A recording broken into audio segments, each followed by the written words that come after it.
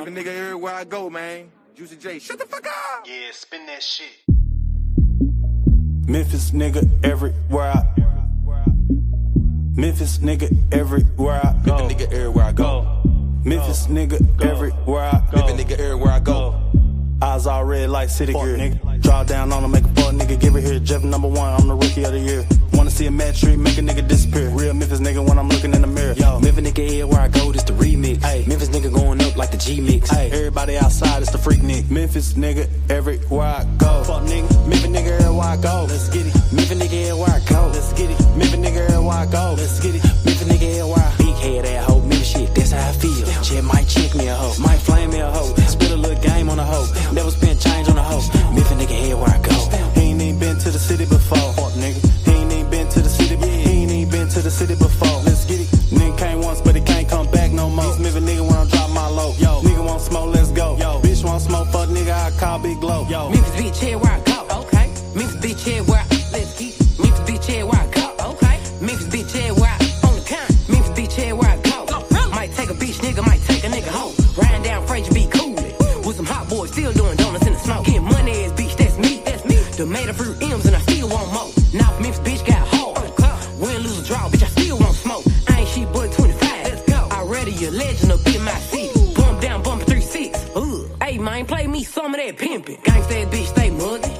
Everywhere I go, I'm thuggin'. Memphis bitch, everywhere I go. Let's go. And everywhere I go, they love me. Yeah, Memphis nigga everywhere I step through. 3-6 Mafia and Gangsta Boo. You know what it is, my nigga. My city full of gorillas that ain't from the zoo. North Memphis nigga so infamous. Rest in peace, Lord Infamous. Old school nigga with the pole in the cut. I hear making easy money, tryna pimp a slut. Fraser Boulevard in a car, all candy. South Memphis bitch, she ain't wearing no panties. She ain't never been nowhere outside our city. I'm a draper in Dior and I'ma take it to the Grammys. Memphis nigga everywhere I step on the scene. Ride through Evergreen, blowing get it green. Give a little bad bitch a hug. With all this water on me, she gon' have a wet dream. You don't know nothing about Hyde Park. You don't really wanna stop by after dark. Even Nick K's know the city I'm reppin'. Have a nigga scat pack go to 60 seconds. 20 years plus I done been in this thing. And a nigga like me ain't never gon' change. Rollin' up dope while I'm sitting so close. I can walk on the floor at the Grizzly game. I want EP and chicken and dogs. You wanna receive under the heart. I'm with Lil P and I'm motherfucking pot. I be like Cheeky, we say squad. Nigga there. Ayy, Memphis nigga everywhere I go. Get 100 bread a piece when I'm in the stove. Parkway Village, I'm a native. Still had a duck posted up in the Dover. Young nigga wanna be like Craig Pettis, bro wanna be G-Train.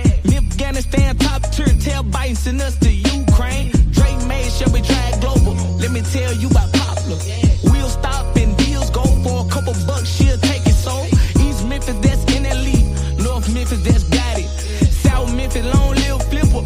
West Memphis, that ain't Memphis. On EP, eating chicken at Dodge before a nigga went vegan. Might get his 6P from Crumpets. All done left, it's the best joint. If she from Memphis with a bun on, she give more head than a lace front. Me go my partner from back in the day, but I heard he hit him a lace blunt. Tell white folks he my nigga. Hey Max Snoop, I got a beer for you. From a city where you win it, they don't even really wanna even cheer for you. Deep down they be hating on you, but too quick to say I love you. In Memphis it's a red flag if she ain't blood and she say brother. Everybody gotta switch in this bitch. Game be beefing with clicks. Tell DJ yo where the dream ball at, I'm tryna stomp some shit. 2016 at the Delta Fair in the corn maze, you could die there.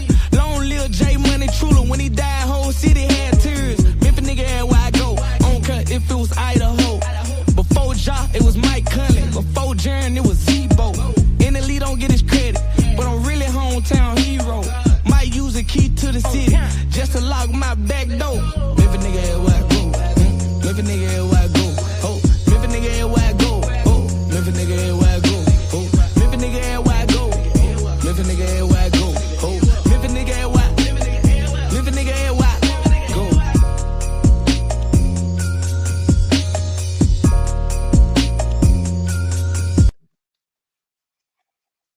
Good evening, good evening. Today they finished up day 5, but only one-ish. 3 defendants, 1 defense team said they were done today, so they'll probably be wrapping up Monday or Tuesday. But the good news is I got 2 days to catch up, so when they go live Monday, I can be there. So without further ado, Let me get my speed up. I don't think they're showing any more videos at this point. We didn't seen all of them. I don't know. If some show up, I'll put it on the screen if it's something we hadn't seen already. Day 3, and I believe the state rested its case on this day. We did yesterday. If there's anything that we can do as far as your comfort, please let us know. We want you to be able to be attentive and not have any distractions. We are going to go ahead and proceed with the trial. Say you're ready with your next witness. Derek Miller.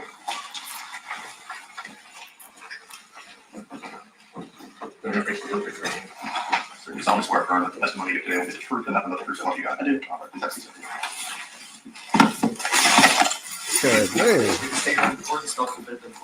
Derek Miller, D-E-R-E-K, Miller, M-I-L-L-E-R. And how are you employed, Mr. Miller? I'm a special agent with the Tennessee Bureau of Investigation. In particular, what do you do? Detective Miller speaking loud as hell in the mic. He's serious about his job. I'm assigned to the Cybercrime and Digital Evidence Unit, so I used to be a digital forensic examiner and now investigate cybercrimes for the state. What is a digital forensic examiner? A digital forensic examiner is somebody who is specially trained to extract data off of an electronic device, whether it be a cell phone, a USB drive, a computer, and forensically analyze that data in a manner that allows you to interpret it and see the data without changing it and manipulating it. What kind of training have you done had to do that? I had my basic digital forensic training at the Federal Law Enforcement Training Center in Brunswick, Georgia. That includes extracting data appropriately and then analyzing the data you've extracted. I've also attended numerous courses, advanced courses on digital forensics, several different specific companies that make software tools, training for those tools as well. Have you had occasion to extract data from cell phones in particular? Yes, sir. Have you done that one time or many times? Many times. Describe to the jury how you do that. We have special tools that review the contents of the phone without changing or manipulating the data that's already on that phone. So we call that forensically examining, okay? All that means is we're getting what data we can from that phone based on that piece of technology, but we're not adding, deleting, or changing any of the data that was on that phone when we received it. Do you continue to receive updated education and training with regard to extracting information from cell Yes. phones? Have you had occasion to testify in court about cell phone extractions that you've done? Yes.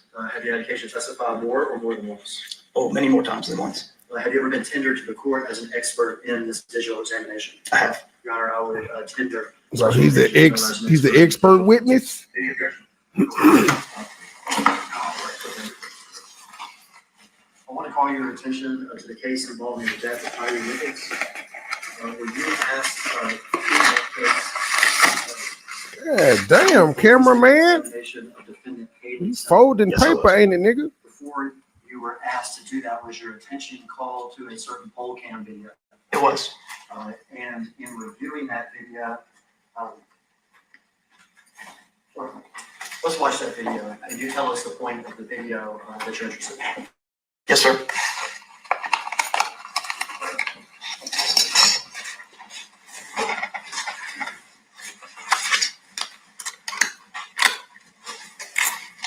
For the record, this is a poll cam video from this location.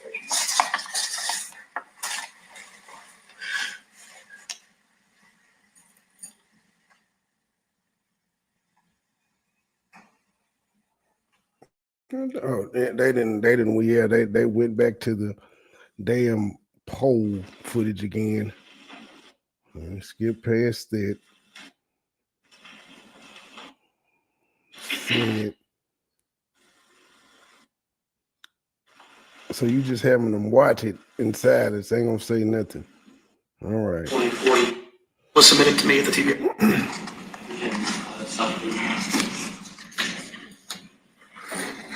Were you able to attain the Demetrius Haley cell phone? I was. Yeah, that device was submitted to me at the TBI.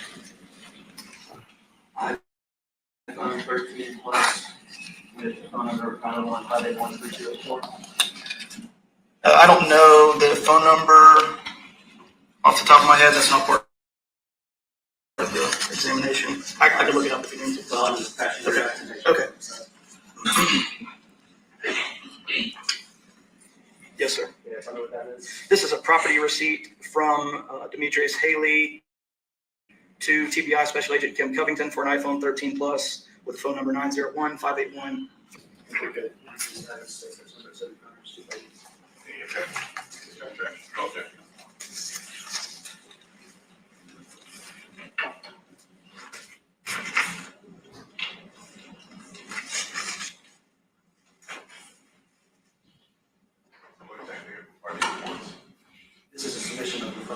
to the patient bill for examination. So the two TBI receipts.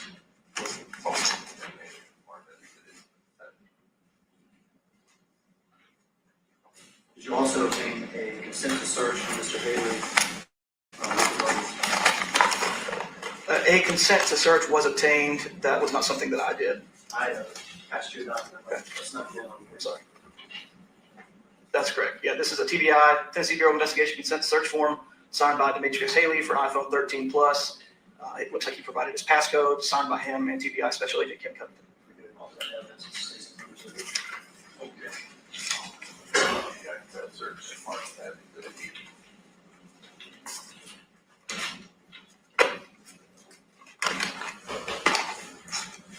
All right, tell us how you search the phone and what you look for. For this device, we use what's called a gray key. It is a specialized tool that was invented to extract data in a forensic manner, as I described earlier, from Apple iPhones. In this case, we obtained what's called a full file system. If you think about data on your phone, everything that makes the phone work, everything you do on your phone, pictures, text messages, internet browsing, that's all stored in what we call the full file system. Okay? Think of a filing cabinet full of all of your data on a phone. When you delete something, the phone figuratively takes that piece of paper out of the filing cabinet and shreds it, and it becomes two different places. The deleted is not accessible. The non-deleted is still in that full file system. And so we're able to extract everything that had not been deleted from the iPhone. Did you find anything in the iPhone from the timestamp that we saw around 2040? Yes. 840. I did. I found one Apple Live photo. If you're familiar with Apple phones, they take a picture and a video at the same time and mush them together, and it allows the viewer to see a couple seconds before and after they actually press the button. So one live photo taken at 8:40 and 8 seconds on January 7th.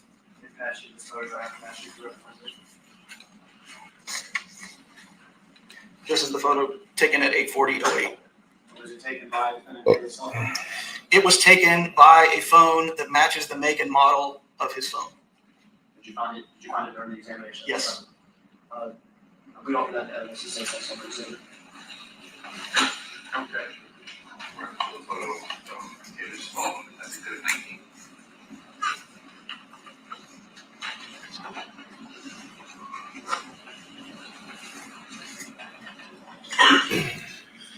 Exhibit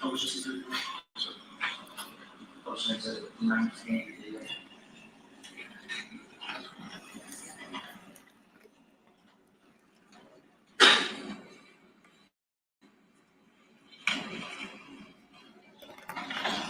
They audio is all over the place. There are multiple versions of this photo found in a directory that is associated with text messages. So the way iPhone specifically works is you take the photo, it stores it in a folder. That folder is the same every time. If you do things with that photo, it may create another version of that photo. It's just the way computers work. They don't always point back to the same location. It is an effort to make your life easier and faster. And so these pictures are sort of considered duplicate versions of the original photo that is stored in a directory that it would only store if you sent it as a text message. That makes sense. So you take the picture, it stores it in folder A, you send it as a text message to somebody, it takes a copy of that and puts it in folder B. If I understand you right, you found this in folder B, is that correct? Correct. How about folder A? I assume when I take a picture in my phone, that folder A would be like my photos. Correct. Is that right? That's correct. Did you find it in his photos? No. There could be a number of reasons. Presumably, the simplest answer is that it had been deleted. Deleted from file A, which is my photos, whatever they call it. What is file B?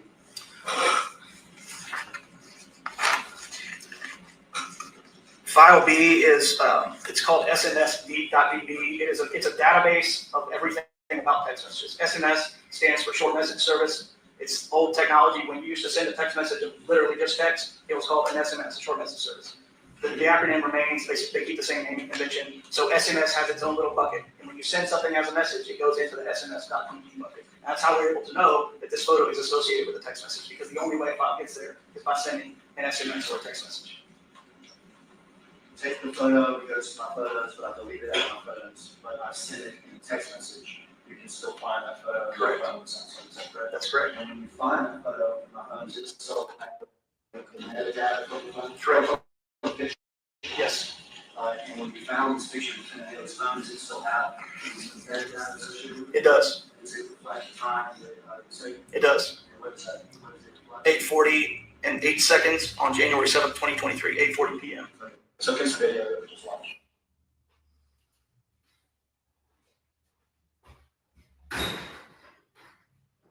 Correct. Was there evidence in the phone that Mr. Martin testified to that Mr. Haley shared the photo or sent the photo to other people? Yes. Is there evidence in the phone how many times he shared the photo? She in there hiding.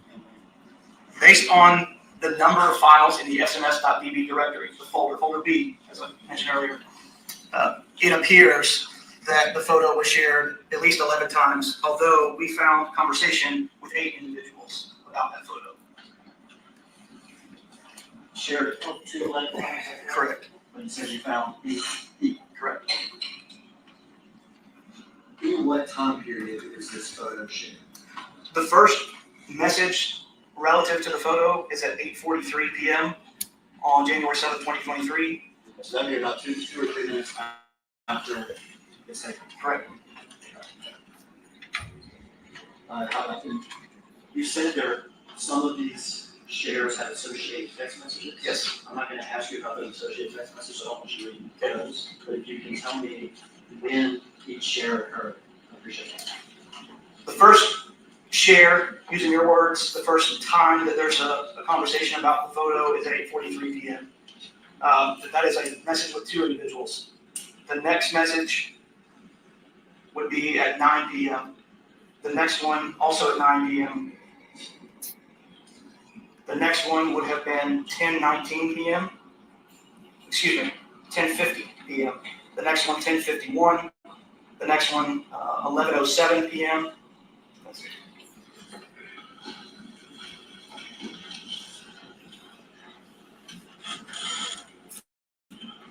Can I ask you with regard to, did you find a particular text exchange that you have, that we printed out here for them? I did. Let me pass this to you. Tell me what this is.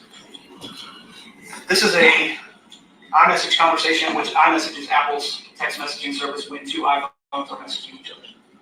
This is an iMessage conversation between Mr. Haley and somebody stored in his phone as MPD Fox Austin P. And is that an extraction from Mr. Haley's phone? It is. We have that more specific. Okay.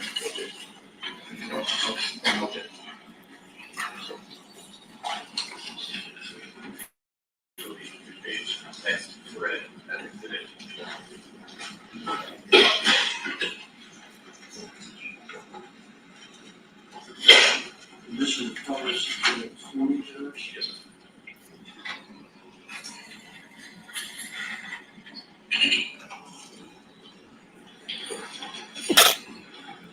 All right, it's also here. The top part is just information about the conversation. So in total, what you see the display names, local user is Mr. Haley's phone. MPD Fox Austin P is the other person in the conversation. You see 2 number of participants is 2. The number of messages, 87, is how many messages exist in total between these 2 people. It's not worried about how many that you're about to see. It's 87 total. To look at everything those 2 people have ever done. The first message between them was November 16, 2022, and the last message, January 8th, 2023. So the very first time we texted with each other, not only have messages we're looking at here, January 8th of 2023. Correct. 6:05 p.m. correct? No, it would be 12:05. UTC time is 6 hours ahead of Central Time. So this would be at 12 noon, essentially 12:05 p.m. Noon on January 8th. So this is Mr. Nichols happened on 1/7, approximately 8:30. This is the next day. Correct. This is the pretty first. Yes, the first bubble there, MPD Fox Austin P. This is meant to represent, the view of your phone. MPD Fox Austin P sends Mr. Haley a message that says, "Who beat dude up last night?" So gray in this iMessage conversation gives Miss MPD Fox Austin P. Blue represents Mr. Haley's phone. So he says, "Who beat dude up last night?" Mr. Haley's phone responds, "Us." So it's incoming who beat dude up last night. Correct. And then a response from Mr. Haley's phone says us. Correct. Beating the rest. They were MPD Fox Austin P. He says they relieved some folks, FR that is my interpretation of that means for real. Damn, I don't understand why though. Mr. Haley's phone says, I guess it's just procedure, IDK, meaning I don't know. MPD Fox Austin P says, Jada Brogo. I'm pretty good at text like that. I've got to Google that stuff sometimes. I'll get it that far and have to go through some of it.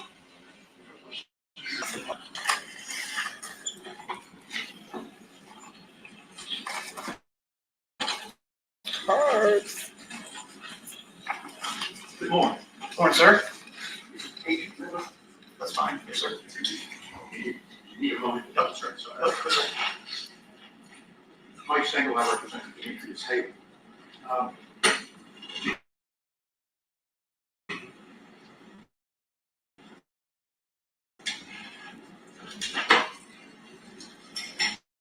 And what you don't associate with this picture, that you were also able, like you just saw with MPD Fox Austin P, you were also able to see text messages with respect to who that photo was sent to. And you were also able to identify, let me make sure I'm correct. For instance, talking about text with MPD Fox Austin P, that identification comes from, that's how that phone number is stored in this phone, correct? That is correct. So that could be anyone. Yes, sir. Okay, it could be Mike Stengel, but stored as MPD Fox Austin P.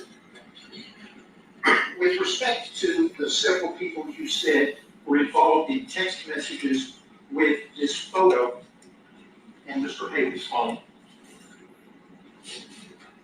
did you investigate who the recipients were? That is not something that I did. No, sir.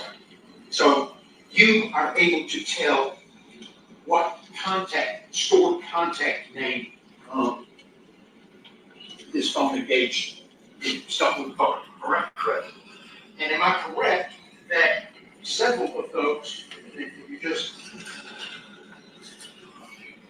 the first one, it was at 8:43, that was with two people, so that was sort of a three-person conversation, correct? Yes, sir. And later on, am I correct that some of those texts were sent to people that the phone identifies as MPD somebody? Correct. More than one went to somebody, different people identified by MPD, correct? That's correct. Were you able to determine, like with MPD Austin, MPD Fox Austin P, whether that meant Memphis Police Department? No, all I know is what's represented in the phone, just like you talked about a minute ago. Okay. And some of the recipients of that photo had questions or comments about, text questions or comments about, correct? Correct. And at one point, in response to one of those questions, Mr. Haley texted that he grabbed his partner's gun, correct? That's correct. Well, that didn't happen at all. In addition to forensic examination of Mr. Haley's phone, in connection with this case, you also examined at least two other phones, correct? That's correct. And one of them belonged to Tyree Nichols, as you understand. With respect to Mr. Nichols' phone, you were focused on GPS location of the phone during a time period, 8:15 or 8:20 p.m. on January 7th for a while after. Correct. And as a matter of fact, you plotted out a chart of the GPS location of that phone, correct? Yes, sir. And am I correct that several of the dots on your chart are at Boston Ranks? I'd have to see it, sir. I'm not sure. There was a photo of the totality of the dots as well as a video file which displayed the dots in chronological order. I'm going to put you on this.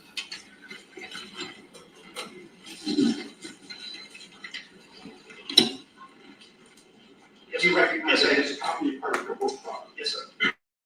And that's from your forensic examination of Tyree Nichols' phone related to this case? That's correct. Very hard to ask, thank you, Marcus. The next one is, your objection is done. Okay, that's the defense team asking a question. Why are they microphone so low today or that day? With respect to examining Mr. Nichols' phone, other than focusing on the GPS location, what did you think? In this case, I gave 2 maps of GPS location as well as all of the contents of the phone to the investigator that submitted it to me. That's standard procedure. Okay. Did you examine any of the text messages? I don't know if I did or not, but they're not in our report. Did you examine the contacts saved in the phone? Again, I don't recall that, but everything from the phone was given to the investigator who was more intimate with the case than I am. For that reason, because I don't know what is of relevance to the case. Okay. Is it a fair statement that after extracting all of the data from the phone and giving it to the investigator, would the investigator be agent Nichols? No, my report was provided to Charles Baker, the case special legal traffic. So you gave the contents extracted from Tyree Nichols' phone to Agent Charles Baker, correct? Correct. You prepared these 2 reports of GPS location, correct? That's correct. And those were given to you. Correct. You didn't prepare any other reports. Correct. No reports on contact names, emails, text messages, social media, anything like that. That's correct. Online purchases or. That's correct. I'm gonna get one more question. 1983 twice.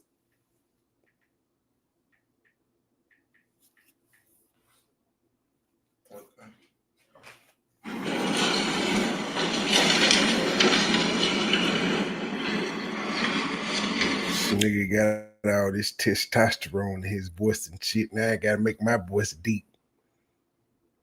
That's the witness, thank you. No, I have no questions, thank you. This was single asked you about the contract names that it was sent to. I have it on my computer. Do you remember them? Do you remember the names? Oh, for on Mr. Haley's phone? No, I'm sorry, yeah, I listened to that. Yes. Yeah, Mr. Nichols, yeah. Yes. No, I'm sorry, I should have gone. I was asking about Mr. Haley's. The contact names or contact information related to the photo. Yeah. Good. I do have those. The first one is, let me summarize all of these. I have a name that is stored in the phone associated with the phone number. So for every one of these, I have the phone number, which is a factual thing, that is what it is, and then the name that Mr. Haley's phone associates with that number. So the first name is MPD Jazz, parentheses, Lil Sis, in parentheses, property and evidence. The second name is Brittany. The third name is, I may get the pronunciation wrong, Vashti, Vashtye. The fourth name is Bree Beal, Brieale. The fifth name is Shamika ATC. Number 6 is MPD Mike, Mount Moriah Task Force. 7 is MPD Smith, OCU. 901-254-9333. And the last name is MPD McKinney, SVO. That's the most.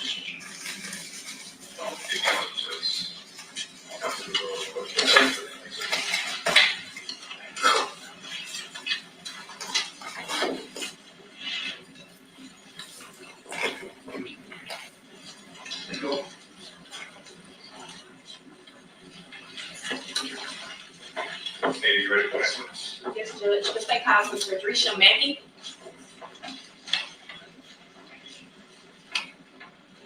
Make me step up.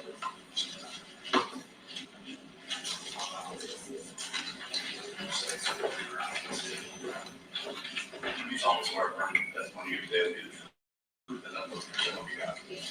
That's easy. Thank you. Ms. Mackey, will you please state and spell both the first and last name of the court for? Yes, my name is Rodricia Mackey, RODRESHA, last name Mackey, MACKEY.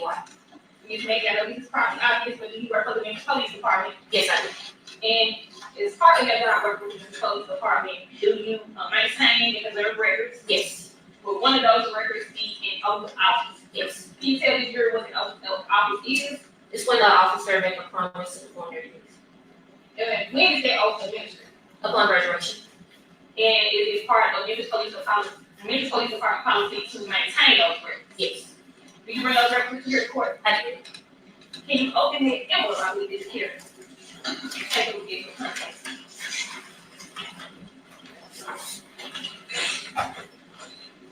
Yes, this is the oath of office. Can you tell us who those oaths are for?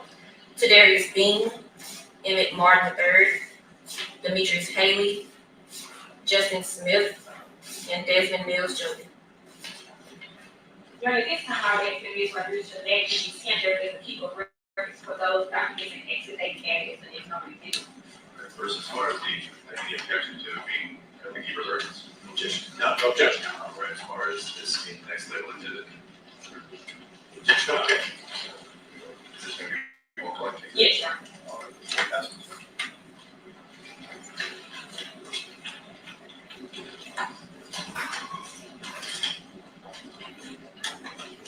Five-page oath of office.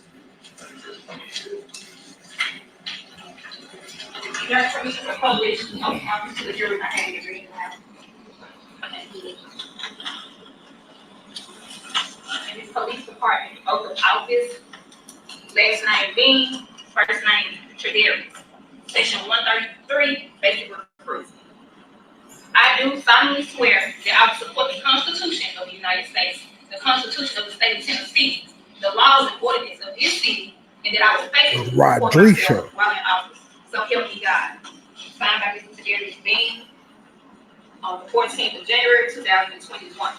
Where'd she come from? First name Emmett, last name Martin, section 125. Same language. I do solemnly swear that I will support the Constitution of the United States and the Constitution of the State of Tennessee, the laws and ordinances of the city, and that I will faithfully comport myself while in office. So help me God. Signed by Mr. Emmett Martin.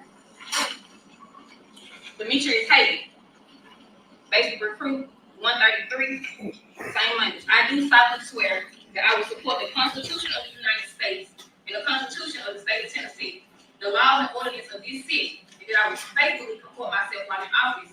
So help me God. Signed by Mr. Haley. First name Justin, last name Smith.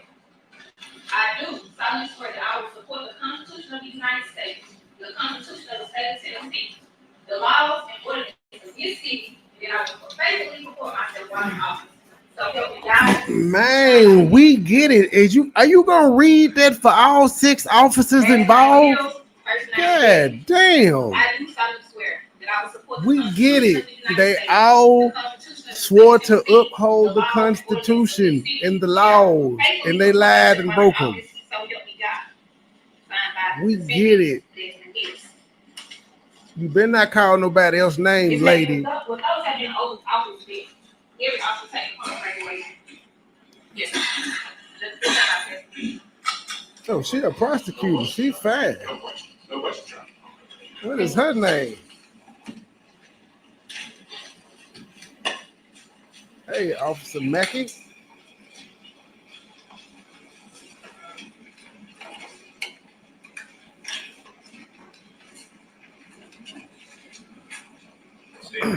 I feel like that was completely pointless. Dr. Ross. They tag team in this case. All 3 of the prosecutors getting up saying something. It's a team effort.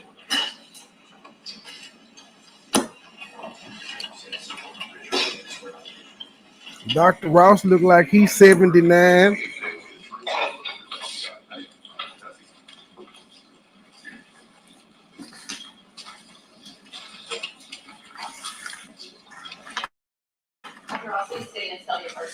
I don't know why our courtrooms look like they was built in 1903.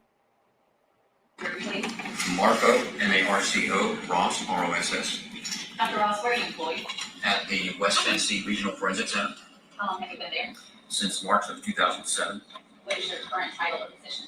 Chief Medical Examiner and Forensic Pathologist. How long have you held that position? I've been the chief medical examiner for approximately 3 years now. As forensic pathologist since I started. What are your duties as the chief medical examiner?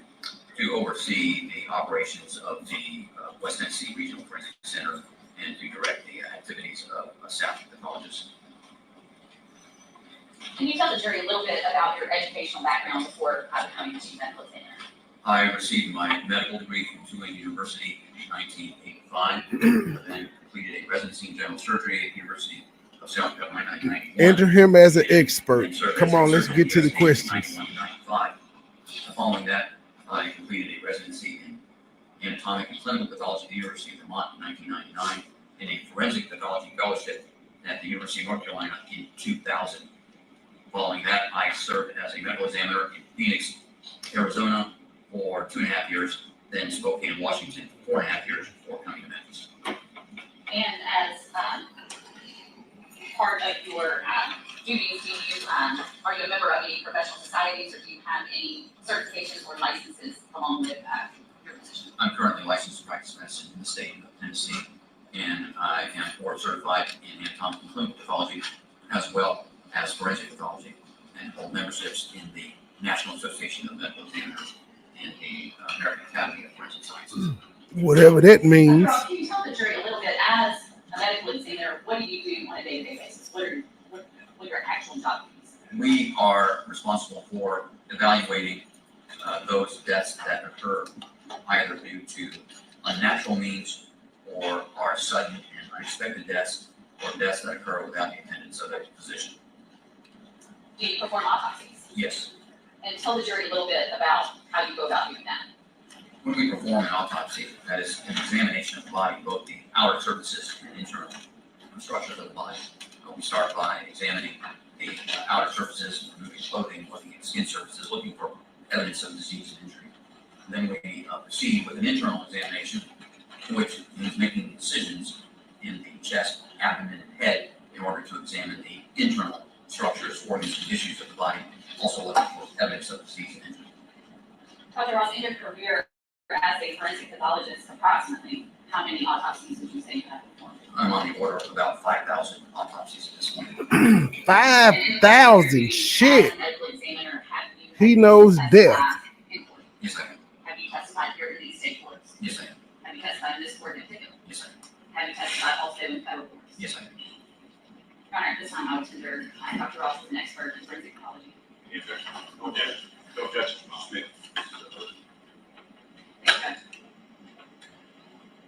Can you tell the jury, you just described what an autopsy is and what you do. When you go about performing an autopsy, do you have occasion sometimes to review additional records? Maybe if the patient transferred to you from a hospital, on occasion would you look at hospital records? Yes. Would you look at ambulance run reports if that was available? Yes. And does that information come to your office, or is that something you have to request additionally?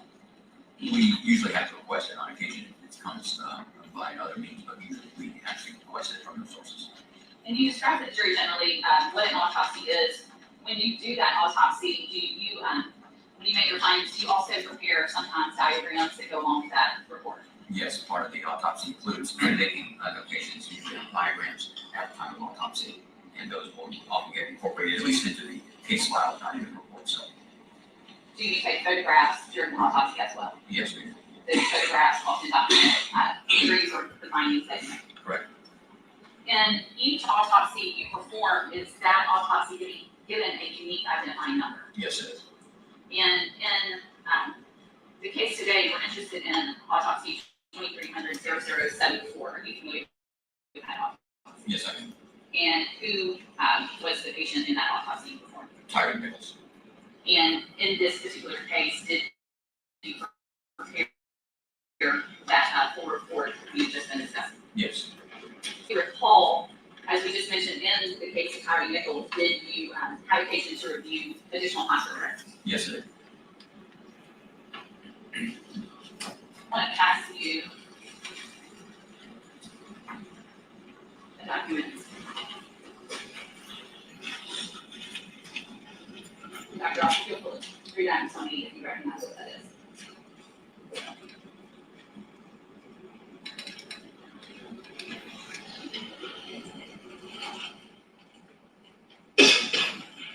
are copies of our report of investigation, the autopsy report, the neuropathology consultation report, the toxicology reports, associated diagrams, as well as evidence release report, and a copy of the death certificate.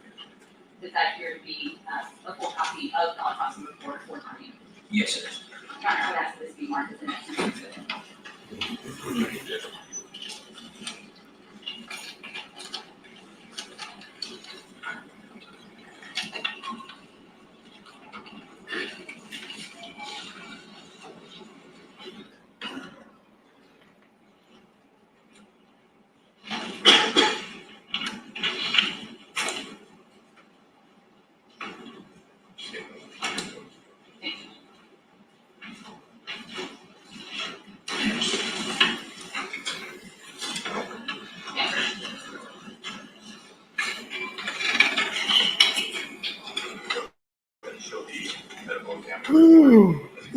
Excuse me.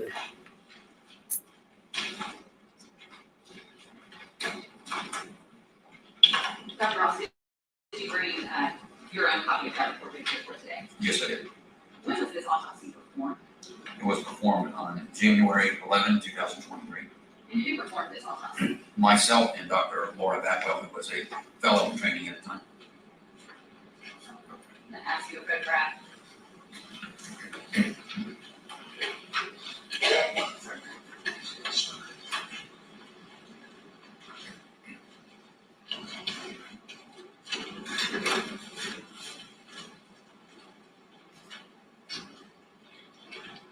Dr. Ross, do you recognize this photograph? I guess I do. What's the picture? It's a photograph of the face of the deceased Dr. Nichols taken at the time of autopsy. Does it also have that specific autopsy number that you mentioned earlier? Yes, it does. Does every photograph that's taken during the autopsy have that identifying number in it? Yes, it does. Your Honor, ask the mark as the next. Many officials will do some checks on, but show the photos of Mr. Nichols' face as he did. Finish the publish.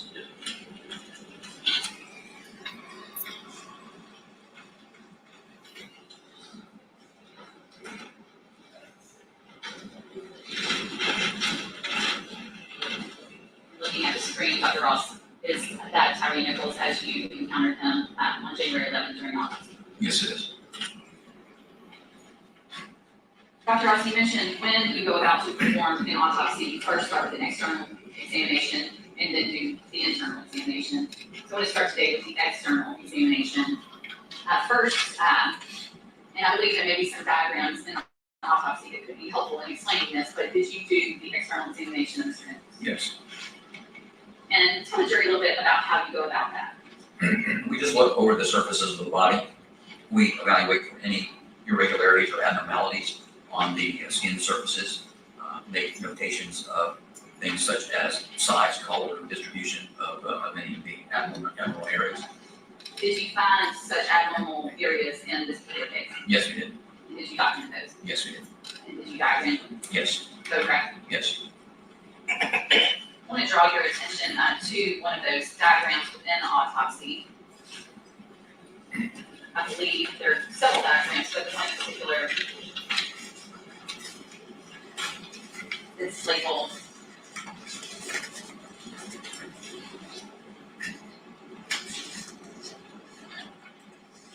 first. Let's start with external evidence of injury.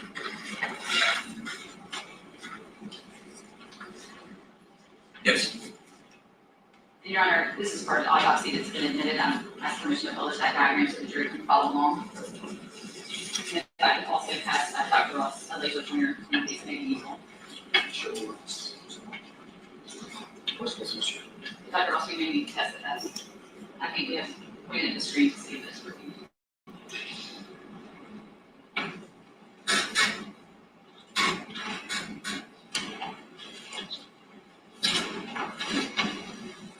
Dr. Ross, I may have that. What the hell, white lady?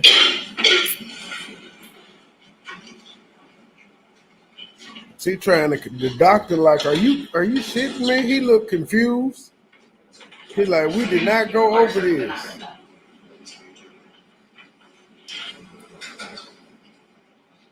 I mean, looking like we did not go over this. Talk about some names without the laser pointer.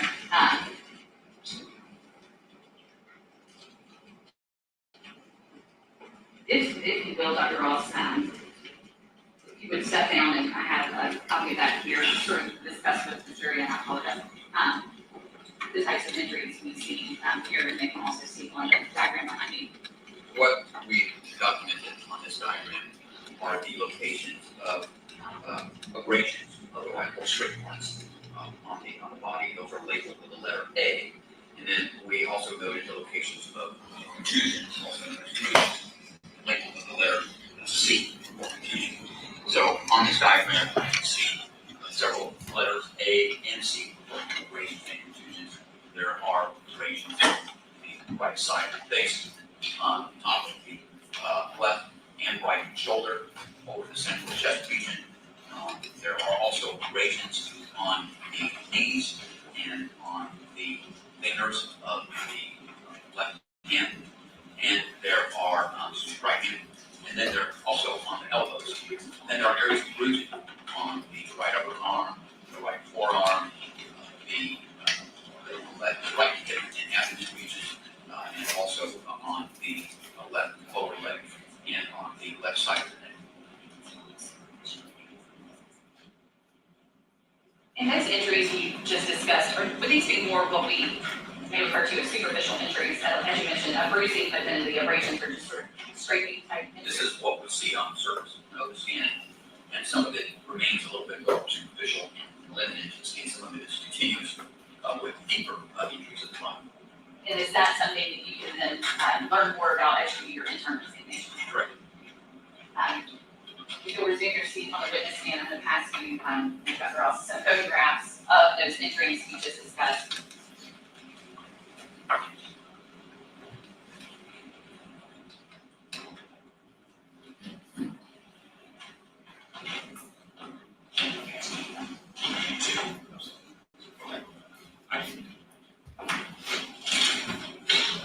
If I may pass all of these and then admit it collectively to make it easier. Dr. Ross, the first photograph, can you tell me what you see there? This is a photograph of the right side of the face, showing an area of scrape mark. We can't see the photograph. Right temple region of the face. Thank you. Can you describe the next photograph? The next one is a photograph showing the lips been lifted up so that we can see that there is a broken tooth. The right medial or middle incisor has been broken.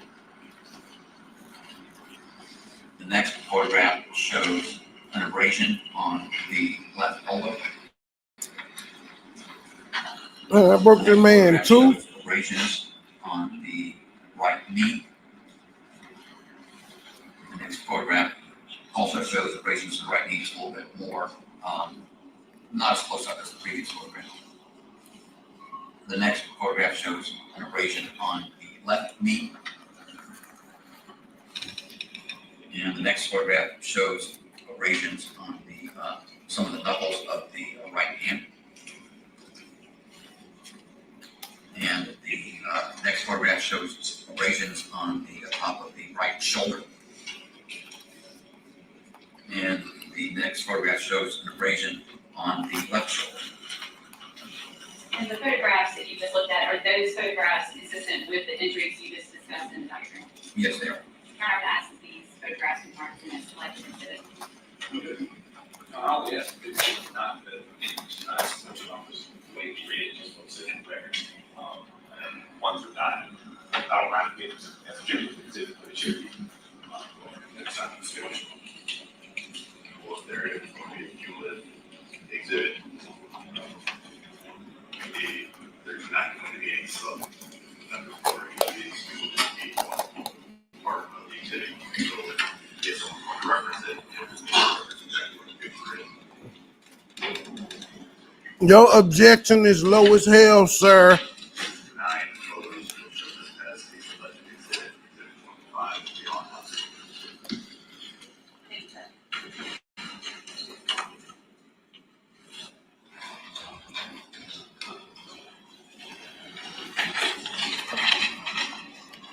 Dang, shit, he's big. Dr. Ross sat down and with each photograph showed the jury what he's described. Thank you. They done with Dr. Ross. Right side. Oh, nope, he got to get down and show it. Here.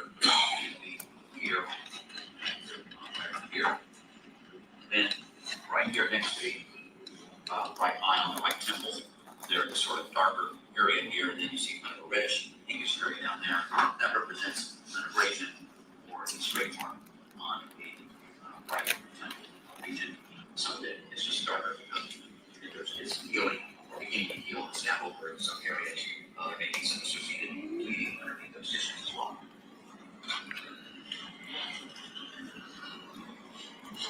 This is a photograph where we kind of lifted up the upper lip to show that the tooth on the right side and the side of the tooth has been broken. You can see that the one on the left side is intact and the one on the right side is a broken tooth.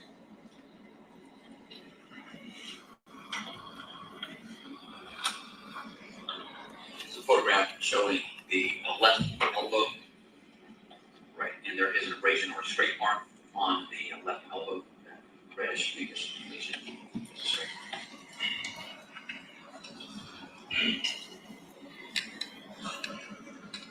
The photograph of the right knee, several of those pinkish reddish straight marks around the right knee.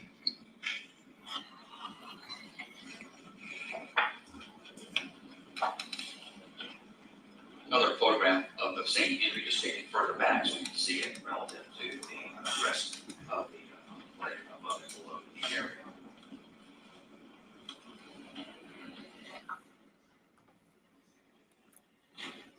And on this one, you can see another abrasion, that pinkish area on the left knee.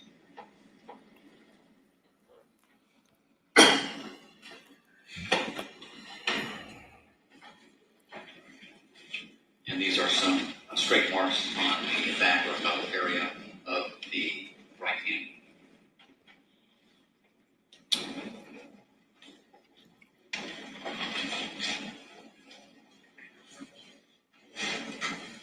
And this is a photograph of the top of the right shoulder, showing those kind of reddish brownish areas are additional abrasions, straight marks on the top of the right shoulder.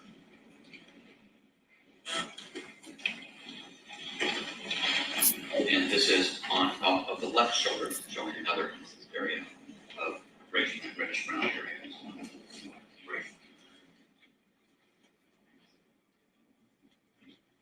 Thank you, Dr. Ross.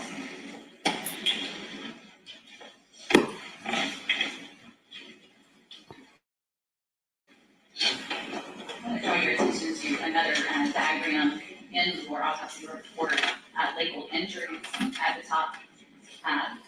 If I could pass you, I know you have your report as well. Copies. As opposed to the one that we just discussed, does this one have more detail about injuries? Yes, the previous diagram simply showed the locations of the injuries. In this diagram, we are including a description of the injuries, primarily that of size and coloration of the injury. And is that what the notations, on several of these notations, there's numbers out to the side? Can you tell the jury what that? Yes, those numbers refer to the dimensions or size of that injury in inches.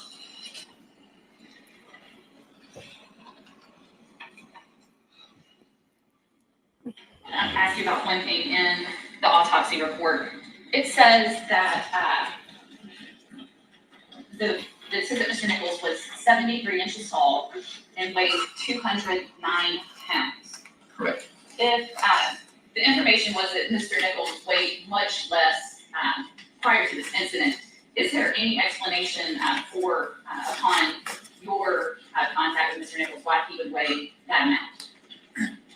Because of the amount of fluids administered to him medically during his hospitalization, the hospitalization records in most hospitalized cases, they keep a very accurate recording of the amount of fluids given to the body, primarily as either fluids ingested, dietary fluids, it also includes intravenous fluids, IV fluids, blood products, And in this case, with Mr. Nichols, it's all primarily intravascular fluids. I believe some blood products are also administered, but primarily intravenous fluids of some variety. And then they also measure output. And in this case, it's primarily urine, the amount of urine that occurred. And during his stay in the hospital, as I recall, the record showed that he had received approximately 25.5 liters of fluid, but had only put out about 4 liters of fluid. So he's got an excess of 20.5 liters of fluid in his body. So that's how much more fluid is retained by his body that was not excreted by the body. And that amount comes out to about 5.7 gallons, if I remember right. And in terms of weight, that amount of, that is 5.7 gallons of water is about 40 pounds. So it can explain why he has so much additional weight, because of all the fluid that he was administered but retained. And the reason he retained all that fluid is because he had a very low urine output during his hospitalization. Thank you for that explanation. We discussed some of his external injuries. Dr. Ross, want to move now to the internal examination. I want to focus primarily on what your findings were regarding the examination of the head and neck. What the internal examination of the head and neck showed was that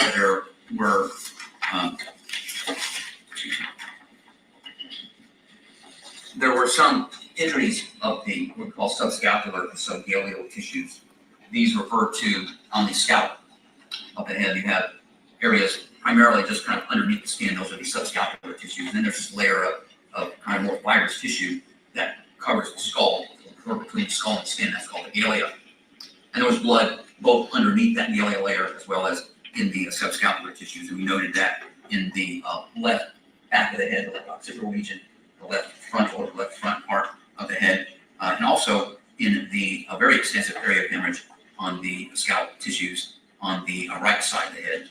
In addition to that, there was a muscle on each side of the head called the temporal muscle, and there was a hemorrhage within that muscle on the right side of the head. We then proceeded with the internal examination of the head, and looking at the brain, I saw that there were areas of some contusion or bruising on the brain surfaces towards the front, sort of the left side, what we call left temporal cortex, and then when we did examinations by making sections in the brain, we could see that there were injuries and hemorrhages inside the brain tissue. The most significant of which was a large area of tearing of the brain tissue on the left side of the brain that extended from near the surface of the brain on the outer left side and towards the front, extending into the deeper structures of the brain on the left side, and a lot of hemorrhage associated with this actual tearing of the tissue. We also noted a smaller area of tearing on the right outer part of the brain as well, also with hemorrhage in that lesion. Then, as part of the examination of this, we also microscopically looked at the brain tissue and could see that in addition to these areas of hemorrhage that were occurring, as well as the tearing of tissues on the more internal parts of the brain, we can see what is known as axonal injury. The axons are parts of the brain cells. The brain cells themselves or nerve cells are composed of a body of the cell, the main part of the cell being located in the brain, but then there are axons, which are these long processes that extend from the main part of the cell of a nerve and connect with other cells, other nerves, and down even into the spinal cord. So these axons are important for sending information from the main body of the nerve cell so that I can send an electrical signal or impulse to other nerve cells in other parts of the body. When there are injuries to those cells, you can disrupt those axons, and there are special stains we can use to look at those axons, and that is called axonal injury. We had evidence of axonal injury in multiple areas of his brain, and based upon the distribution of those axonal injuries, we can determine if it's primarily because of traumatic disruption of those axons, or sometimes those axons can be disrupted by a lack of blood flow to those areas, and that's called more of a vascular type of axonal injury, or has a vascular pattern because of lack of blood flow. You can also get some injury to the axons, but it has a different pattern. And then sometimes you just can't tell, and it's what's called indeterminate. There were some areas of indeterminate pattern, but there were multiple areas of clear traumatic pattern of axonal injury, indicating that these axons had been disrupted because of the shear effect of traumatic forces being applied to the brain. You talked about axonal injuries. When you discussed the hemorrhaging, but also the tears within the brain, I think in your report it's referred to as torsional injury. It's a type of torsional injury. It's evidence of a torsional injury, which would mean to indicate that the brain itself is not entirely fixed. Oh shit! I wasn't looking. I was looking at my phone. Is surrounded by a layer of fluid called cerebrospinal fluid, which allows. How long you were back there? 10:02. Not that long. Not that long. Okay. Okay. I was about to say, I see the big ass eyes just came up. Hold on. Let me fix you. And it might sing.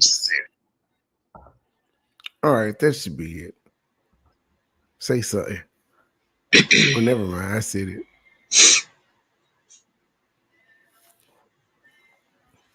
All righty. The ability of the brain to shift around a little bit independently of your movement of the skull. But if your skull or head is forced to move in a manner very rapidly, the brain may have difficulty sort of catching up with that. And when it does, you get different forces that twist on that brain and that actually tears on the brain tissue. That's what's called torsional injury. In your experience, Dr. Ross, when have you most commonly seen these types of torsional injuries where you have the twisting and the tearing of the brain within the skull? Most commonly, in my experience, I've usually seen those kinds of injuries, like car accidents, for example, where people falling off of a height of some sort. Can you explain to the jury why that would happen in a car accident? Again, it's the power of the forces that's involved with the impact on the head. And a lot would have to do with the positioning of the head and where the motor vehicle might impact and how restrained the individual is and whether or not the head itself may impact or not with other. I can't hear nothing. Can y'all hear me? Is it me or is it Trey? Y'all let me know. After you put a one if y'all can hear me. You can't hear nothing. We can hear you. Why you can't hear nothing? The hell? Never. I'm looking at. Ain't nobody. You the only one said I can't hear. Hold on. Come on, the device up. If y'all can hear me, put a one in the chat. It could be me. I can hear you, Truth. We can hear you, Truth. Damn it, she ain't getting it.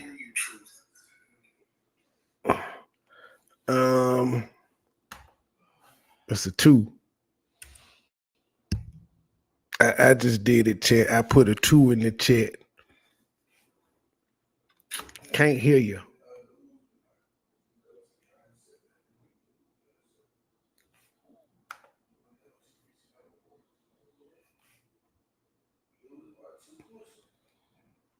She'll drop down and come back in a second.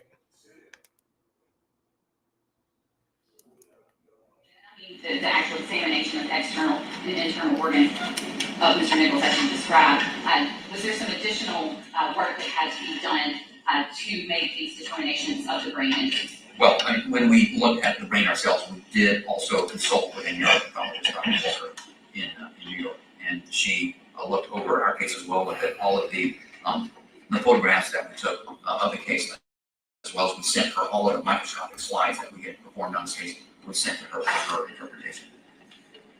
Did you also, after completing autopsy, bring say something now? The neurologist? Well, I gotta. The video, any video. Yes. Well, I heard you last time. You just couldn't hear us. Oh, okay. Say something. I'm saying something.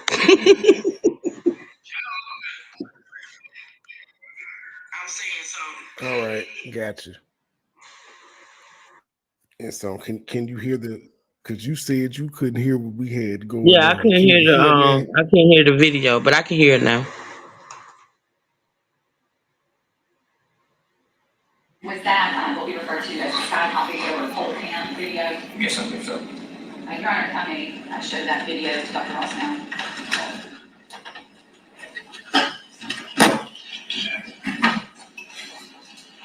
Dr. Ross, it takes a minute for the internet there, but. What are you doing? You niggas in and out.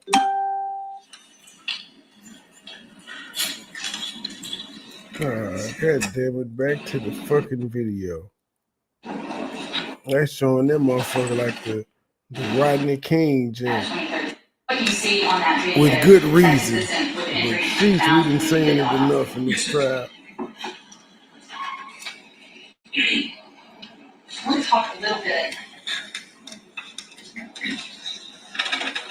And starting with the external injuries we discussed, during the season photograph, what you see on that video, tell what you saw on that video is consistent with those on that. Primarily, all of the in blows that he received or from the other individuals.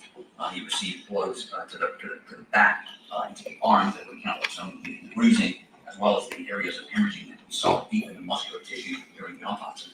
And then the impacts to the head, and both some kicking and fist punching of the head that caused direct impacting to the brain, the bruising, concussion, surfaces, as well as some of those blows did result in sort of twisting maneuvers of the head that would have resulted in the torsional injuries that we saw in the brain. Explain to the jury a little bit. We see that video, and I don't know in your review if you stopped there or if you watched the entire video or more than you just saw. I think I watched the point up to where emergency medical services arrived on scene. And if the video shows Mr. Nichols, let me start with this, Dr. Ross. What is the sort of chain of events, so to speak? You talked about these brain injuries as well as injuries on his body from this trauma. What starts to happen physiologically within Mr. Nichols' body after he sustains these blows? Due to the injuries to the brain that were sustained, the brain itself responds by beginning to swell. Swelling is a normal tissue response to injury. An example, you bump yourself and you get a bruise or a part in that area of the skin and tissue around it can swell some. Well, the brain itself swells. The problem with the brain swelling is that swelling inside the skull, which itself cannot expand. So when the brain tissue swells inside the skull, there's increased blood pressure, increased pressure in the tissues of the brain. And what happens because of that increased tissue pressure inside the brain, it can affect the blood flow in the brain. And it can actually, that pressure itself can sort of squeeze down on some of the blood vessels. And so you can actually get a loss of blood supply to certain areas of the brain. And the areas of the brain that can be affected by this include areas of the brain that can affect and control heart rate and breathing. And so head injuries such as this with swelling can lead to a cardiopulmonary arrest, which is what occurred in Mr. Nichols. He was transported to the hospital, and with resuscitation measures, they were able to resuscitate him to the point where his heart activity returned, but there was persistent brain injury. He remained comatose during that, even after resuscitation. There was some activity that made them concerned that he might be having a little bit of seizure activity. They used seizure medications, but subsequently, over the next few days, he progressed to the point where they determined that he no longer had any brain activity and was pronounced brain dead. Typically, as part of an autopsy, is toxicology a part of that? Yes. And in this case, are there toxicology reports for Mr. Nichols? Yes, there are. Are there more than one? Yes, there is. When and what is used to perform those tests? We collect samples of fluids, primarily urine if it's available, blood, even vitreous fluid, which is like the fluid from the eye, and we will send those to an outside laboratory for analysis. In addition, in a case such as this or anybody who's been in the hospital, we try to also collect some samples near or around the time of hospital admission, also for testing if needed. And I should have started with this, Dr. Ross. When we say toxicology, tell the jury what that means. Toxicology testing involves the laboratory testing blood, fluid, and tissue samples for the presence of drugs, poisons, and other substances in the body. What, if any, substances did Mr. Nichols test positive for? The toxicology results revealed that there was ethanol that was detected, alcohol, also caffeine, and nicotine, naloxone, also known as Narcan, which had been administered by MS, lorazepam, which is a benzodiazepine, Valium-type drug, and levetiracetam, which is an anti-seizure drug. Both of those drugs were administered in the hospital because of concerns about possible seizure activity as a result of the brain injury. The testing also revealed the presence of cannabinoids or marijuana products, to include delta-9 carboxy THC, which is a breakdown product, and also delta-9 THC, which is the active ingredient of marijuana. Thank you, Dr. Ross.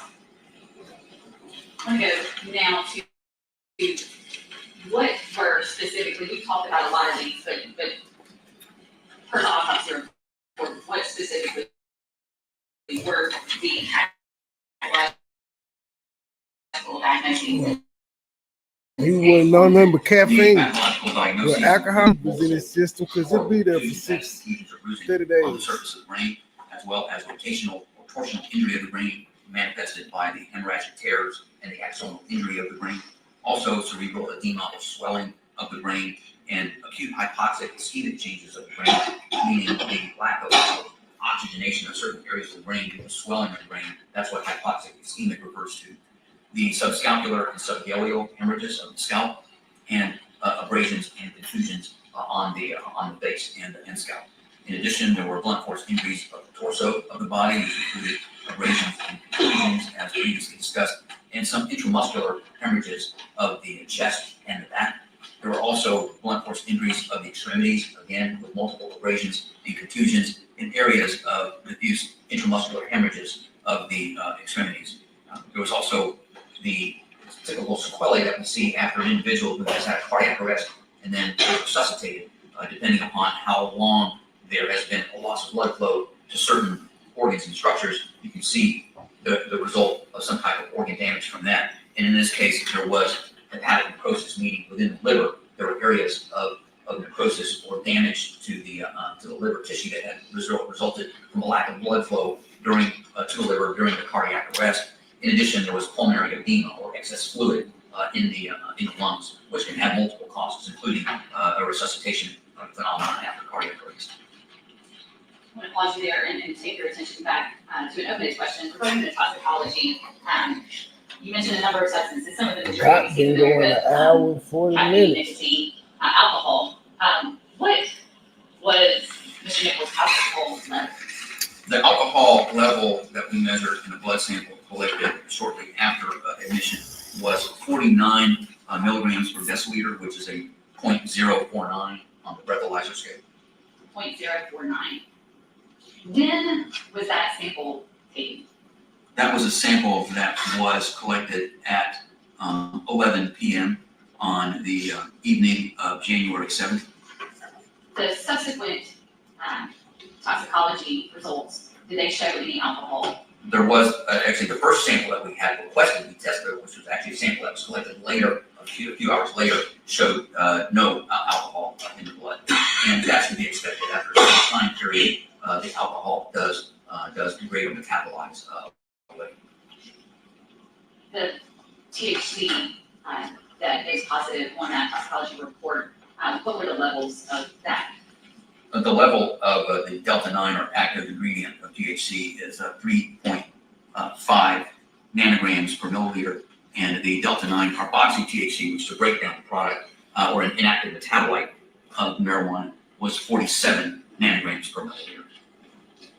And can you make any determinations, or what does that tell you? Well, those are the kinds of levels that one might see with typical recreational use of marijuana in terms of its effects. It can be quite variable depending upon a person's use of the drug in the past.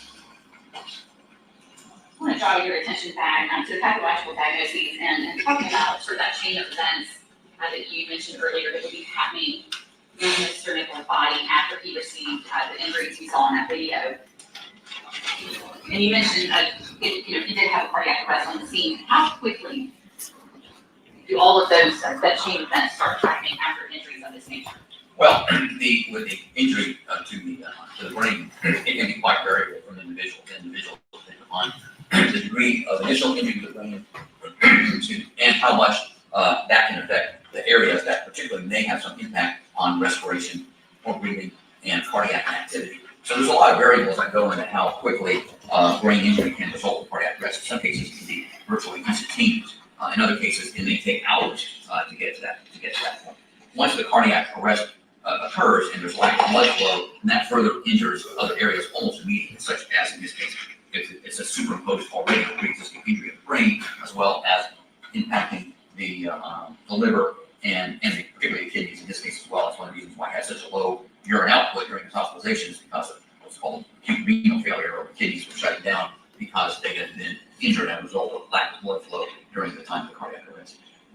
So because we do know that he went into cardiac arrest when the scene, we do sort of have a timeline for what happens to Mr. Nichols. And then, as you mentioned, the next thing that starts to happen within the body is organ failure. Is that fair to say? Correct.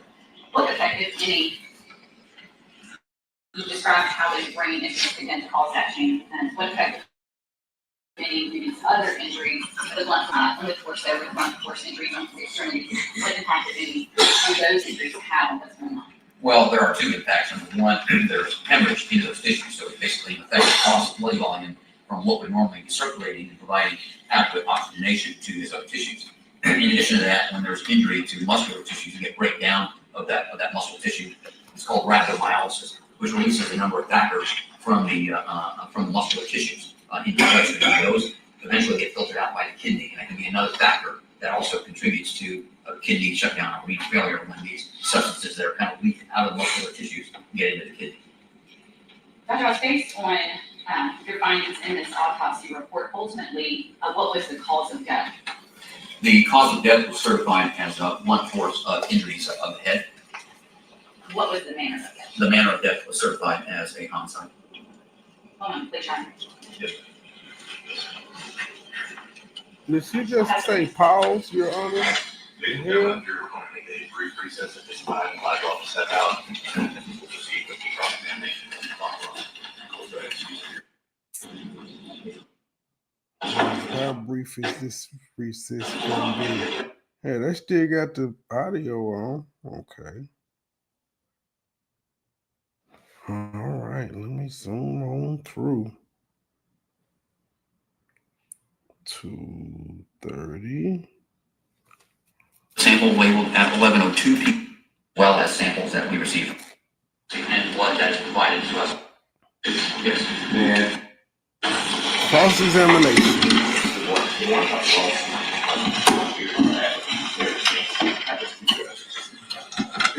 You asked questions regarding videos that you in your work in the city. Yes. And if you only did Skycam video, did you do body cam cameras? Just the Skycam. And also you were asked questions regarding, or you gave testimony regarding testing that's done when a person enters the hospital, correct, for substances. And can you tell me again how that testing occurred? Well, the testing is done on blood that we collect at autopsy and blood that is provided to us by the hospital at our individual hospital itself. I don't believe in any drug testing, although they may have, I'm not aware of it. But the testing that we did, we collect those samples and we send them to a laboratory in Pennsylvania called National Medical Services. And they're the ones who actually do the testing. So testing you all performed, did you test for something called psilocybin? Yes, that's included in the panel of drugs that we asked them to test for. And that was tested based off of the Shrooms. you see. Both samples we collected at autopsy as well as samples that we received from the hospital. And what was the earliest sample type that you would receive? The sample of blood that we received a blood sample at that was labeled as being 9:37 on January 7th, 9:37 p.m. that is. Another blood sample labeled at 11:02 p.m. also on January 7th. A urine sample from 11:02 on January 7th, and another blood sample from 2 o'clock in the morning on January 8th. Those were the samples that we received from the hospital. And can you tell the jury which of those samples was tested for psilocybin? All three? The sample that was tested we tested two samples. We tested the sample that was collected on January 8th at 2 a.m. And we also tested the urine that was collected on January 7th at 11:02 p.m. And based off your knowledge, psilocybin is a faster dissipating sample, in other words, than THC, correct? It might be. I honestly don't know the answer to that question, but even if it's cleared more rapidly from the blood, it should have been present in the urine. And the urine would have been 3 hours later?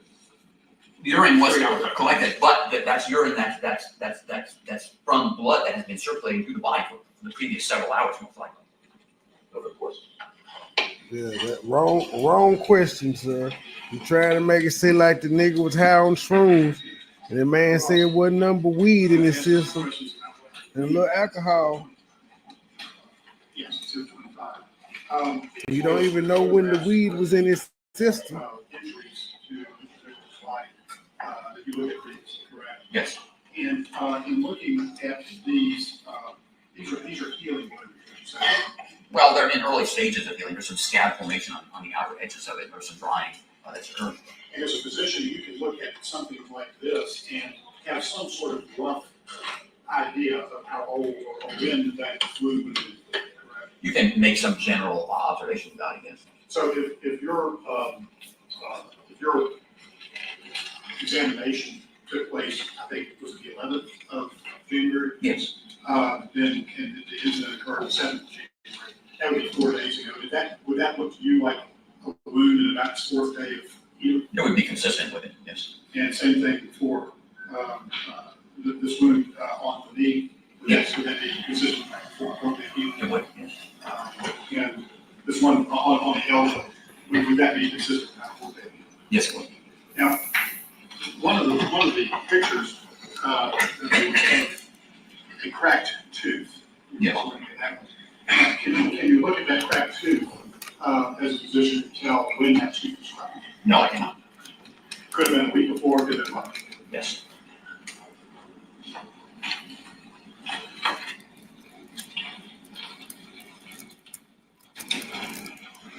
Now, my guess is, if I ask you. That was a good defense attorney, Jet. Your answer would be homicide, correct? That's the manner of death. The manner of death. So the cause of death would have been the mechanics that caused the death.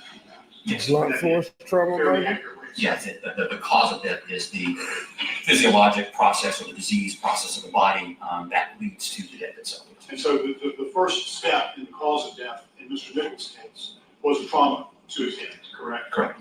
And you reviewed that video some time ago, and you watched it again today. Yes. And you saw the force of those blows to his head, correct? Correct. And the amount of trauma that you observed once you went into the brain, would that be consistent with the severity of those blows? Yes, it would be.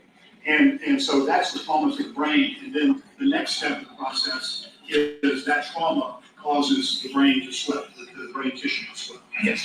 And then what happens is the swelling. And this is the defense attorney? Blood flow. Yes, there's restriction of blood flow. He's doing a terrible job. And the important part about the restriction of blood flow is the blood contains oxygen. Yes. Correct. And oxygen is what the various organs of the body need. Sir, your client is probably being accused of kicking him in the head. And then that caused organ after organ to defect, correct? Correct. Oh, okay. I see what you're doing, defense attorney. The cause of death was the blows to the brain, is that correct? Correct. I believe that's all the questions I have. Yes. No, sir. My client didn't Dr. kick him. Ross, you and I talked this morning, and you told me, I think, like, emphatically, you leave issues of toxicology. Everybody asks questions. Generally speaking, that's true. But then I heard testimony about toxicology, so I thought I'd follow up with you. Sure. Now, when it comes to the blood and urine drawn by a hospital, I believe that's St. Francis Hospital, is that right? That's right. That'd be the emergency room for him, right? Either emergency room or the ICU or wherever he was at the time. St. Francis, wasn't it? Yes. It was not part of a criminal investigation, it was part of giving treatment to this patient that came in, is that right? Correct. And so the blood and urine drawn was just for purposes of them to analyze it and provide medical treatment, correct? That's correct. And that was on January 2nd. Yes. Then, after Mr. Nichols unfortunately passed away, which I think is on the 10th, the law enforcement then sought from the medical provider any blood or urine that they might have. Oh, they're going to say it was 4 days later when they got the blood sample. I know that we requested it. Our office did. I don't know law enforcement. Look at your file there and see what day you requested blood and urine. You know what I'm saying? So you didn't have blood from the night he went in there. I get what he's doing. Tricky little defense attorney.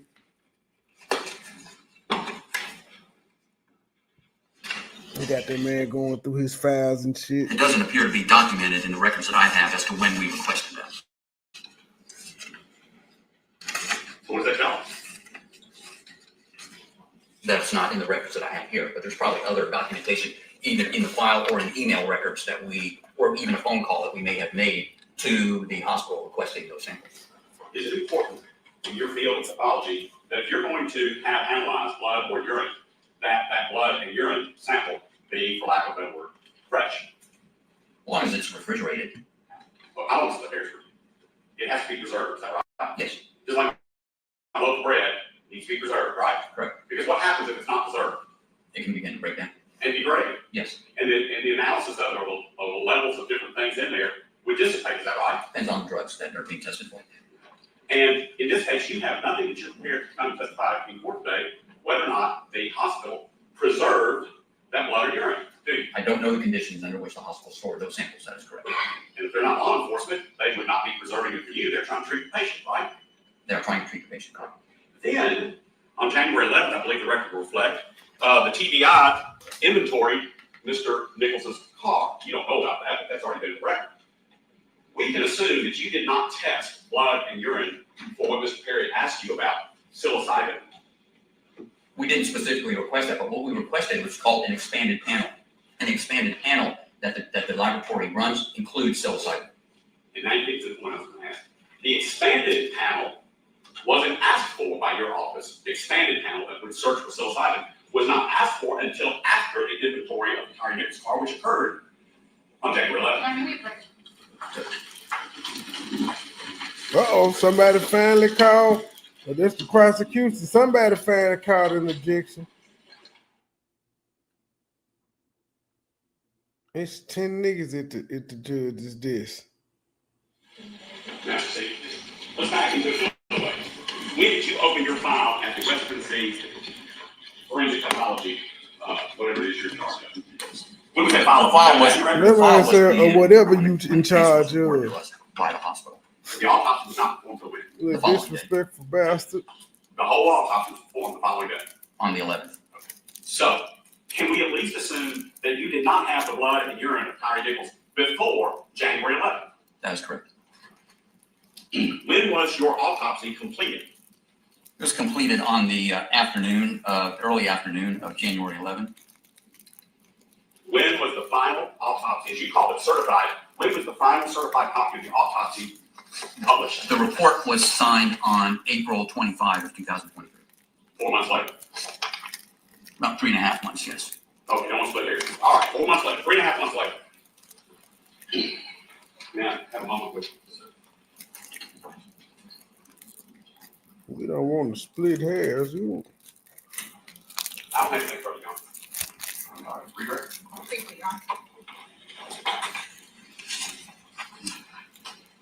You had some questions there on cross-examination about a substance called psilocybin. Yes. What is that? That It's is shrooms. a substance present in a certain variety of mushrooms. It's a hallucinogen. You were asked about Shrooms. blood samples or urine samples from a hospital. In your everyday use of laws, is that part of autopsies, obtaining those samples from a hospital? When a patient comes to you from hospital treatment, does that happen in the normal course of business? Yes, that's standard practice. And what we did in this case is what we do in every other case that we get from the hospital. Thank you. Anything else on this witness? All right, so those are all the questions.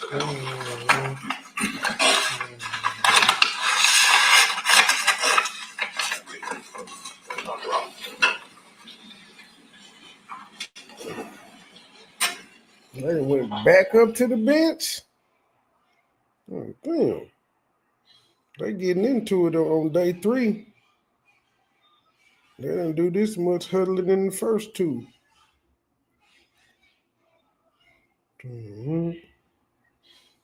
It's the child I'm not watching.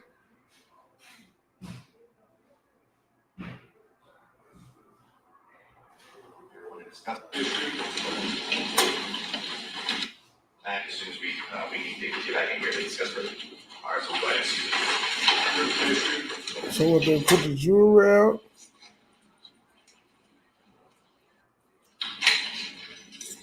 It looked like they put the jewelry out to argue.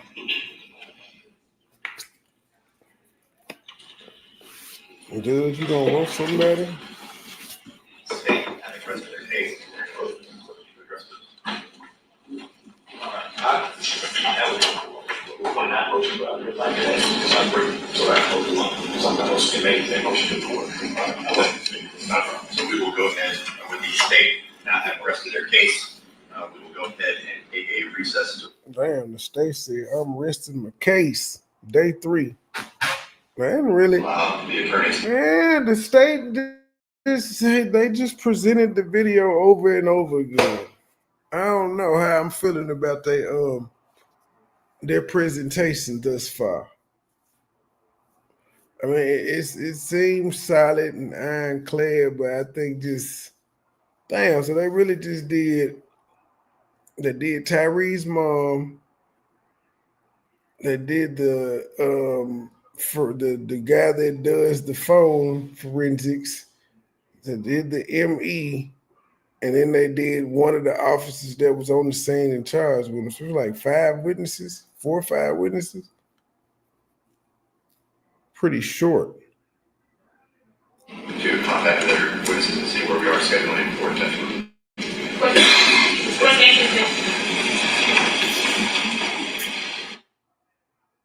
Okay, now let's see when they come back. What do we got here? It's 3 hours in of the 9. Oh shit, and they're well into the 4-hour mark and it ain't came back yet.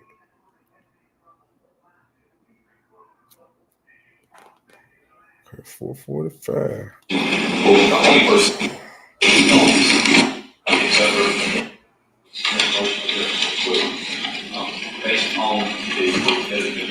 Oh, this nigga just, one of the defense attorneys said, hey, I motion to have my client acquitted.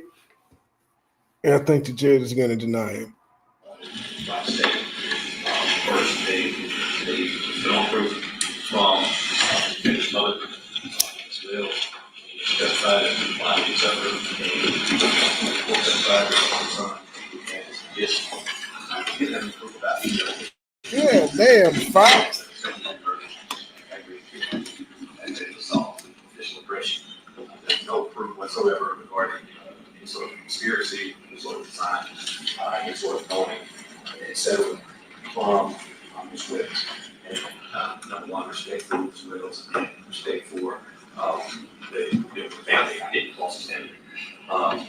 So we then go back to the only person that presented any sort of eyewitness testimony regarding anything that was taking place in that scene, being that Mr. Mills. Mills testified that I want to be extremely careful because in addition to asking him questions in cross-examination regarding his prior testimony and inconsistencies, etc., I tried to have questions narrowly tailored specifically to the accusation and to trace the statutes regarding the one going on. I asked him specifically whether or not, based off of the information he had, if Tyree being prior to going to that scene had any knowledge whatsoever about Mr. Nichols or knew anything about him being anything other than a suspect. He was a passenger in the vehicle driven by Mr. Mills, and when he sees the suspect, he then gets out and does what he is sworn to do. I'm jumping in order, but of course, we heard testimony today from Ms. Mackey, and I can't remember her exact rank, but she's an officer with the police department, and she read that he was a sworn officer who had taken his oath of office at that time had not been in any way certified or suspended. So he's in the car acting in his status and capacity of a Memphis Police Department officer. According to the testimony from Mr. Mills, once he sees that suspect, there's not a lot of gray areas about what he's supposed to do. He has to get out. After he attempted to speak with the suspect turns and runs. And according to the testimony provided by Mr. Mills, Mr. Bean did what he's supposed to do, give chase to that fleeing suspect. He attempts to apprehend that suspect. Mr. Mills did not find any, or did not provide any sort of commentary regarding that being in any way wrong on direct testimony. But on cross-examination, he in fact said that there were no sort of criticisms that he gave for the actions of Mr. Bean. He said that Mr. Bean was holding an arm, and according to the testimony, based off of what he had seen on the screen, the striking of the suspect's arms or hands would be reached up. According to testimony from Mr. Mills, was proper and it was in no way anything that could have been considered towards the killing or eventual death of Mr. Nichols. But in fact, he says that he found no criticism regarding that of strikes to the arms and forearms based on what he had seen. And he gave testimony saying that that's the only place that he saw Mr. Bean strike Mr. Nichols. Furthermore, when asked about the blows that were administered by Mr. Martin, going back before the blows, I asked questions regarding any sort of a conspiratorial type of plot regarding Mr. Nichols, whether or not there was any sort of information regarding Mr. Nichols having done something that they were going to try to exact any sort of revenge or try to gain any sort of advantage based off of their position and power regarding Mr. Nichols. Mr. Nichols' testimony was he did not know him, and he had no information that Mr. Bean in any way knew him. He also said that there was no kind of conversations indicating that Mr. Bean was in any way angry, agitated, anything along those lines. He also indicated that his criticisms seemingly were towards his actions regarding the baton, but when he was cross-examined regarding the use of the baton, he indicated that he did give the strikes to the shoulder area, between the shoulder and the wrist area. So seemingly Mr. Bean would not have any reason based off of training, MPD training, to have thought that those blows in and of themselves could in any way have been something that could cause the death of Mr. Nichols. Likewise, he talked about the fact that in holding one arm and in holding the other arm being held by Mr. Smith, they were doing this because there was one handcuff on, another handcuff on, and there was a suspect attempting to walk away. He testified that you don't have an option to let one of those arms go. That was his testimony. So based on that, how have they met any sort of burden as it relates to presenting one scintilla of evidence that the jury can consider regarding second-degree murder, it being a knowing killing? There's nothing that Mr. Mills offered in that regard. Likewise, when you go to the next, just looking at the elements, after the assault, there was no testimony that Mr. Bean's actions in any way were taken or in any way went towards attempting to cause injury to Mr. Nichols. To the contrary, the testimony was that once the actual handcuffs went on, number one, everything stopped. The videos show that once the handcuffs were definitively on, that everybody seemingly scattered, but he said with the lights on. They got away from the body. But after, I counted approximately 40 seconds or so, Mr. Smith, who had some medical training, says, hey, let's sit him up. Who helped him set him up? Mr. Bean, so that he could get air. And he sat in that position. Nobody did anything to aggravate or agitate Mr. Nichols at that point that he sitting up. Now, I know that it was characterized, at least in opening statement, as dragging him, but consider this, Your Honor, they had, and I think the testimony was clear, Mr. Bean had run from approximately 8 yards with his 40 pounds worth of equipment to try to apprehend this suspect, and had been engaged in wrestling with him while having himself been contaminated with pepper spray. And during that time, even Mr. Mills' testimony was he was getting his own air together and things like that. So at a time that he was exhausted, his eyes are blinded, he's agitated, he thought to at least help Mr. Nichols sit in his car. That is not a person that's trying to cause injury or in any way do anything illegal or improper to Mr. Nichols. As it relates to aggravated kidnapping, once again, you're apprehending a suspect that has, as the call out said, been engaged in being pepper sprayed, tased, and overcoming 3 officers. That tells these trained officers that this individual has, at least at that point in time, engaged in activity that is potentially felonious. And we'll come to learn eventually that it was, but we know that if you're engaging in that type of activity where you overcome these officers and you have that call out, Mr. Bean does not have the luxury in retrospect to say, hey, we don't need to try to apprehend the suspect. There's no way that he would know that this man would not in any way give his hands up for the period of time that he did. That said, Your Honor, in the light most favorable to the state, what have they presented? Now, you have also the testimony of Mr. Ross. Mr. Ross, Dr. Ross, I apologize.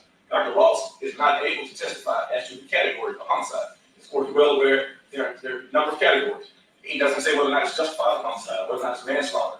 All he can say is based off of the testimony, based off of what he witnessed, it seems that there was torsional injury that would have been related directly to the blows administered by Emmett Martin. Emmett Martin's not here. There's no testimony that Emmett Martin in any way directed anybody towards actions or actions towards Mr. Nichols. There's been no testimony regarding anything that was apprehended as far as communications. They could have presented information if they had it, saying that there was somehow some plot or something together via text messages or via communications that we are going to pull over a random suspect and torment them. There's nothing along those lines at all. There's absolutely no testimony from anybody that they knew the mental condition of Mr. Martin, that Mr. Bean would have known the mental condition of Mr. Martin whatsoever. He testified that until the last trial, I think this is from Mr. Mills, we didn't know that he, his mental conditions or what have you, and any kind of pre-existing conditions that would have put our lives as well as the public's lives in danger related to Mr. Martin. That was not conveyed, and there's been no proof at all that it would have, should have, or anyway could have been conveyed to Darius Bean. So based on that, Your Honor, looking at the light absolutely most favorable, this is a common law murder case.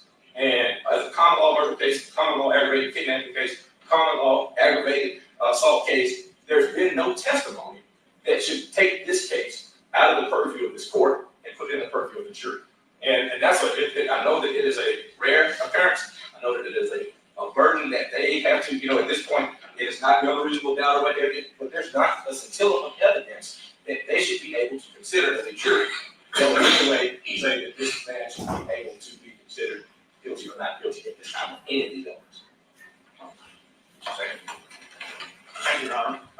On behalf of Demetrius Haley, pursuant to Rule 29, for acquittal for all of the charges, because the state has failed to prove the charges, and no reasonable, rational juror could find Demetrius Haley guilty of these 7 charges beyond a reasonable doubt. What I'd like to do, purely on Saturday, is to the extent Mr. Perry's recitation of the testimony applied to all 3 defendants, I'd like to adopt that rather than repeat it. But I'd like to focus first on the second-degree murder charge and the knowingly killed felon, which there's no proof of that. No juror can convict, find beyond a reasonable doubt that Demetrius Haley knowingly killed Tyree Nichols. Proof on this essentially comes from 2 people. It comes from Dr. Ross today, who made it very clear that the cause of death is the trauma to the head of Tyree Nichols, and he focused on Mr. Martin's initial kicks and Mr. Martin's punches to the head. There's also video evidence demonstrating those traumatic blows.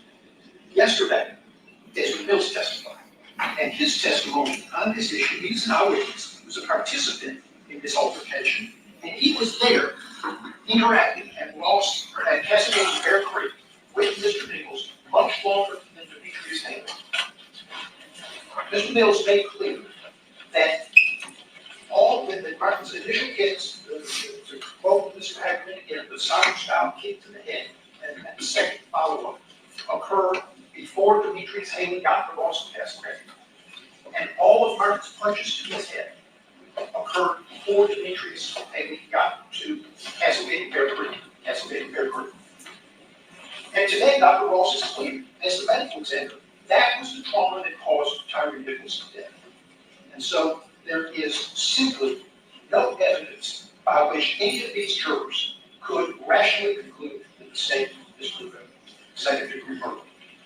Moving to the 2 kidnapping charges, again, there's no removal, so certainly can't be an unlawful removal.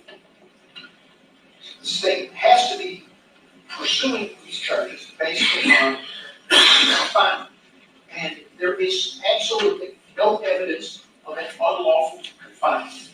Testimony again, going back to Mr. Bill's estimate, when he saw, along with Darius Bean, in that 2-man car at Ross and Castleton, they saw the person they believed to be the suspect that had run from Mr. Haley, Mr. Martin, and Officer Henfield at Ross and Rams. He was wiping his face. They knew he had been pepper sprayed, and Mr. Mills said he met them.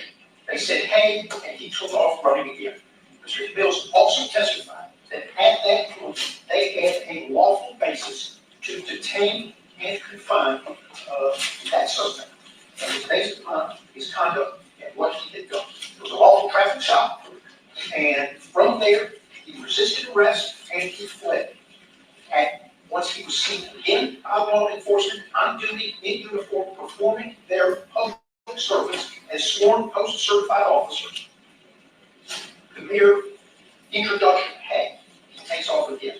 They had a reason to detain and confine him. And that confinement was legitimate, and there is simply no way that the state has established any evidence by which rational jurors could find that there was an illegal confinement. Both of the aggravated kidnapping charges should be dismissed.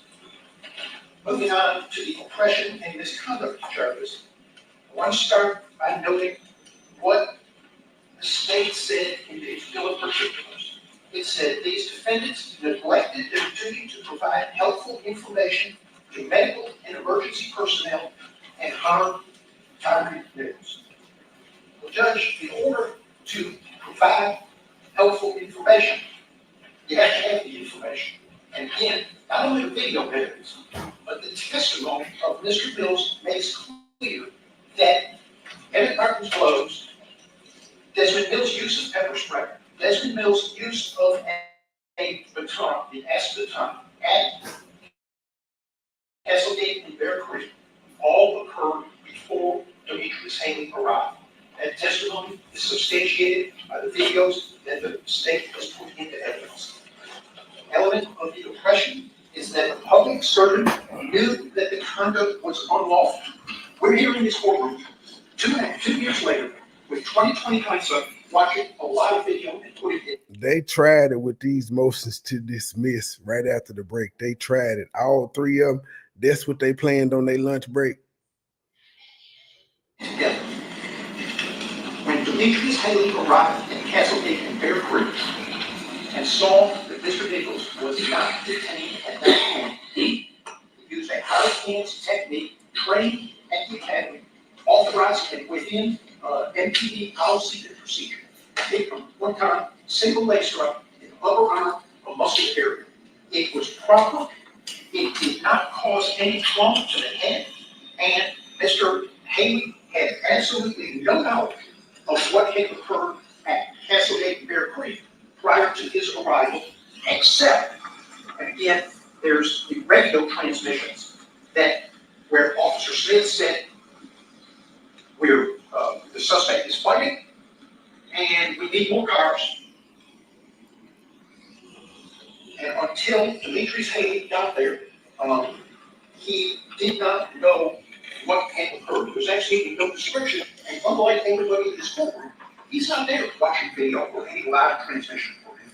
He couldn't know that there was anything going on other than officers needing help detaining a person that had been resisting arrest when he and Henfield and Martin tried to detain him for traffic violations, and Ross and Raines, the suspect, got away from all three of them, did not seem to be impacted by pepper spray or a taser.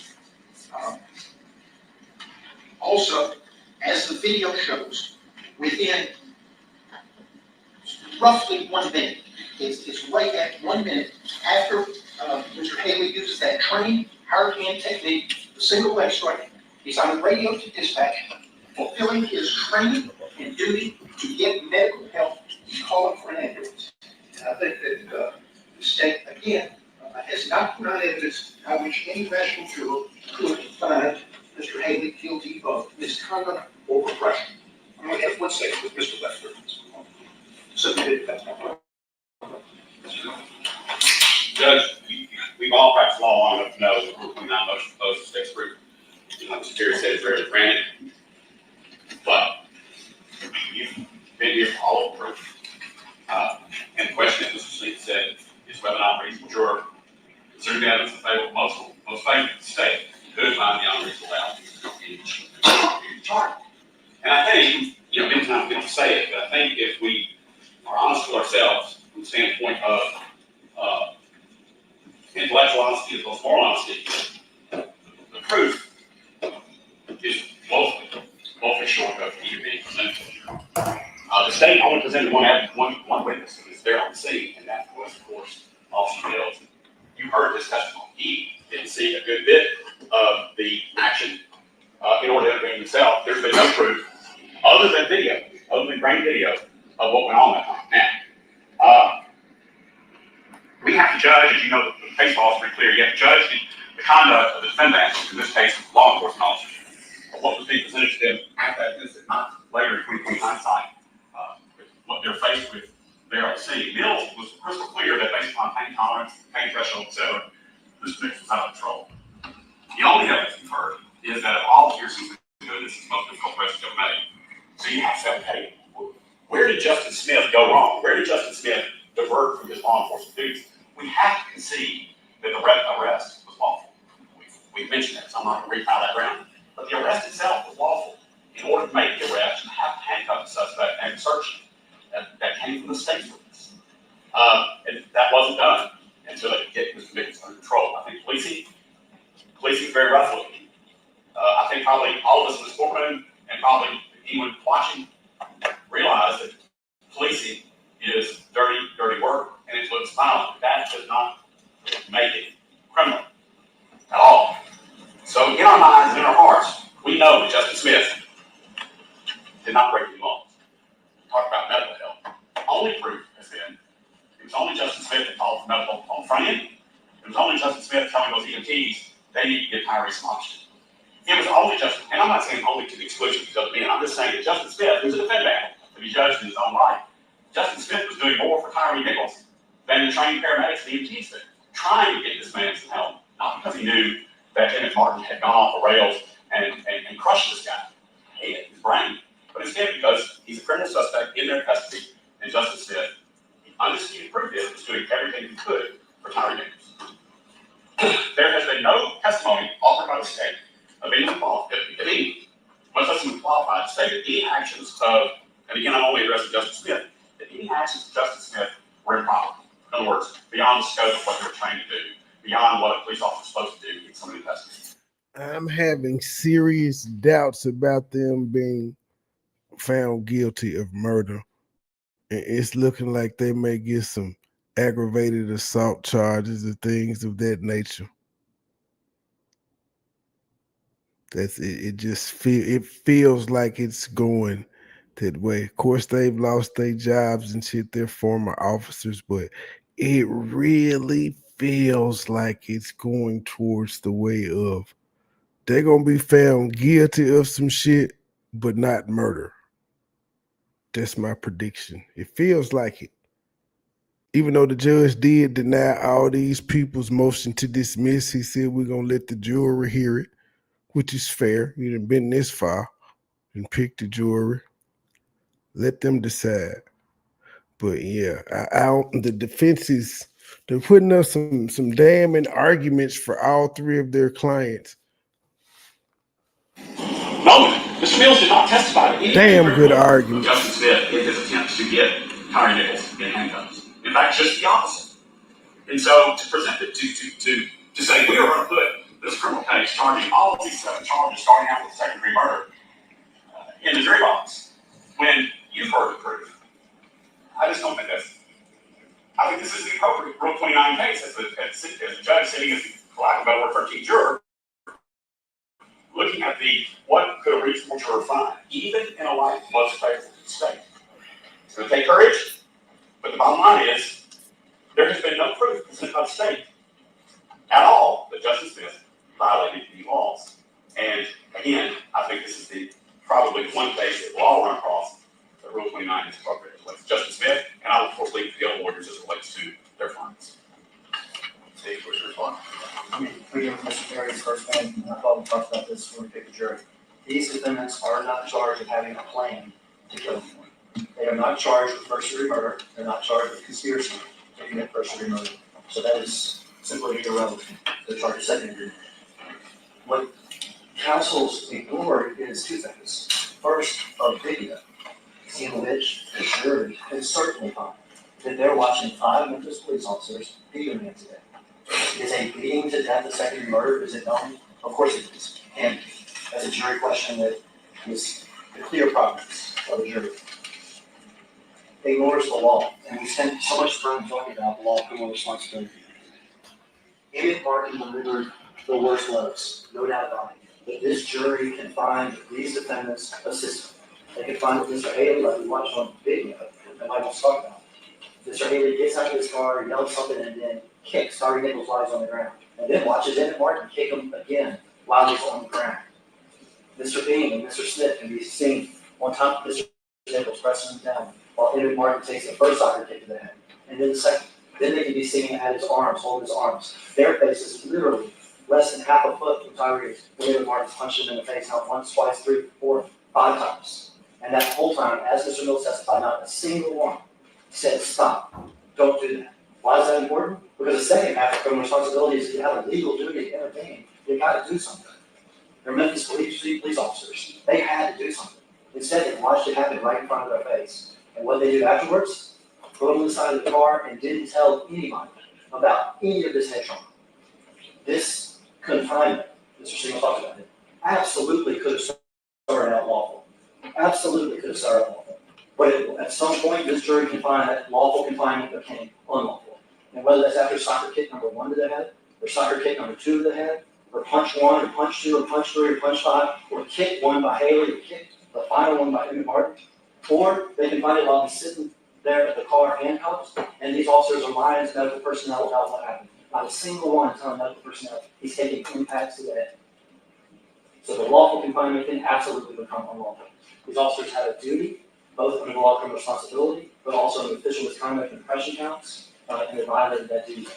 We have issues for the jury. I understand that Mr. Zimlock, Mr. Perry, Mr. Singer are going to argue that. Well, Mr. Bean, for instance, couldn't see X, or Mr. Smith couldn't see Y. Understand, but those are jury questions for the jury to determine what Mr. Bean saw or couldn't see, or Mr. Smith saw or couldn't see. We have a video where we can clearly see Mr. Bean's face, Mr. Smith's face, Tyree Nichols, and Emmett Martin kicking them right in front of him, hitting them right in front of him. We can clearly hear that nobody's ever said stop. We have the testimony of Desmond Mills, no one ever said stop. We can hear the body cam and the medical personnel is there, and no one ever says impacts to the head. They say, well, he must have been on drugs or something. From that proof, a reasonable jury can find the defendants guilty of all counts, and that's all counts to the jury. Anything else on this one? No time. Very briefly on the head, Mr. Hager. Mr. Hager just emphasized the video where defendants were watching his blows happen. Mr. Hager did not see any of Mr. Martin's soccer kick, second kick, or any of the punches to the head. The statute that he referenced, conduct of another person, failed that would be the person here would be Mr. Hager, fails to make a reasonable effort to prevent the commission of the offense, and with respect to the official impression of a servant has to know the conduct was unlawful. Mr. Mills agreed that you can't stop and you can't report what you didn't know about. His example, he had turned away, was blinded, and didn't see Martin's initial kicks until he watched the video. Very clear. He couldn't report that. He didn't see it. Mr. Haley wasn't present for the traumatic blows to Mr. Nichols' head that Dr. Ross testified caused his death.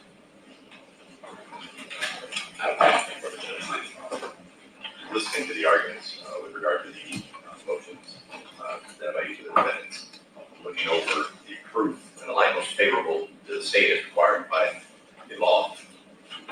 With regard to the first count of the indictment, second degree murder, with regard to each of the defendants, looking at the evidence and the light most favorable to the state, obviously we have heard testimony from only one person that had any information with regard to that evening, that being Mills, Mr. Mills.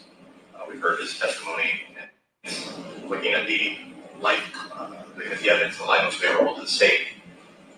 Obviously, we have heard testimony from only one person that had any information with regard to that evening, that being Mills, Mr. Mills.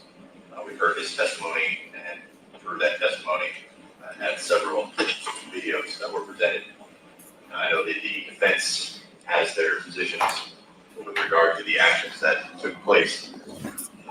Obviously, there has been arguments that's been presented by the state that are contrary to their positions. Looking at the videos, listening to the testimony of Mr. Mills, a jury could look at the video and make determinations with regard to what the officers were doing themselves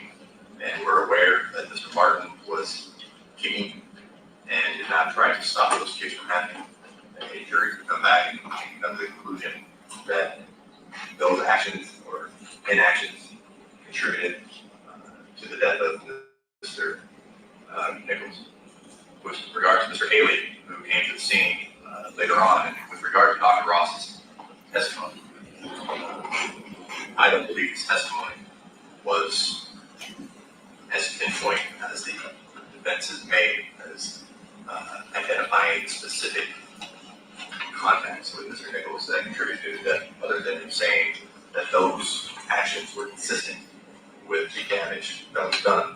There were a lot of blows that were given to Mr. Nichols, and some of those blows, or at least one, was given by Mr. Haley. I don't recall there being testimony of exactly where that kick landed. I understand that the defense's position was that it was to an arm. I don't remember that testimony coming out, but that there was a kick. And the argument that that kick was done to assist in the arrest, looking at the video, it didn't appear as though Mr. Haley continued to attempt to assist in that arrest. It looked like he walked up and he kicked him. Mr. Martin walked up and kicked him, and they both walked off. So the jury could look at those actions as contributing, as did the other actions in the death of Mr. Nichols. That would be a decision for the jury to make, to determine whether they were effectuating an arrest and continuing to do so, or whether it escalated and folks who were just holding him up to be hit or taking kicks while he was being held down. So with regard to the first count, the court is going to deny the motion, allow that to go to the jury. With regard to the second count, with the aggravated assault, again, the court finds the same reason to allow that charge to go before the jury. The jury can ultimately make a determination on whether the facts that have been presented to them, the videos, and their interpretation of the videos, or whether an arrest is being effectuated, or whether these individuals were knowingly holding Mr. Nichols to allow him to be kicked or punched. With regard to the kidnapping, the court would agree that at some point when this initially started, there's no indications other than this being a lawful arrest. However, if the jury were to make a determination after looking at all the proof that's been presented, and the court looking at it in the light most favorable to the state, at some point or another, the jury could very easily find that that lawful arrest became an unlawful detention.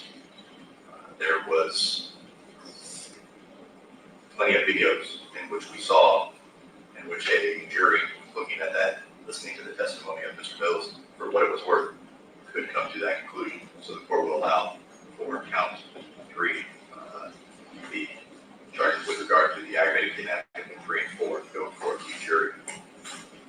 Again, with the official misconduct in counts 5 and 6, as well as the 7th count, in determining whether these officers who had a duty to intervene, what they knew, what they were able to communicate, all of those things would be things for the jury to make a determination. There may not have been much that Mr. Haley could have communicated, but Mr. Haley, from the testimony that he was, or that was presented in the evidence that was presented, he was privy to some information.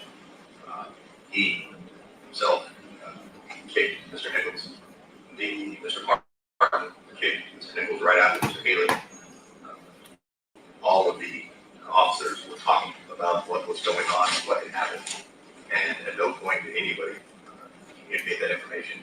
I understand that there's been arguments that Mr. Smith was the only one to render any form of aid, and unfortunately, I think that is, it seems by the video, pretty accurate. But the court also doesn't necessarily find that the aid that is being attributed to Mr. Smith was to some form of degree that it somehow erases the other lack of action that could have been taken in rendering aid and removing himself from that exposure with regard to his counts. The court, with regard to counts 5, 6, and 7, will allow those counts to go before the jury. The jury can make a determination on the officer's actions or the defendant's actions. At that time, the court will deny this motion. With regard to defense proof, I understand that the state's case in chief may have ended earlier than we anticipated with some of the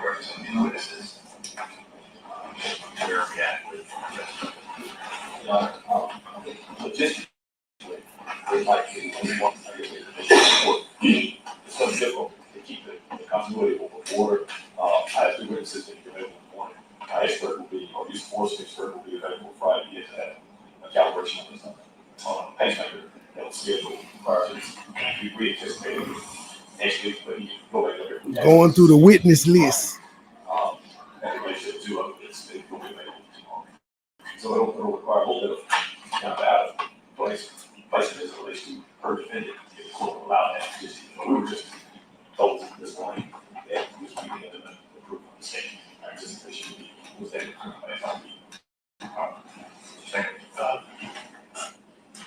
One question left, we do have a handful of witnesses we do intend. We have spent the past couple of hours reaching out. It is our understanding that President Sinfield should be here at about 2:30, and we intend to put him on to that. There are 2 other witnesses that as are still waiting to hear back from as to whether they could be here today or not. We do have a forensic pathologist who is coming in from St. Louis. She is able to travel this afternoon. She will be here to testify in court. Mr. Cameron, the use of force expert, is from California. He is definitely, he's advancing his travel. I'm unsure of exactly when he's going to be here. It might be Friday, certainly Saturday, arranged. He is trying to, he's traveling. We could have a DNA expert tomorrow, Friday. Judge, a lot of it depends on whether or not we are allowed to compromise or because in certain things, I had no luck on gathering some of my witnesses that I have on the stand to come. But if we get hung up on, who's presenting evidence when, what order, then I'm the third thing. I'm prepared, but at the same time, I don't take yours time. So I went ahead and gathered up as many, I have gathered up enough witnesses that, frankly, probably overkill. Could go late into the night. If you for time, but we got to get over this issue of witnesses being out of order, being called by whomever.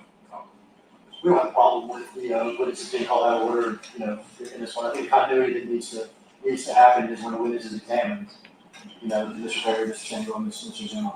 But the presenting out of order in this with direct examination, I don't have a problem with that. The other thing, I guess the old issue though is if Mr. Dumont has a witness that he wants to call, it's very time to be the first person to sign.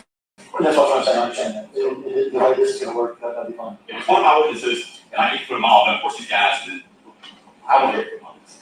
So if the state doesn't have an issue with that, then we'll go forward with these witnesses.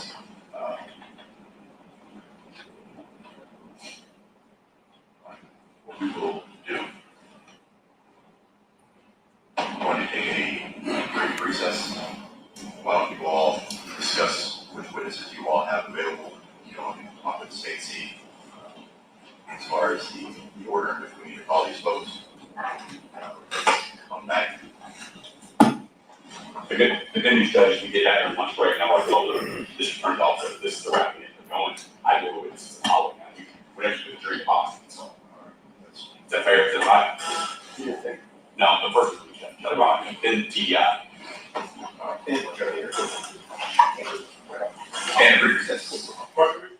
All right, let me skip forward with the 5.5 hour mark. Okay, well, they came back fairly quick. Let's see, a bit over 10 minutes.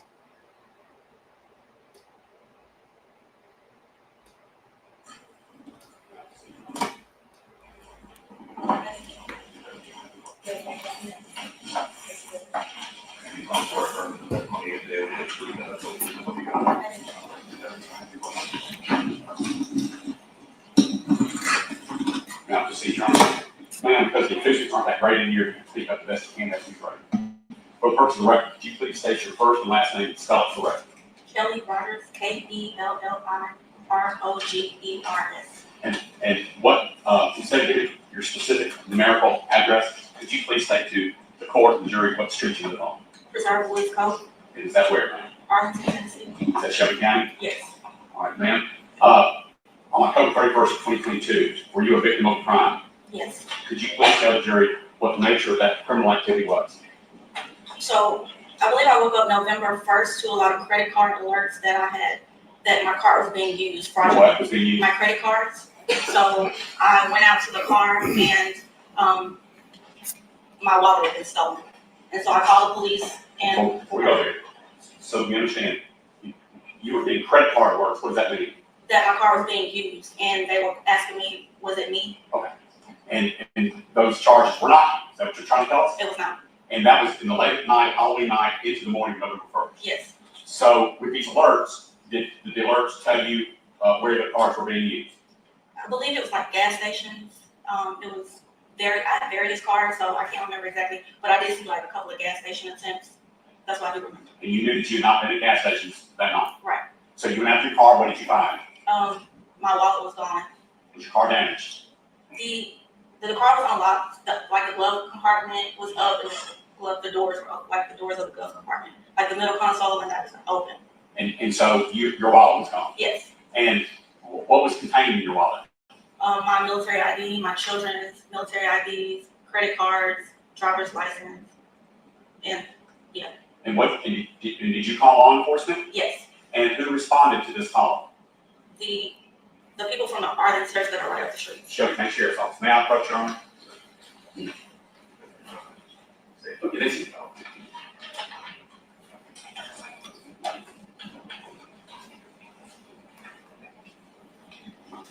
Ma'am, I've given you a copy and I've also displayed it up here for the jury. Do you recognize that card? Yes. And what is that card? American Express credit card. And I'm gonna look. Is that the back of that same card? Yes. And you own that card, is that right? Yes. All right. First, before I forget, I'd like the images of this card marked into evidence of the next numerical exhibit. Here's one that's not so wrong, Judge. So the part back this credit card key is 46. We just need to edit the number call. Oh, I'm sorry, I won't do that. Now, Ian, that's the card. Ma'am, you reported this to the Shelby County Sheriff's Office, correct? Yes. Did they make a police report? Yes. Prior to 2 weeks ago, let's just say 2 weeks. Prior to 2 weeks ago, did you have any idea what that American Express card was? No. Who was the first person to tell you where that American Express card was? You were. And you've received no phone call from any law enforcement agency that your card had been found? No. May I have a moment, John?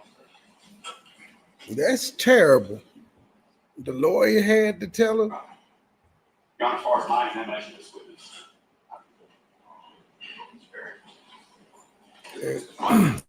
And without this death, he wouldn't have found out. And you're in this geographic area, pretty close to Shelby County. And being in this area, you heard of this case, correct? Yes. And you heard the name before, correct? Yes. And prior to being contacted a few weeks ago, had you had any contact with anybody from TBI? They're going Tennessee Bureau of Investigation. No. Anybody from Memphis Police Department? No, she didn't say what is TBI. Nobody told you that you would be in any way connected to this case? No. All right, confirm.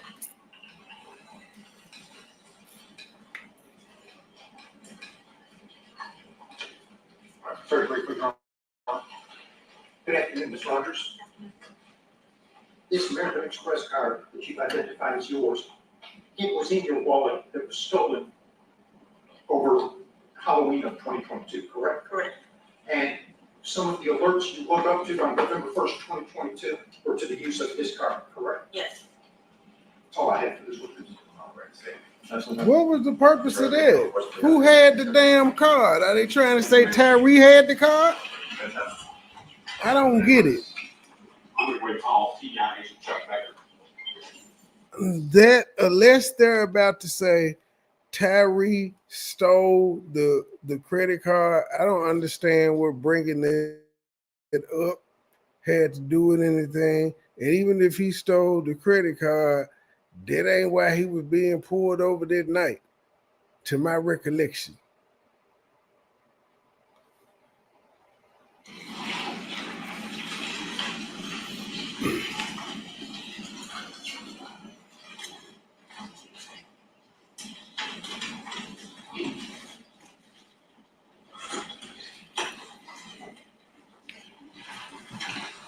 What in the hell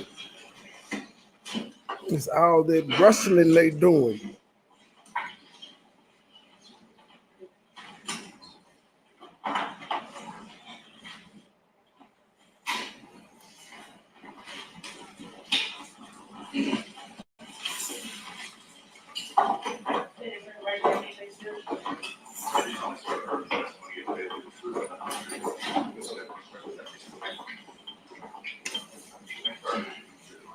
Could you please state your full name and your title for the record? Charles Baker, also known by Chuck, Special Agent for Tennessee Bureau of Investigation, also known as TBI. And how long have you been a special agent for the TBI? I've been with TBI since September of 2013. He the police. About 12 years, is that right? With TBI, yes. And before that, what did you do? I have been a police officer here in the area. I've been a special agent Department of Revenue for an old drug unit that's now been abolished. And I've also was a special agent for a railroad. All right. Now, if I slip and call you Chuck, it's because I've known you a long time. A drug agency at the IRS? How many murder investigations have you conducted in your history of TBI? Best estimate. I'd say in excess of, been involved with, in excess of 50, 60. And you also investigate police officers that are involved in what is referred to many times as critical incident dysfunction. Yes, sir. Fatality shootings, fatality killings in police custody. Yes, sir. And how many of those have you investigated since being with TBI?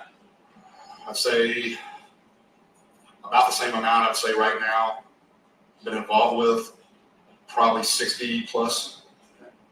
And in that, in those number of investigations that you, by the way, before I forget, you were the lead agent or supervising agent or whatever title goes with your letterhead here as relates to this investigation of the officers involved with Tyree Nichols, correct or not? Yes, sir. The TBI's terminology, we call that the case agent.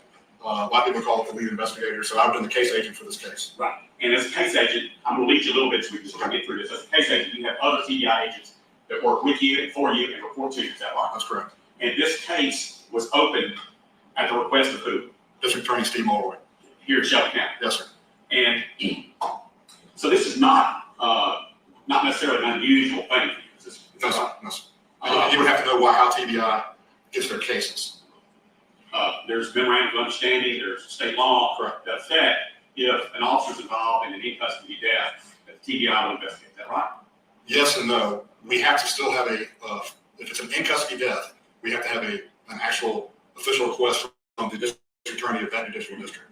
And that's what happened in this case, right? Yes, sir. And when was that request given to the TBI by DA Lowell? It would have been given, I believe, the day after officially, or that early morning hours of the day of the incident. Would it surprise you? This happened on January 7th.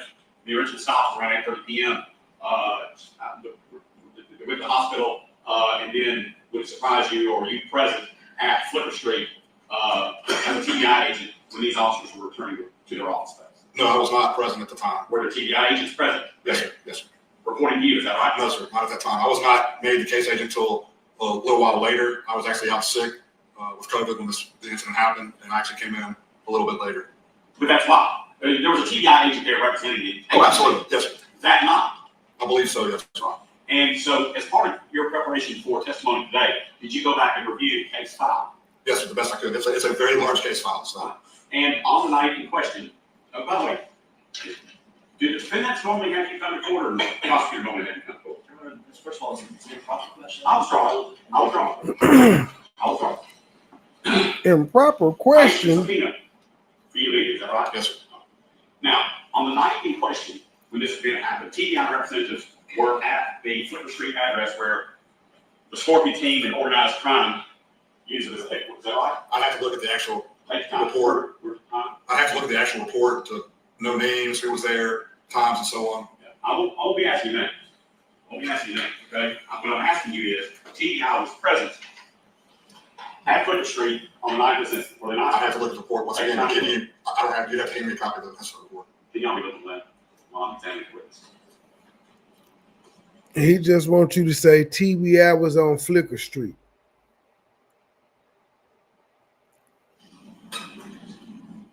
Do you have any recollection of the investigation of this case before we dig out the TBI report? In what sense? In any sense. Well, of course, but I don't have, at that time, I was not present when this happened. I was home with COVID. The question I was going to ask you is, and I think you probably find it's customary in these types of investigations, so just bear with me.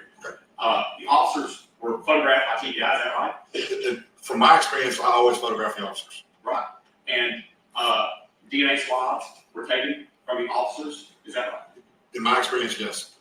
And you have no information that would say that that did not happen in this case, is that correct? Not that I'm aware of. And you know me, I'm representing you, DNA were taken, and we'll get to the report as soon as we can. Sure. All right. Photographs were taken of the officers, DNA swabs were taken of the officers, drug analysis, urine samples were taken.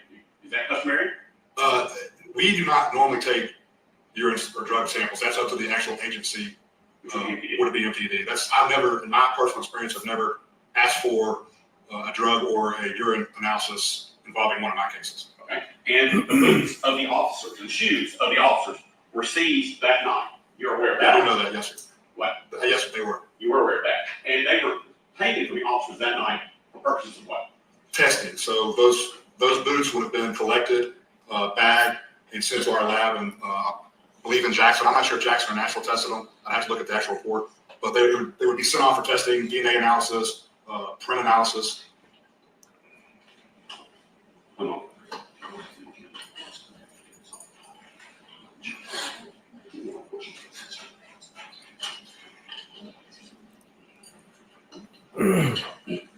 What the hell are they whispering The about? TBI agents did begin a canvass of security cameras and skycop cameras in the area. Yes, sir. And there was one particular skycop camera that castigated Bear Creek, is that right? Yes, sir. And did the TBI review the video footage contained on that, or captured by that pole camera? That particular poll camera that I believe you're talking about, I believe so, but that was part of myself looking at the video. Right. Now, what I'm talking about is where the actual incident occurred, Bear Creek and Cassidy. Oh, yes. So that was what You're talking about the Skycop camera. The Skycop camera was right there, Bear Creek and Cassidy. Sure. Did the TBI get that from the real-time crime center? Yes, sir. That's part of what? The investigation. Right. I'm trying not to lead you, but I don't want to get an objection. Right. All right, so you gathered up that video. Did you gather up any other, or did your agency gather up any other video? Yes, sir. What other video? So you would have the camera you're talking about specifically. You would have other pole cameras in the area, other Skycop cameras. You would have body cameras that the officers were wearing. And if I have to look back at the report, I'm not sure if it's in-car cameras. So we try to obtain all cameras whatsoever, including neighborhood cameras such as ring cameras, people's personal cameras on their homes, anything we can find that we're going to try to attempt to obtain for the case. And you have to get that through MPD, is that right? No, sir. But we'd have to get the cameras that are proprietary property of MPD, such as body cams, car cameras, but any of the other cameras, whether they belong to a business or an individual, we'd actually have to get those. We'd have to ask that individual or business for access to those cameras. I'll keep you focused on pole cameras. Okay. Recently, you became aware that there was a pole camera that you, as the senior case agent in this case, were not aware of. Were you not? I was not aware of it. My question, recently, you learned of a second pole camera that was in your file, but that you were not aware of. Is that right? That's correct. And I'm going to call that 6705. That, I believe, was our 50. If I go back, I believe it's the report 50. You did telephonically together, right? Yes. And what, and that video showed what? So that video showed a pole cam on a street where there were vehicles parked. It was obviously dark. You can see cars going down the street. And at one point in that video, you can see an individual walk around the vehicle, go behind it, and then go back behind another vehicle and out of the frame. Sound correct? Yeah. And when we spoke of it, you said that you had not gotten a chance to review that video, 2 years after this incident? Is that right? Correct. From reading the original report, it appeared to me that the original person that had reviewed it or MPD looked at, there was nothing of importance on it until I became aware of it, spoke with you, spoke to Mr. Hagerman, let him know what was going on, and actually wrote a supplement report on that video. And who is, to the best of your knowledge, who is that person captured in that 6705 video? So I can't specifically say who the person is, but I can say I believe that person resembles based on what I believe it was. It resembled Mr. Nichols based on what I know he was wearing on the night of the incident. So 2 years after this happened, the lead case agent on this case was becoming aware for the first time of of Tyree Nichols captured, or someone looking like Tyree Nichols was captured on 6705. Correct. Now, from January 7th to January 11th, I'll offer to you, Mr. Nichols passed, I think late on the 10th. From January 7th to January 11th, was any attempt made by the TBI to gather blood and urine samples of Mr. Nichols to determine whether or not he was under the influence of narcotics? That would have become from the hospital records from St. Francis. I believe that's where he was at St. Francis. Do a favor for both of us. My question was, from January 7th to January 11th, did the TBI make any effort that you know of to obtain blood and alcohol toxicology reports on Tyree Nichols? I believe so, but I have to go back and look at the report. It's been so long.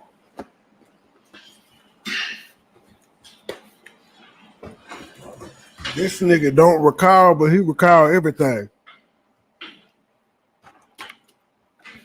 When did you come off of COVID and begin taking an active supervisory role in this investigation? Oh, he getting mad at the questions. I want to say, I have to go back to my report, but it was several days after. It was probably after what? The death? No, after the incident. I believe I was told on a weekend when I knew I was able to come back to work. Probably 5 or 6 days. It was several days. But you have reviewed the file before coming because you received your subpoena to come testify. Okay. You reviewed the file. Best of my abilities. It's a very large file. So it's hard to memorize everything. Let's ask you to memorize. Right? Were you aware, or the TBI agents aware, that on the night in question, 5 or more narcotics trained officers suspected that Tyree Nichols was under the influence of heavy narcotics? I have no idea about that. You had no idea about that? Trained narcotics officers? Did you have any idea, or did the TBI have any idea, that officers felt Tyree Nichols was under the influence of narcotics? I can't tell you how they felt because I wasn't there. I don't know. Did TBI? Man, you being hostile as hell to your witness. You call this nigga up to grill him.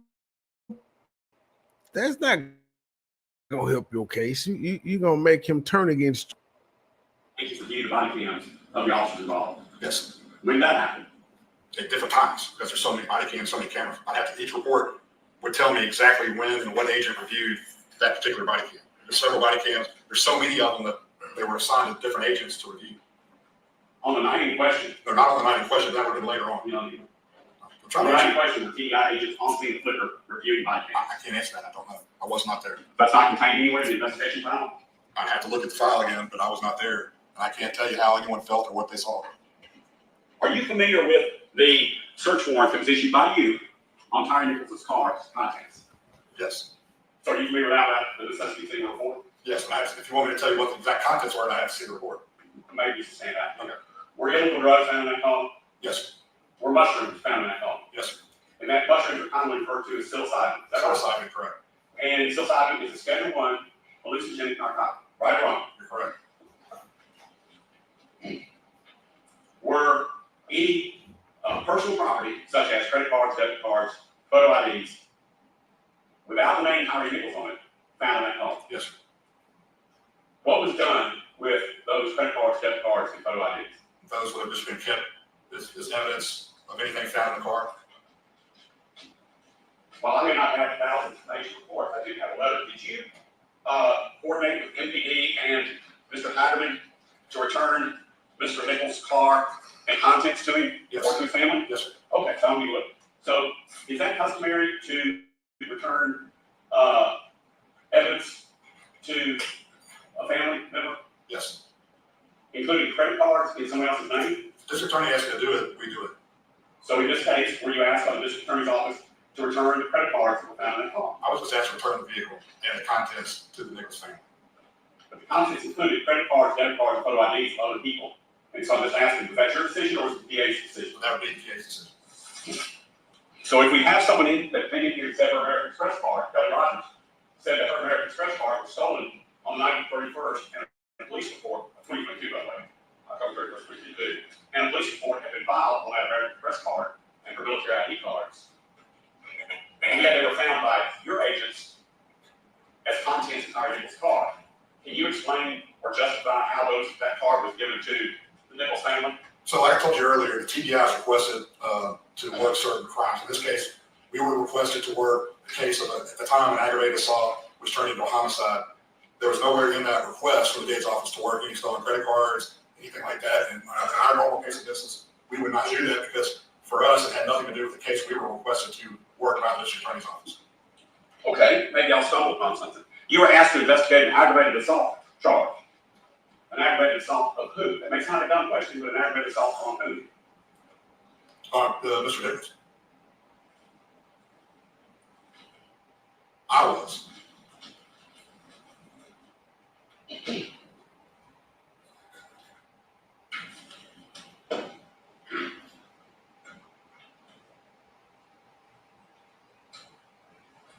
As the case agent in charge of this investigation, did it cross your mind at any point, you got back from COVID or whatever, to get original blood and urine from Tyree Nichols in order to run toxicology screens?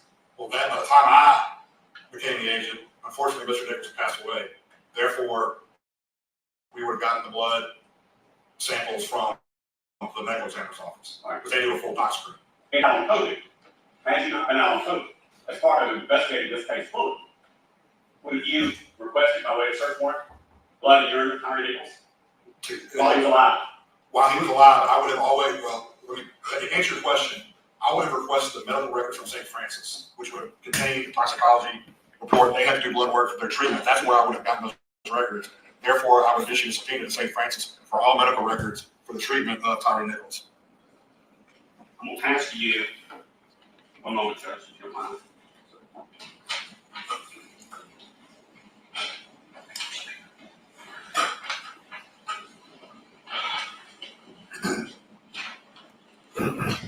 That man beating his own witness up.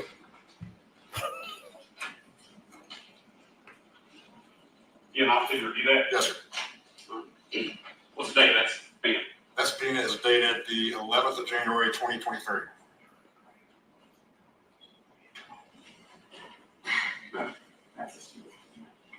Look this document over and see if you recognize it.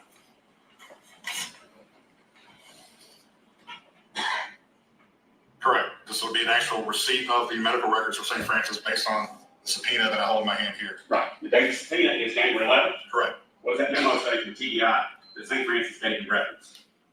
What's the date of that? February 6th, 2023. So, 1 day shy of 1 month from when you issued the subpoena, is that right? I did not issue the subpoena, another agent did. I'm sorry for referring to you and TDI. Well, I get it. But another agent who initially was working on the case issued a subpoena while I was gone. Okay.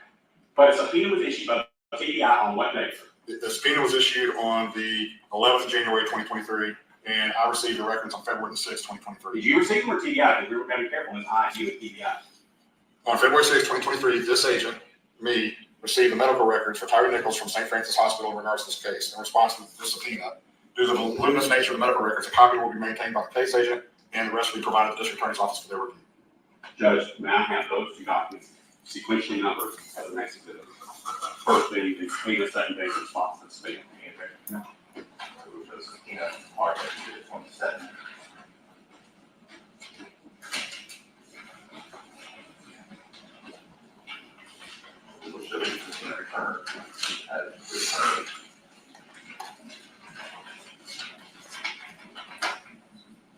And as part of that subpoena return that St. Francis provided you items, did they provide the blood and urine samples? I have to go back and look at the medical records.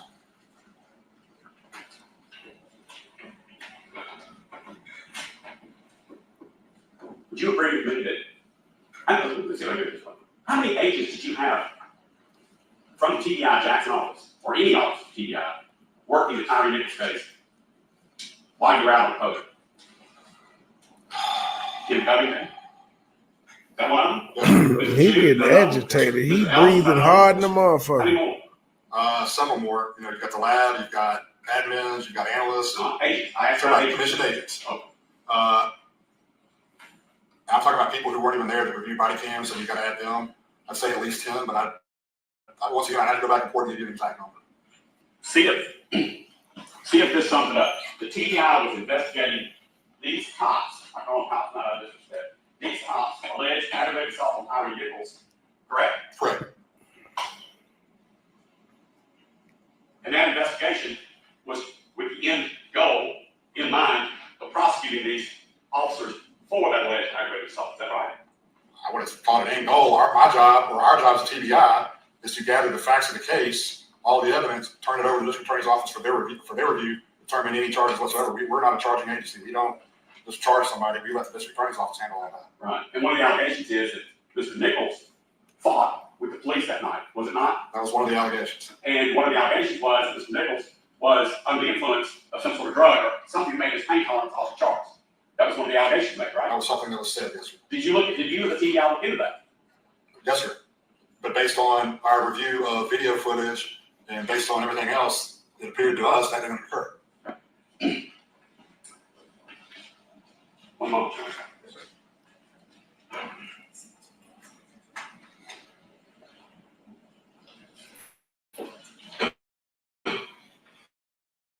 You were a cop at one time in Germantown, weren't you? Yes, sir. You've had to arrest a number of people in Germantown, haven't you? Oh, absolutely. And I'm 63 years old, not in great shape. You're a big man. How tall are you? 6'4". If I don't want you to put my hands behind my back, do you believe you can do it? Everybody's different. I've learned that from the smallest guy who would think he couldn't to the biggest guy. I mean, everybody's different. Right. But if a suspect, one suspect, okay, and only one officer, doesn't want his hands cut, how much of a fight is it? It's always a fight. It's all that.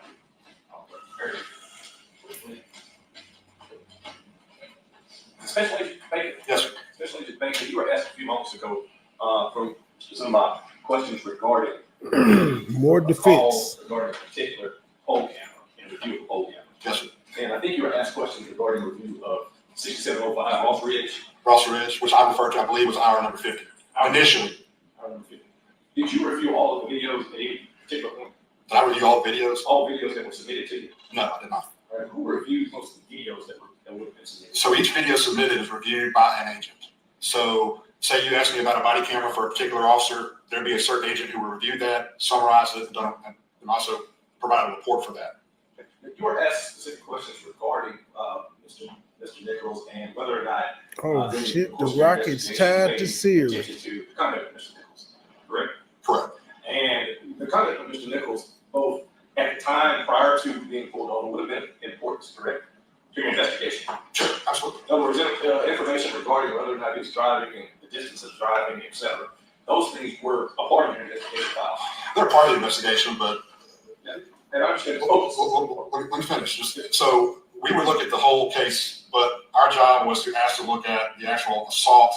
So obviously we would look at that and see what led to it, but that was not the end goal of the investigation. Right. Information regarding what led to it, though, would be important to your investigation. Sure. Information regarding what Mr. Nichols was doing in relation to trying to actively resist, would that have been important to your investigation? It would have been part of the case. Part of the case would have been to find out if it would have been of any importance to you or relevance, whether or not Mr. Nichols was in any way evading what would initially be a lawful arrest. Sure. And you were shown that 6705 Ross Ridge that was pointed out to you a few weeks ago or a month ago. It's been a little, I think back in February, I believe. March, February, somewhere around there. And to be clear, that pointing out to you, that didn't come from MPD. No, sir. No, sir. Didn't come from any other agency. Now, you realize there was a whole other case and a whole other court, right? Oh, yes. And as a part of that federal case, you had agents that would have been there when people were interviewed, et cetera, right? Correct. And as a part of that investigation, during the time frame related to that, did that 6705 Ross Ridge video ever come to your attention? No, sir. Did it ever come to your attention that it needed to be a part of a supplement? Once I was aware of the video and what I observed in the video, I mean, obviously, Mr. Zumock told me about the video. Not that I don't believe Mr. Zumock, but I still want to see it with my own eyes. Once I saw that with my own eyes, I contacted Mr. Hagerman. I said, hey, this is an issue. I need to do a supplemental report because it needs to be, that's the right thing to do. Right, and just stepping back a little bit now, I know you about Mr. Zumock, right? Y'all have known each other over the years, as we said earlier, correct? Sure. And you still said that, hey, just because Martin said, look at it, I didn't necessarily take his word that this was something worth to be calling Mr. Hagerman about, right? No, I would take his word, but I have to, in order for me to write a report, I have to see what the allegation is or what was on the video. In other words, this is your job. This is not just you, somebody. Oh, no, it's absolutely my job. And so as a part of your job, just because the defense counsel says, hey, look at this, you don't automatically write a supplement, right? No, sir. And you wouldn't have any problems on the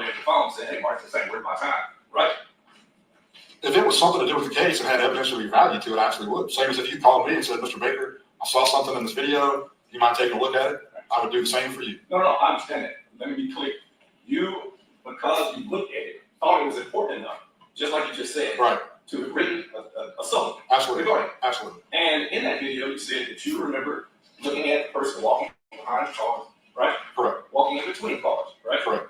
Did you make a note in your file regarding a particular point in the video where there seemed to have been something that looked different about the condition of the vehicle or the back of the vehicle after Mr. Nichols walks off of the screen in the video? So the condition of a parked vehicle or a vehicle driving by? Let me ask you this way. Do you remember the vehicles and the locations of the vehicles in the video? Yes. And there appeared to be at least two different vehicles. Correct. Those vehicles did not appear to move during the course of the video. They appear to be stationary parked. Right, and it appeared that Mr. Nichols walked and first to the front of the vehicle that would have been the eastmost facing. I don't know if you know the direction. Right, so they've been pointing east. Right, and there was a vehicle that would have been the eastmost facing vehicle. Correct. That was in front. Correct. He walks to the front. Correct. Then he walks to the middle of the two vehicles. Of the two vehicles. Right. The void in between the two. Right, and then he eventually walks off screen west of the vehicle. Correct. When he walks west, does the condition of that west-most facing vehicle, the rear end of that vehicle, does it appear to have an instrument placed at the bottom of it? So I reviewed that video. I know where you're going with this, and let me give you my view on that. So when he walks off back to the west, you can actually see a lighting change. And I believe that to be like a ring camera or a motion type camera or light, I'm sorry, that went off. That light caused a reflection that looks like an object, because once that light goes off, it disappears. So once you look at that video, it's a glare, not an object. That would have been a good premise, but we got the video. Right. And I'm not sure. I'd be happy to show you. Yep. It's an evidence. Right, it's an evidence. I don't remember the exact number, but it was already one. Okay. They done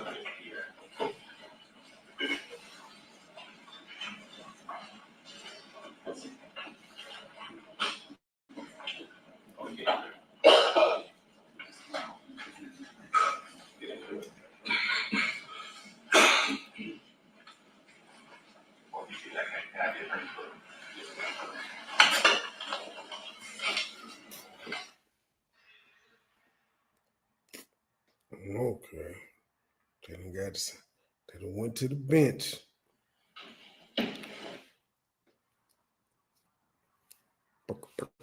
See, I am not asleep tonight, y'all. I am up.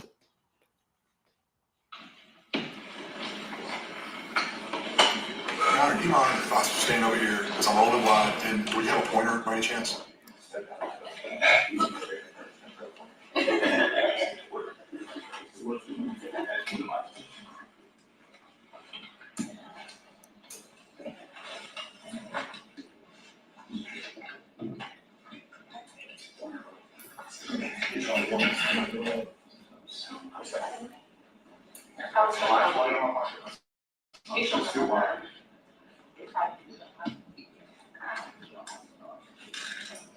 I point my finger on the body so Jerry can see. Actually, my stand up here. So go ahead. Yeah. I'm not sure if the court wants to like them or go ahead for it. Well, we want to allow you to ask questions, allow you to respond to questions that indicate as you need to in your testimony.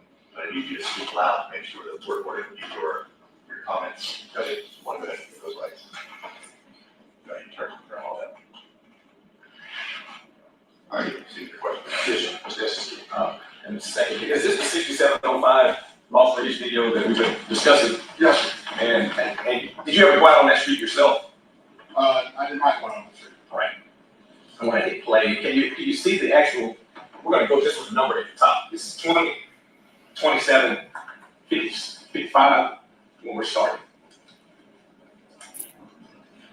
And I'm going to ask that you tell us to stop when you first see Mr. Nichols. Or the suspect. First of all, I believe you. Yes, sir.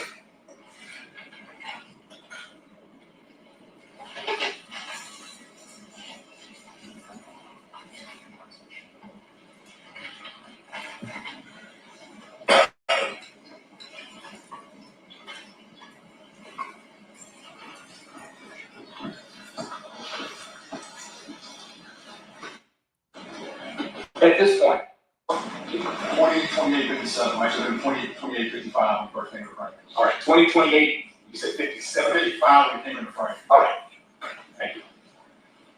Okay, we're going to continue.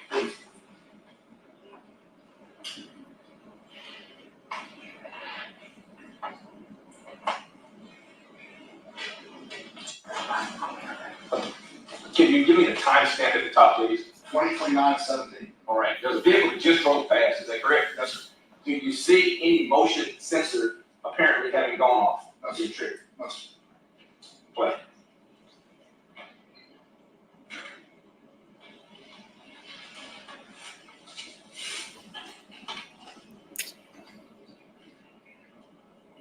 Pause. Can you read that timestamp? 2029-33. Is there another vehicle that is just driven by? Yes, sir. Did it appear that any motion sensor would have gone off? No, sir. Play. What the hell is he proving with this? Do you see Mr. Nichols again? Pause. What time is it? 2029-49. Where approximately is Mr. Nichols at this point? Right here, behind the right rear of this minivan. And if you continue on. Back it up just a little bit before you continue. All right, right now, you see him in between the vehicles, correct? All right, this is 2946. Correct. All right, now hit play. Boom. Stop. 2029-53. That's where we have this, I believe, light come on. Here. Keep going, please. Hold on, pause. Pause again. You point to where you say you see a light come on. You're gonna have to go back about 2 seconds. All right. All right, we'll hit play and you can see something pop on. Now let's play.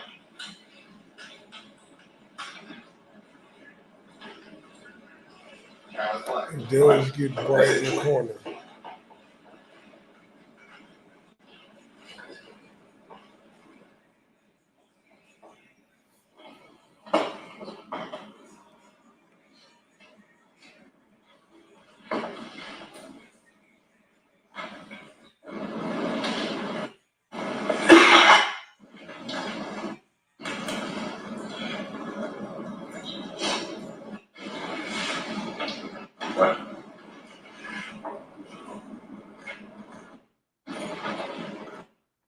You do not see a light at the lower portion of the vehicle, correct? Correct.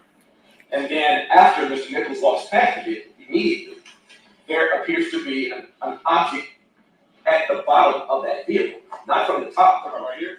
Yes. When the light comes on, you notice, we go back and start before the light comes on. Let's do it one more time.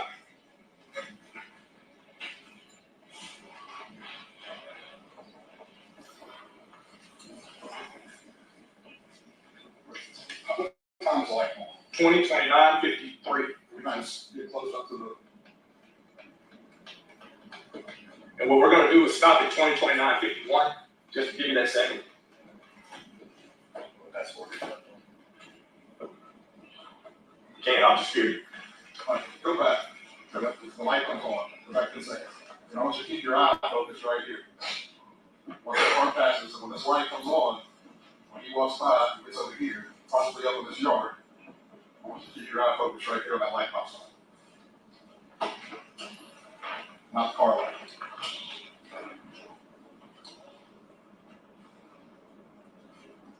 There's the individual. Right.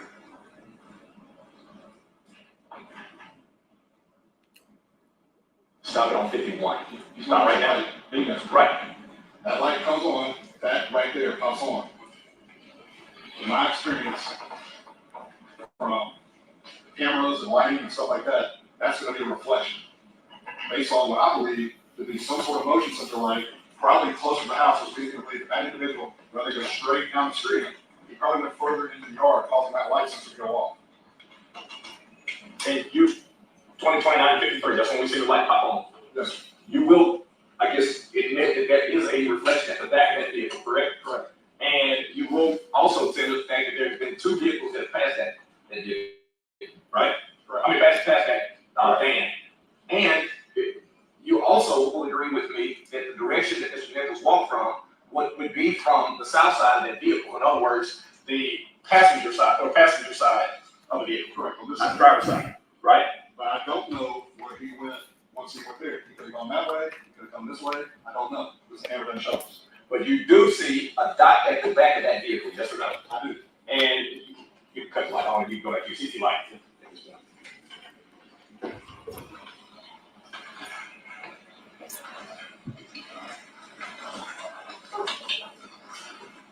Do you remember when these videos would have been received from TVI? I have to look at the case report. We did the exact date. Right. And it would have been simultaneous though with the same thing as the other video from Ross and Cascade. More than likely, but there were so many videos obtained that they could have come and the way we do all these videos is through a download system, and it is extremely time consuming due to the data size, gigabyte, terabytes of information. Right, but the two that we would have received, Skycam would have been from that location, 6705, and the Ross and Cascade Skycam, correct? Correct. So at least somebody reviewed it at some point and turned it over to TVI, correct? Correct. Indicating that it had some importance, right? Well, they would turn over every single video obtained, not necessarily that their reports are not, but any video whatsoever that they would have had of the general data, they would have turned over to us. The ones that we would have received in discovery would have been these two. Is that correct? Oh, yeah. From your case file. And being the fact that the person that you identified as somebody wearing clothing similar to the person that you discovered Nichols, at least somebody thought it had some value to the case, right? Sure. And according to your case file, did anybody go out to see if there was a motion sensor in that car?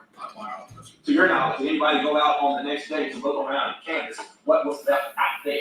No, sir, not to my knowledge. And your file to this day has nothing about anybody getting any information from the houses in that particular area about a motion sensor, about whether or not at 202952 there was an instrumentality, dope, other credit cards, anything left in the back of the vehicle.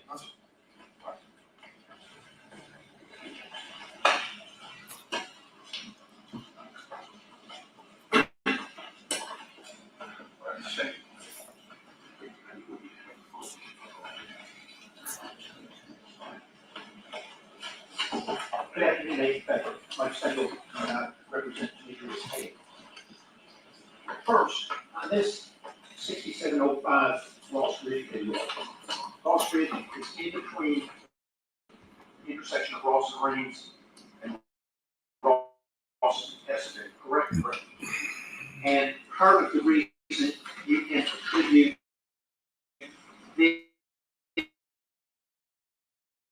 this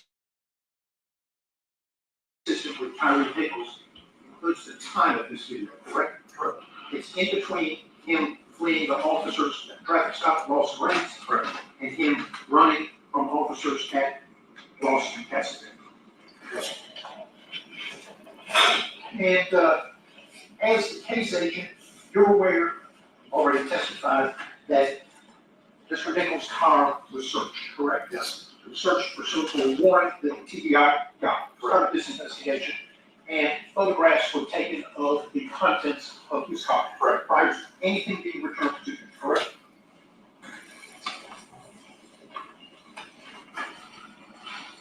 I'm going to show you 8 or 9 pictures and ask if you recognize them as some of the pictures. Sure.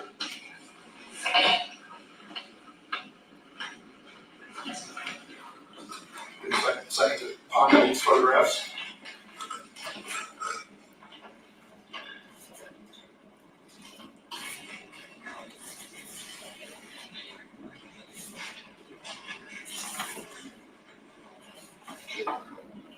That old ass taking forever.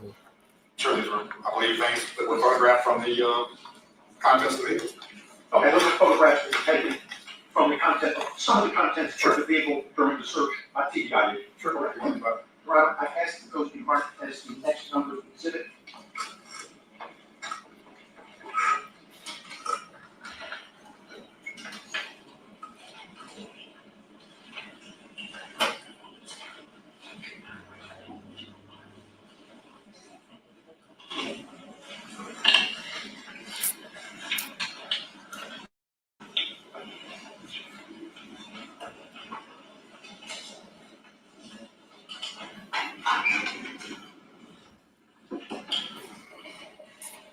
God damn.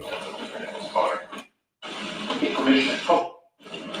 When law enforcement took the pictures, some of the names and numbers were blanked out, correct? I believe so, yes.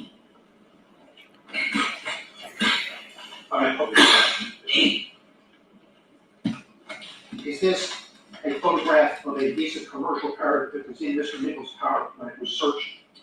I believe so, yes. What they got to do with anything? This is an act. Yes, sir. Okay, he stole the credit card. What does that have to do with anything? Credit card was in this vehicle when it was searched. Correct. Are y'all trying to say this why he acted a fool that night because he stole a credit card? There is a picture of a worker's permit for a Volvo Garcia that was in his car at the time of search. Correct. Picture of the back of that worker's permit, correct? Sure. The picture of a Nichols debit card that was in his vehicle at the time, correct? Correct. A picture of the back of a MasterCard that was in his vehicle, correct? Correct. And a picture of a high school ID for a Jordan Riley that was in his car at the time of the search, correct? Correct. And to your knowledge, those documents were returned to the Nichols family as part of the contents of his car, I correct? believe so, yes. Now, you also testified that on the night of January 7th, the night of the incident, boots were seized from 6 officers, correct? Correct. And they were submitted to the TBI to be tested, correct? Correct. And you, as the lead case agent, received a report, forensic biology report, is that it? That's correct. Okay, So that's gonna be, basically, that's gonna be our DNA unit. DNA unit, that's the result of the DNA testing on the boots and other, like the DNA testing related to this case. Correct. And it includes the boots seized from the officers, correct? Correct. I asked that be my, is the next number exhibit.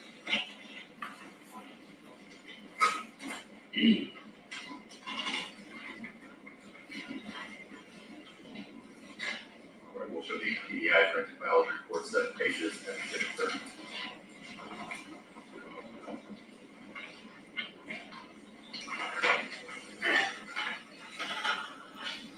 I'm going to pass you one more document.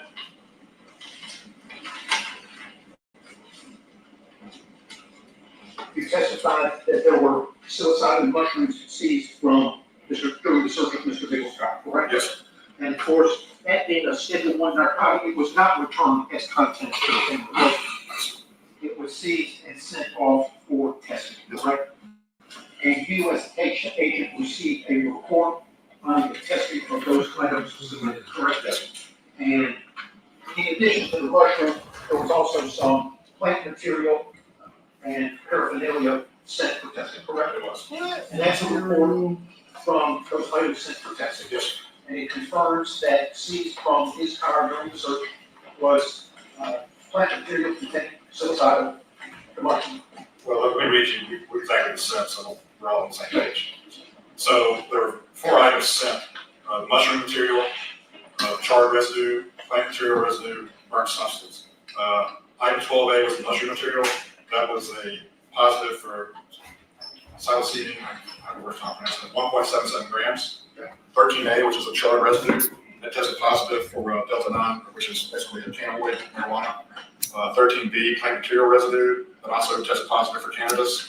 And then 14A, the bird substance, was 0.06 grams, and that tested positive. I don't like how they're pointing all of this out. What the fuck does that have to do with the manner within which he died, unless they're trying to say that's the reason he was acting erratic and trying to run because he had all that misdemeanor shit on him. Well, I guess the identity, I don't know. I don't like the narrative that's being spun though. But it's the defense's job, so.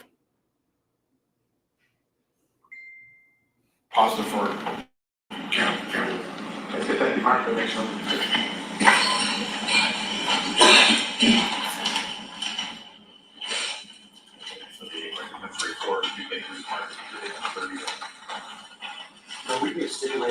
let the toxicologist and the DNA experts not here. There's an agreement to reach with Mr. Seymour, everybody, where we are. Next witness, Sean.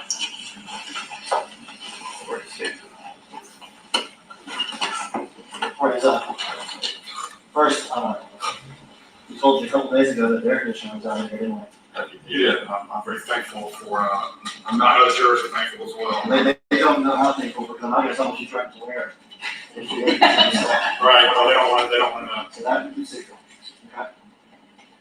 This started, you said, as an aggravated assault case, is that right? Yes. Can you explain why? Well, initially, when you have a case like this, a lot of times the actual aggravated assault would be like an officer-involved shooting or a lot of custody deaths. The actual aggravated assault victim would be the actual law enforcement officer. In this case, it turned out to be the opposite, where the victim of this was the victim of an aggravated assault. Did you hear the victim wasn't law enforcement? Correct. Were the suspects law enforcement officers? Yes, sir. And why did it start out aggravated assault versus murder? Because Mr. Nichols at that point was still alive. When he died from murder. Became a murder investigation once he passed. Now, when law enforcement officers and PD officers are suspects in criminal cases, does MPD investigate that? A lot of times they do. In this case, since it was such a serious issue, and then it was determined to be what we were calling a custody death. 99% of the time, TBI has been called into this. TBI is a situation, MPD, a late night phone call to the district attorney. Right. District attorney gets a late night phone call to TBI. Call TBI. And then y'all take over the investigation. That's how this works. Correct. You though were out. I was out the first several days.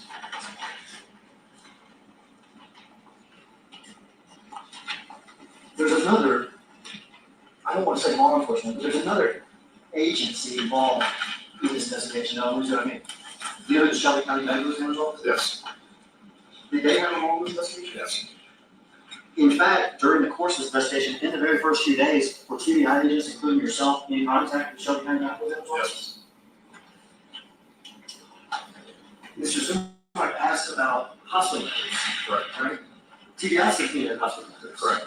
Were you aware that the medical examiner's office also got hospital records? Yes, sir. They don't have to steam, they have full access to any record they want. Because they're actually the highest ranking of anybody on the scene. Technically, yes. When it comes to a death. They have the ability to obtain the hospital samples. Absolutely. Correct. Correct. They don't have to pay for you. No. Were you aware that Dr. Ross had actually obtained the samples from the hospital? Later, but knowing Dr. Ross, I know how he operates, that's what he's going to do. And I just spoke to Dr. Ross in the few days after this, after Mr. Nichols unfortunately passed, about how the autopsy was going. Yes. About what his initial impressions were. Yes. And did he tell you that his initial impression was this was homicide? Yes. That it was trauma to the head? Yes. But did he tell you that he's going to send brain slides and everything else off for? Yeah, they on day 5. I'm 2 days behind. Particularly unfortunate cases like this, that they will send off. And I apologize to family and attendants, but they take brain slices and they send us off to a pathologist who specializes in that field in order to do a further study that in these offices here can't. I won't say can't handle, but it's a much more comprehensive thing. And you were talking about Dr. Ross and this being was his women. Oh, yes. And Orlando had us. Absolutely. Mr. Nichols, violence. It's a homicide. Homicide. And you, TBI, wanted to obtain all the video they possibly could, correct? Anything, turn over every time. Body worn cameras of suspects. Correct. Of the ones that had body cameras. Correct. Any sort of pull cameras or thing like that? Anything that the MPD says that they have, we ask for. So we say we want the whole cameras and any camera you have access to for a specific area. You get that. And when you ask for it, they're supposed to give it to you, right? Yes. Are they supposed to be trying to investigate themselves and doing their own review? It's the prosecutor Not at all. That's the whole point. redirecting these questions. We are TBI and we are known as an independent agency. We are totally independent. We don't answer to anybody based on except for this right. So they turn over videos. Correct. Your agents review the various videos, is that correct? Numerous videos. And was there one video in particular that got everybody's attention immediately? Yes. And what video was that? That was the video that actually saw the major incident. Reason why we're here, basically. Pretty deep in the neighborhood. Yes, sir. The Rodney King is beat down. From my understanding, it was almost kind of accidental to get that video. Once you saw that video, were you still interested in investigating? You understand what I'm saying? Let me rephrase that. When you saw the video, did you believe there was criminal conduct that needed further investigation? Oh, yes. On behalf of Well, the officers that needed, from my view of what happened in that video, we need to further investigate the circumstances. From what you saw? From what we saw. And would it be fair to say the kicks to the head? Yes, sir. Would it be fair to say the punches with people in the arms? Yes, sir. Would it be fair to say the kicks on the ground? Yes, sir. Would it be fair to say what was not told to medical personnel? Yes, sir. Well, did you still want to investigate that after you found, like, what'd you tell me, grams you said? Was it 1 point? That's not a lot in shrooms. With mushroom material. That's not a Did lot. you still want to investigate that after you found 1.77 grams of mushroom material in his car? Specifically in the trunk, so no. In the trunk. Right. So you find 1.77 grams of mushroom material in the trunk, and y'all say, hey, he had some mushrooms in his car, let's forget this whole thing. That's not how we operate. That's not how anybody operates? Not to my knowledge. When y'all found some gift cards and debit cards and credit card and a school ID or whatever in his car, at that point, did you say, let's just not investigate this? No, sir, because honestly, the cards that things we just saw to me look like gift cards. I don't know whose those are. I assume they were his. The ID, I don't know if it's stolen. I don't know if it was a friend that was left in the car. But to me, it had no direct bearing on what I was asked to investigate. Let's assume they are stolen. Let's say there's some stolen cards in his car. Let's say Everything in my car was stolen. It still has, to me, no bearing on the seriousness of the case I was asked to investigate. I was not asked to investigate stolen. That's what I said too. Like, what the hell? If you what some shit that was reported stolen not that day, and that's not the reason he was pulled over. What the fuck does any of that have to do, other than y'all just trying to come up with an excuse for why y'all officers did what they did? Because they tried to say he was a scared criminal who may or may not have been high on mushrooms. Credit cards, the contents of the deal. because there's a little bit of mushroom material in your car, what happens next to you is still crime, right? Yes, sir. Because you have some cards, gift cards, or credit cards, whatever you want to send that are in your car, what happens next to you is still crime, right? Correct. And if I'm right, y'all found this, obviously, after all this happened, correct? Yes, sir. These police officers here on trial, and they hadn't found it. Yes, sir. They didn't even know about it? Yes, sir. So is it fair to say that what happened on that poll count, the surprise, coincidence, love, catching it, has something to do with the mushroom material in the car, the cards in the car, or anything else that's also to do with the middle? Yes, sir. So you just keep investigating.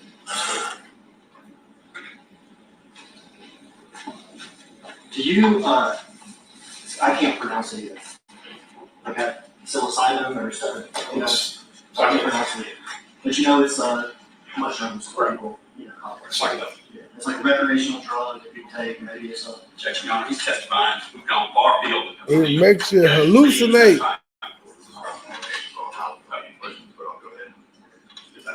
It's another recreational hallucinogen, something like that. Oh, yes.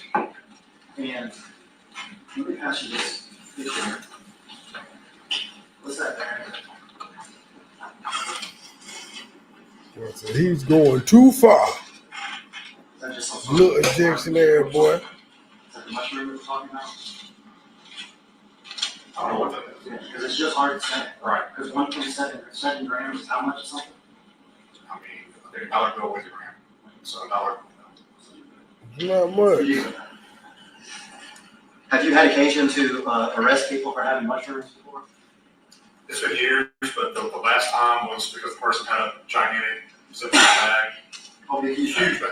Yeah, but I've never arrested anybody for a mushroom or anything like this. Mushroom Yeah, trafficking. there was definitely was a distribution ring. The guy with the gigantic bag all his measures, did he have superhuman strength? A little bit, yeah. Your experience, have you ever found mushroom use associated with superhuman strength? From my experience, no. It's a psychedelic. Right. You ever found marijuana associated with Superhuman strength. But he's not an analysis, he's not identifying this person as any sort of pharmacologist. He doesn't have any sort of testimony or any sort of credentials that we can rely on pharmacokinetics. Nothing along those lines. Good objection. I would draw that in my conversation.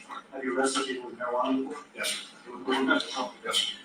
You arrested people under the influence of marijuana before? Yes. Have you found those people have superhuman strength? Not one time, very peaceful. Very peaceful when you smoke weed.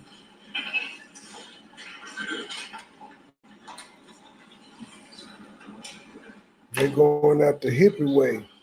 That's all the questions. Thank you, Baker. Prosecution, they done with that Picture a series of scenarios with you. Oh, we found a small mushroom. It's not investigated. Wait, they redirecting? To shift your sights over to Tyree Nichols and away from the death. Right? No one suggested that. Okay, so those questions about, gee, you should stop what you're doing, the police officers, and go look at Tyree Nichols. No one suggested that to you, right? You gotta rephrase that. I didn't raise the question, sir. It was a ludicrous question. No one asked you to stop investigating Tyree Nichols. And no one told you to stop They investigating. killing me with the up and down they mics. My question to you is, in conducting an investigation, it's a very broad investigation to determine what was going on when this incident happened, right? Correct. There was allegations of resisting arrest, right? Correct. So you have to look into why this, if you call him a victim, why the victim was involved with the police that night anyway, right? Correct. And one of those very reasonable conclusions would be that the victim, as you call him, had evidence of crime in his car and was attempting to get away from that car. Isn't that a fair assumption? Man, he keep not calling him a And if you were victim. investigating it, you would pick up the phone and you'd call someone named Kelly Rogers or Pena Garcia or Jordan Riley and say, can you explain to us, sir, how your IDs and credit cards ended up in this car? He's your investigator. Yeah, but I wouldn't investigate that. That's right. That's all I'm asking. He TBI, he was there for the officer involved death. When this They don't. questions. Can I object to this question by right in your approach?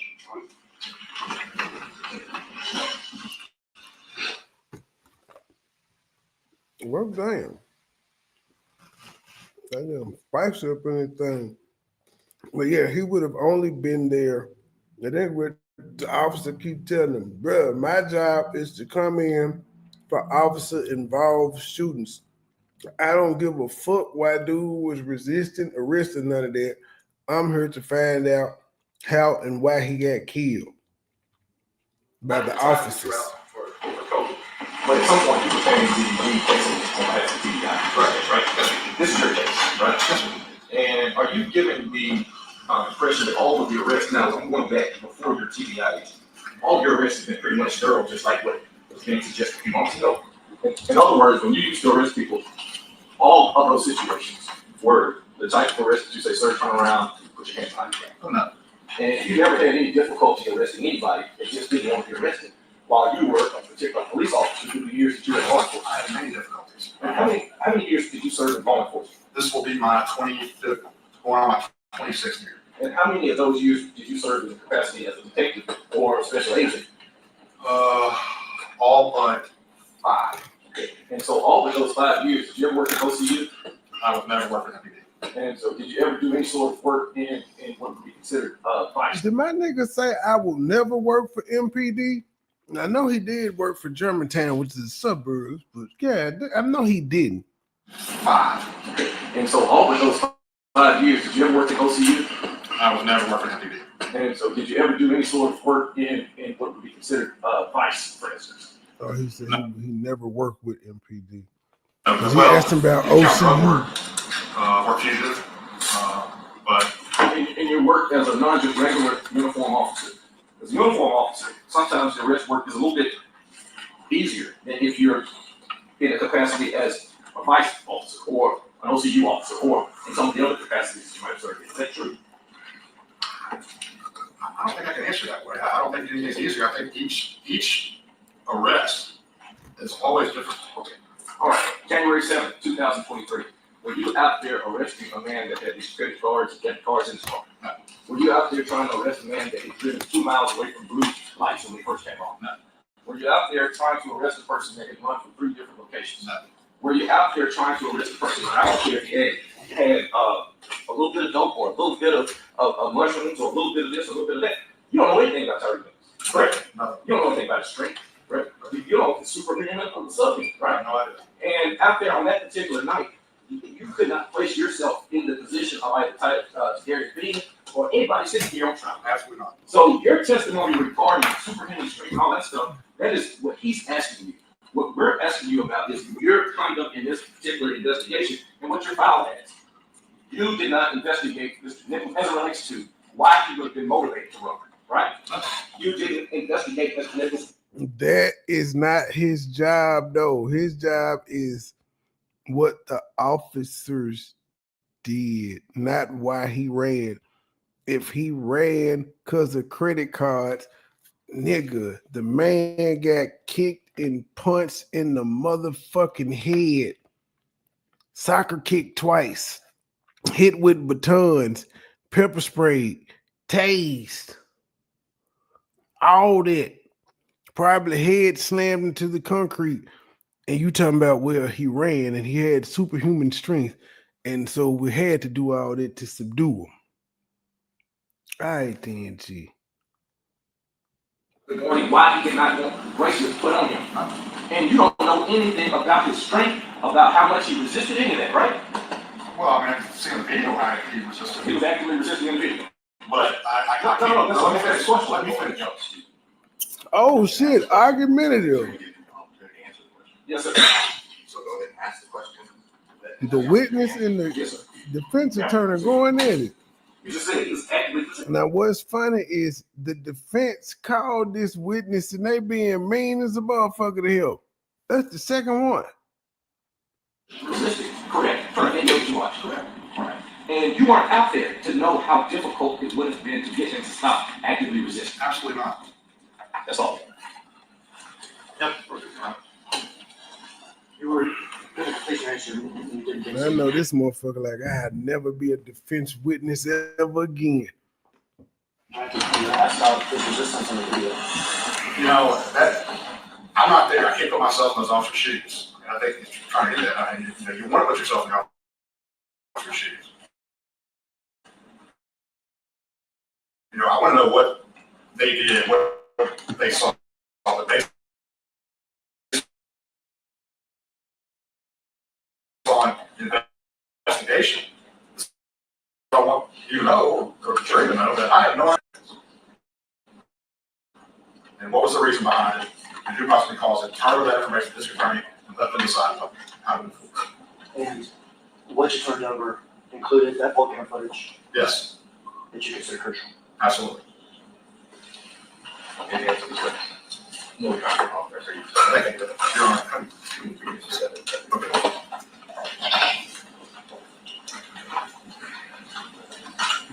They finally let him go. I know he like, fuck y'all.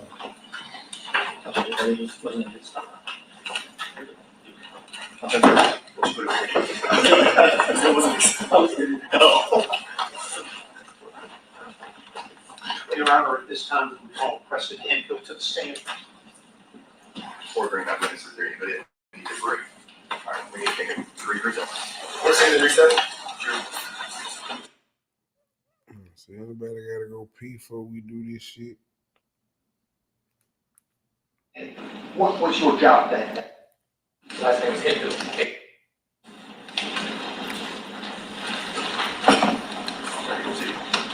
Good afternoon. Would you state and spell your first and last name for court record, please? Yes, sir. First name is Preston, Preston. Last name is Hemphill, Hemphill. And Mr. Hemphill, is your appearance to testify here today pursuant to a subpoena certified? Yes, sir. January 7th, 2023. Where were you employed? I was employed with the Memphis Police Department. And what was your job that day? I was with the Scorpion 1 team. And what was the Scorpion team's purpose back then? purpose for the Scorpion team was That white boy was not there that day. And how did it go about, how did officers of the Scorpion One team go about that at that time? We would go into areas, either see people like ordering at gas stations for an extended period of time, cars with reason to pull them over, and to go from there. What do you mean by reason to pull a car over? Tags. Being black. Not using our brake lights aren't down, or not even turning your headlights on. Just traffic violation? Yes, sir. And what was your uniform that day? It was a pair of black uniform pants, a black t-shirt that said police on the front, and my external vest that said Memphis police across the chest, and my body cam. And did you carry any weapons as part of your uniform? Yes, sir.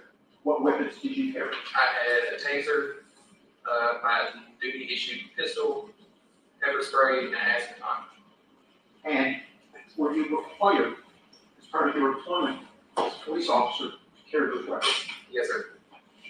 That included your duty service revolver, correct? Pistol, yes, sir. What was your shift that night? I believe it was 6 o'clock at night till 2 in the morning. And do you recall participating in a traffic stop at about 8:20 to 8:30 p.m.? Yes, sir. And what striped car was stopped? It was a blue Nissan, I believe, Sentra. I'm not familiar with the model. And at the time that the stop was made, did you have any idea who the occupants were? No, sir. Did you even know how many occupants there were? No, sir. Why not? I couldn't see through the tin windows and have time to see. Where did that stop occur? Them and these regular ass mics. Let's start. How did you become involved in making a traffic stop with that car? Myself, Haley, and Martin were all single file traveling down Riverdale. Martin said he saw a car speeding. Martin attempted to pull the vehicle over. The vehicle refused to stop, and we found the vehicle and crossed the lanes. Were you in radio communication with other Scorpion officers? Yes, sir. And you used the names Martin and Haley. You recall first names? I don't recall the first name. Is it Demetrius Haley? Yes, sir. And Emmett Martin? Yes, sir. And they were also members of Scorpion Team 1 at the time? Yes, sir. Who initiated the attempt to stop the blue Nissan Sentra? Officer Martin. And were you in the same location when he radioed that he was going to stop this time? Yes, sir. And who else was there? Officer Haley. So 3 members of Scorpion Team 1 in the same general area, correct? Yes, sir. And how did Martin attempt to stop the vehicle? He turned on his blue lights. He activated his sirens when he did the traffic stop. And at that time, he got on the radio saying the vehicle was fleeing. Okay. And are you familiar with the phrase getting little? Yes, sir. What does that phrase mean in police talk? He's running from the police. Did Martin use that phrase on the radio? I don't recall. Where were you when you first saw this blue Nissan Sentra? We were southbound on Riverdale, coming out from under 385. Okay. And is that where you were when you first saw the blue Nissan Sentra? Yes, sir. And is that where you saw Martin activate his blue lights? No, sir.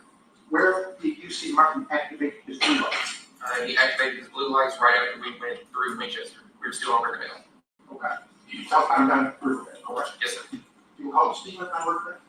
I believe it's 45. Did you observe the blue Nissan Sentra commit any traffic violations? At which time?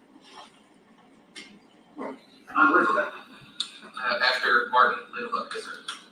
What traffic violations did you observe the blue Nissan Sentra commit on Riverdale? Changed lanes twice without a blinker and fleeing from the police. Were those traffic violations, to your understanding, a legal reason to pull over the Blue Nissan Sentra? Yes, sir. Did you continue following the Blue Nissan Sentra? Yes, sir. Who else continued following it? Myself, Officer Haley, and Officer Martin. And where did the pursuit continue? We were traveling south on Riverdale. They turned right to travel west on Ross, and Brains, not Ross. They were traveling west on Brains, and they came to a stop at Brains. Were you able to observe the Sentra the entire time you were following it down Riverdale and Brains? No, sir. Why not?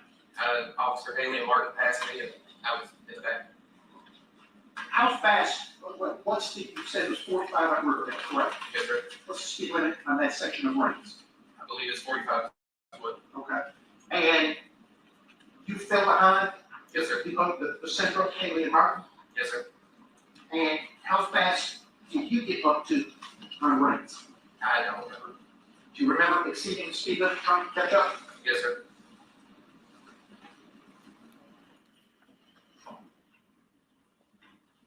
Fast. The Blue Nissan Sentra's actions on Riverdale increase the risk of the traffic stop. Yes, sir. Why and how? Reckless driving, getting away from the police, and just fleeing from the police increases the risk of the traffic stop. Tell the jury a little bit about your training about the risk of traffic stops and categories of risk. I need to see what this jewelry looks like. The demographics of the jewelry. Possibly give a ticket, probably just warning, let it go. You also have what they call high-risk traffic stops, where it might be someone with a warrant, someone that wants nothing to do with the police, and you just need to stay on your toes on that type of traffic stop. So that would be called high risk, correct? Yes, sir. What's the other type called? I don't remember the specific. Low risk. It's a normal, low-risk, run-of-the-mill traffic stop. Okay. Before you pull a car over, how do you determine whether it's run-of-the-mill low risk or high risk? You just get the sense that you've been an officer for a little bit. If the person's moving around a lot inside the car, if you can't see inside the windows, just little things for you to, like, pay attention to this. And some of those things you saw on Riverdale, correct? Yes, sir. And that included fleeing and not pulling over. Yes, sir. Continued, you described it as reckless driving, Yes, sir. and those switching lanes. Switching and speeding, yes, sir. What happened when you got to Ross and Rains? When I got to Ross and Rains, Haley and Martin were already next to the Nissan. Where was the Nissan? It was in the left turn lane at Rains and Ross. Facing westbound, trying to turn left on Ross. Left or southbound out of Ross? Yes, sir. What color was the light? I don't remember. Who was on the left? Haley. Who was on the passenger 7:53. side? And where were you? And I pulled it behind her.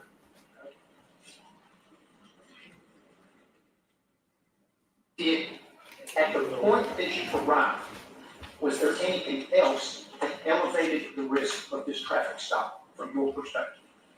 Fleeing from the police, and I couldn't see inside the vehicle because of the tinted windows. Which windows were tinted? I recall it was the back window. And you were approaching from the back, Yes, correct? sir. Was it normal after fleeing and refusing to pull over to stop? No, sir. Did that concern you at the time? Yes, sir. And was that a factor in the risk of the traffic stop? Yes, sir. What did it do to the risk? It lets us know that, hey, he's already run before, but why is he stopping? What if we fix to get into next? That ever happened to you before? No, sir. At the time, how long had you been a police officer? At that time, I was a police officer for about 3 years. And how long had you been on the school team? About 3 months. And how long, how often, if you can estimate, have you pulled over cars? Probably every day. Every work day? Yes, sir. For 3 years? Yes, sir. And this was the first time car had fled and then stopped? Yes, sir.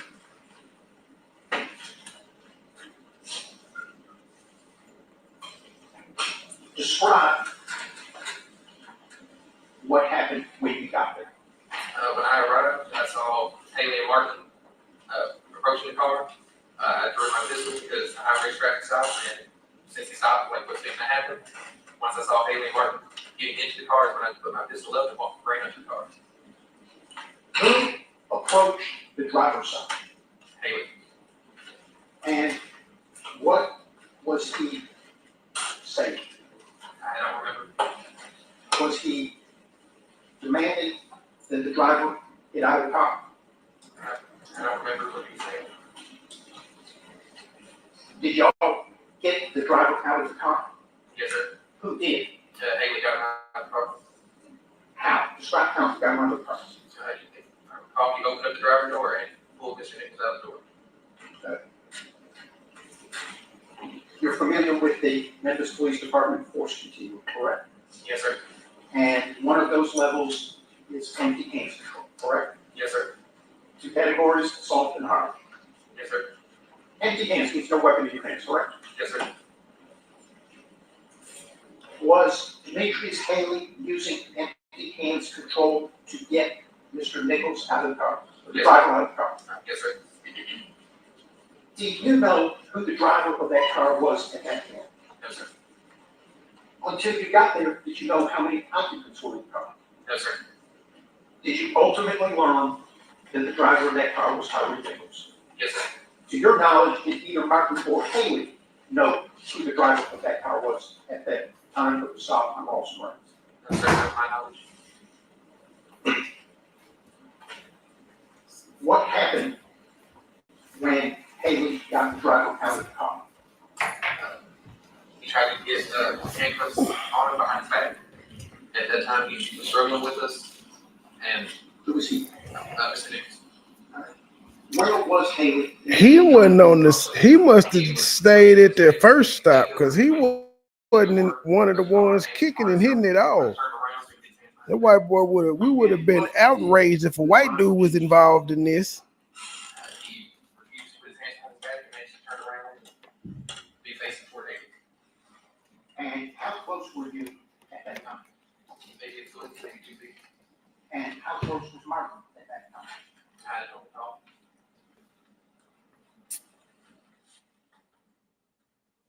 What, during that time, when the driver spun around in the A-frame, what did you hear Martin say?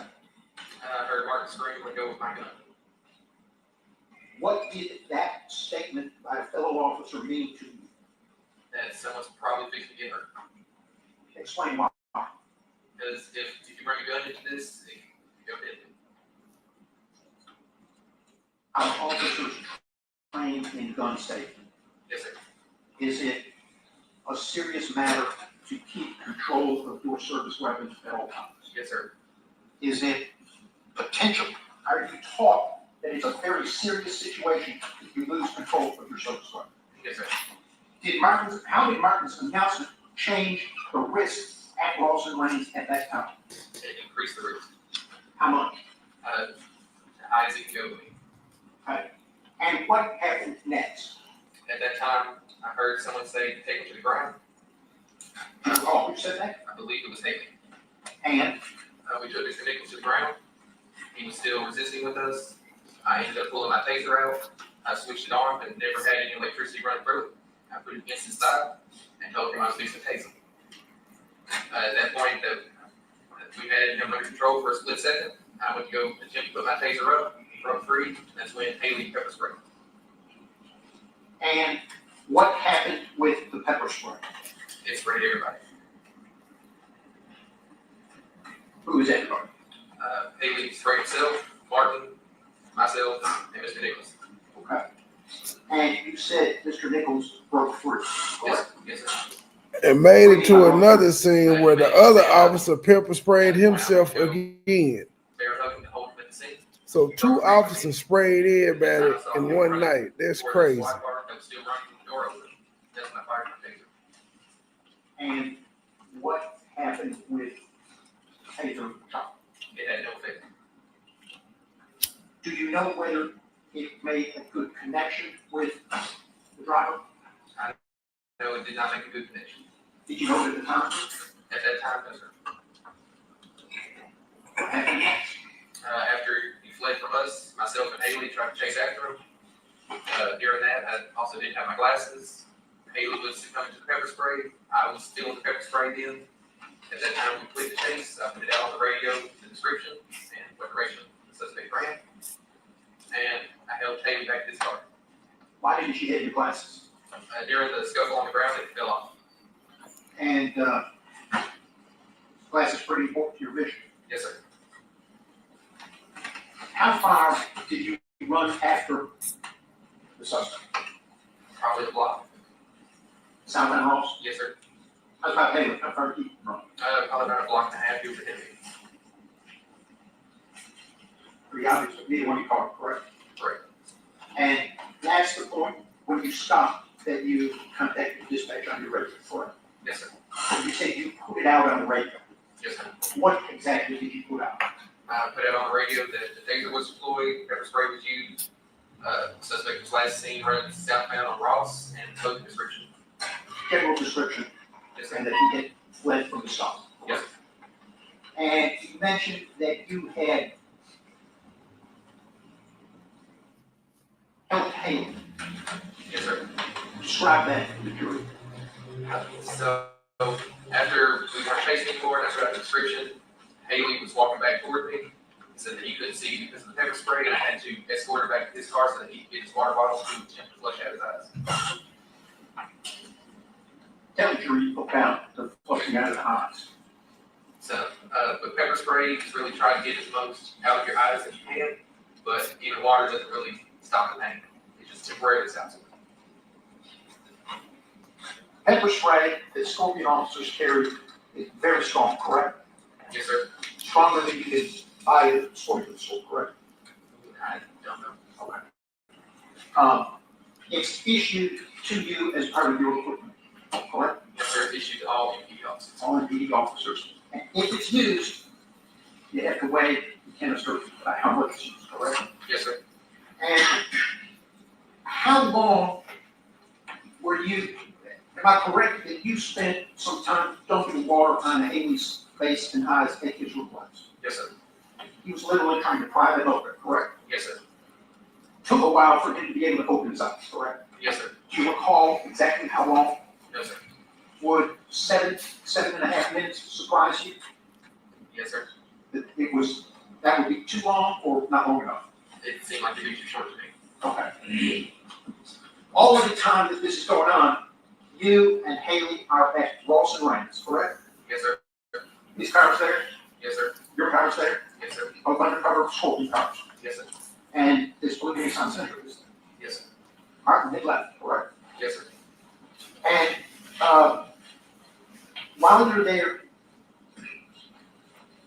you've got some duties because you shot the taser, correct? Yes, sir. Okay. And what did you have to do? I had to first attempt to find both the prongs that come out of the taser cartridge. And then after that, I had to submit a memo saying why it was deployed. I had to get the serial number off the cartridge and submit it all. Okay. And you had to report and request fire department medical personnel, correct? Yes, sir. And you did that. Yes, sir. Okay. And during this time, y'all are at Ross and Rand's. You're helping Haley with the water, right? Yes, sir. And you're trying to find glasses. Yes, sir. And you're dealing with the taser stuff. Yes, sir. Requesting the fire department. Yes, sir. Also listening to dispatch on the radio about this case, correct? Yes, sir. What did you learn over the next several minutes about the suspect? And they managed to locate Who is that? Mills, Bean, and Smith. And do you recall where they located him? At that time, I didn't know where they located him. Okay. What happened when they located him, according to what you heard over the radio? And there was still a scuffle going on. Okay. And were more cars needed? Yes, sir.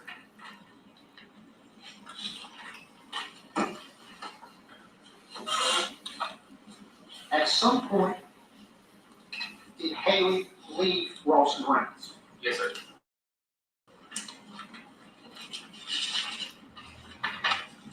What did y'all know from the radio at the time that he left Ross and Rand's? That the cars that were over there were still struggling. MPD training, responding when other officers need help, correct? Yes, sir. To your knowledge, was Haley responding to the call for more cars? Yes, sir. And that would be consistent with your training Yes, sir. and good policing at that time. Yes, sir. After Haley had left, did the fire department show up at Rawson Ranks? Yes, sir. And what type of personnel was it? If I recall, just 2 firefighters. Were they EMTs? I don't recall. Do you recall why they arrived at Rawson Ranks? Yes, sir. Why did they arrive there? It's per policy, anytime an officer uses pepper spray or taser, you have to call the fire department. And you had done that, correct? Yes, sir. And you called them out to check out the suspect, correct? Yes, sir. This is rather dull testimony. What did you tell them? I was keyed up on the radio, asking if the fire department needs to go to where they are, or if they were going to bring the suspect back to where I was. What ended up happening? They told, they keyed, I believe it was Smith, keyed up on the radio saying you need to bring the fire department down to where we are. Okay. What did the fire department know from you before you sent them down there? That the suspect was at least pepper sprayed and tased.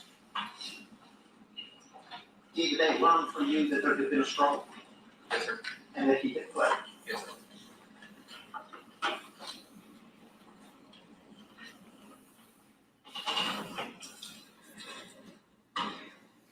You stayed at Rawson Ranks with Carl, correct? Yes, sir. Did you ever go to Castle and Bear Creek? No, sir.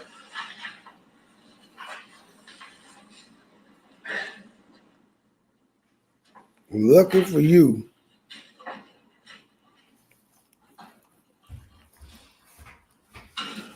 While you were at Rawson Ranks, listening to the radio, was there a description of what force was used on Mr. Nichols at the other location? No, sir, not that I recall. I'm gonna have a moment. I'm gonna try.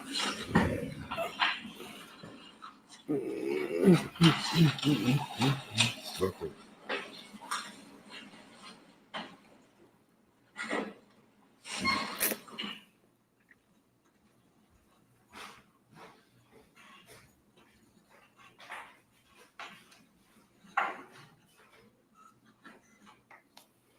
Nothing zoned in on a pale ass officer.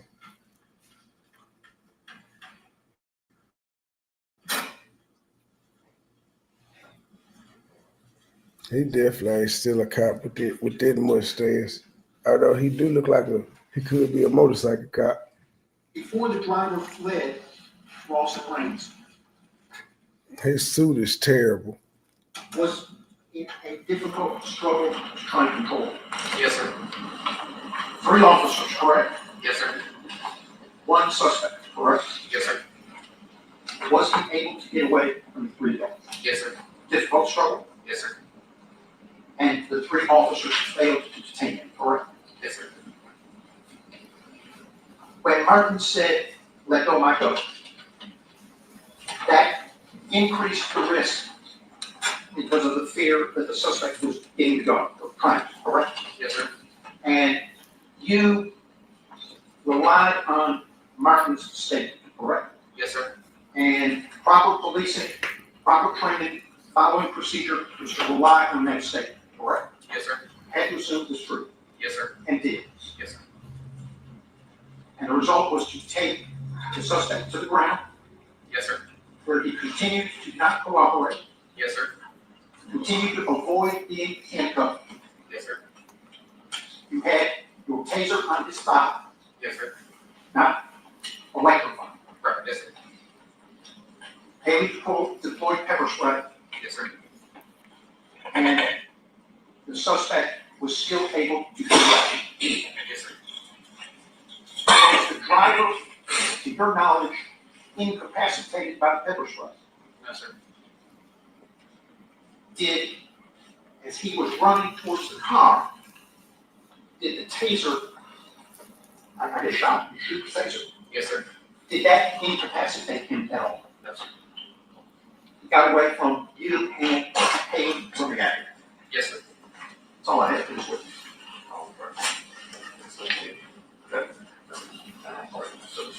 My next, I come from my foundation for a while. So you, just again. All right. Mr. Campbell, Martin, Sue, Margaret, Justin Smith.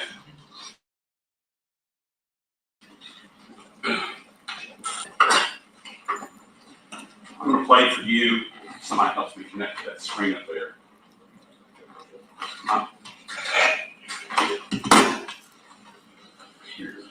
Oh no, what is he gonna play?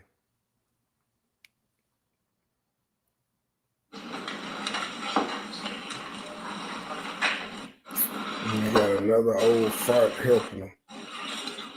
When the prosecutor had to come up and help him with her fine ass, she just came out of nowhere.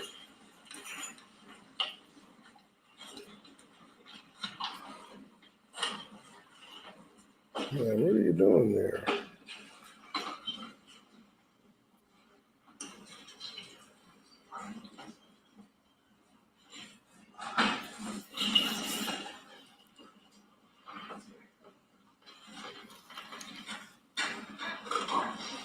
Mr. Campbell, the prosecution and I have viewed this video, and I'm going to ask you to view this video.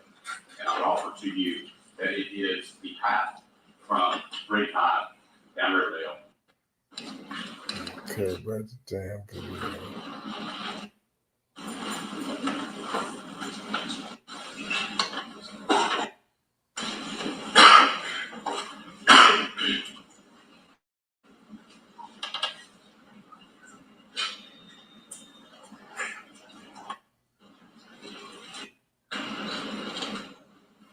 Oh, no, these goddamn streets.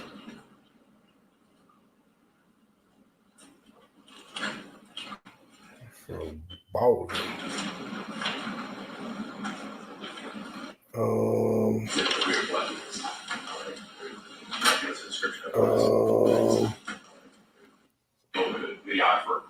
Videotape this. It's down Riverdale and then over on the yes, sir. Train truck, is that right? Yes, sir. I had to fast forward it. It was just showing the body cam footage of them driving. Body on camera. Instead of watching all of it, it's an hour and 50 minutes. I will be going to we'll play it, and I'll hit pause and ask you questions. Okay? All right. I'm only going to go to that limit we said they're going to. Okay? I'm going to hit pause so the jury understands what we're looking at. Your body cam is mounted about the middle of your chest. Is that right? Yes, sir. Okay. And is that the view captured by the body cam that was then recorded? Yes, sir. And is that the body cam from the night of January 7th as you, Martin, and Tyree are pursuing Tyree Nichols? Yes, sir. All right. Before I hit play, I want you to look. I don't have a pointer other than my finger. If you look, you see a speedometer right there? Yes, sir. Is that the speedometer? Yes, sir. Is your vision good enough to see how fast you're going? Yes, sir. All right. I would offer to you, this is where you're about to make a right hand turn on the main road, Marathon gas station. Okay?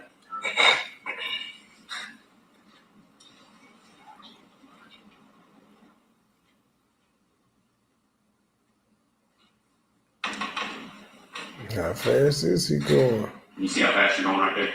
Approximately 60 miles an hour. If that 2 bars out of the way, you want to look at me and say, a little more than that. 60 on a regular street? Just that quick. I ain't even chasing nobody yet.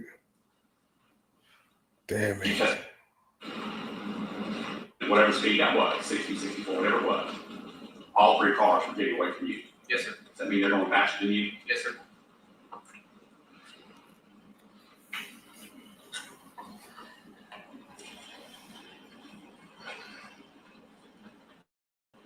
I see blue lights flashing.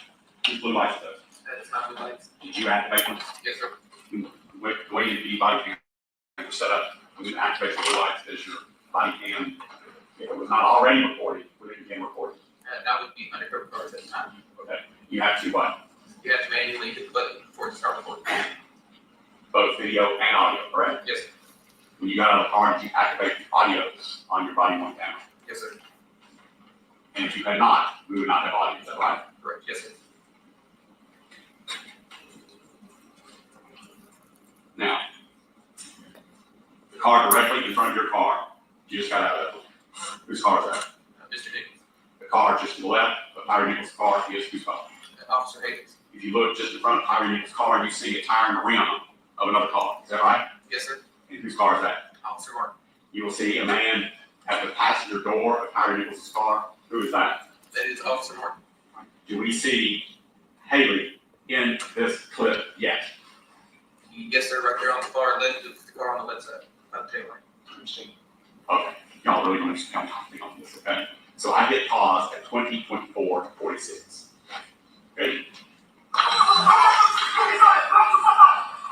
Do you recognize that voice that said, you heard what it said? Yes, sir. Whose voice is that? Officer Haley. Is that called verbal judo? Yes, sir.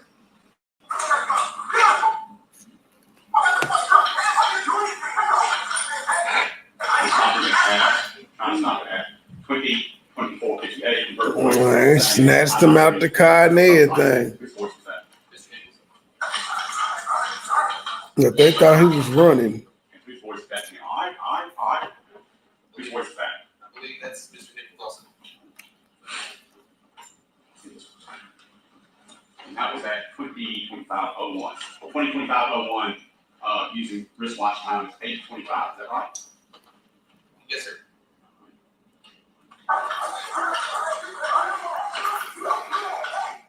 At 20:25:06, someone said, "Don't do that." Whose voice is that? Mr. Nichols. Whose voice is that? That said, "Get on the fucking ground." That's not voice. Is that verbal judo? Yes, sir. Are you ashamed of that kind of language? Yes, sir. Verbal That judo. says, "I'm going to tase your ass." My voice.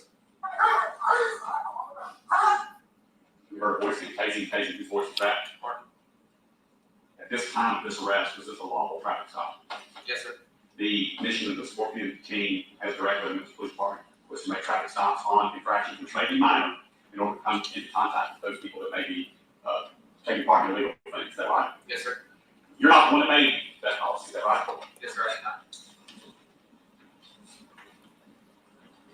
By the way, I stopped at 20:25:14.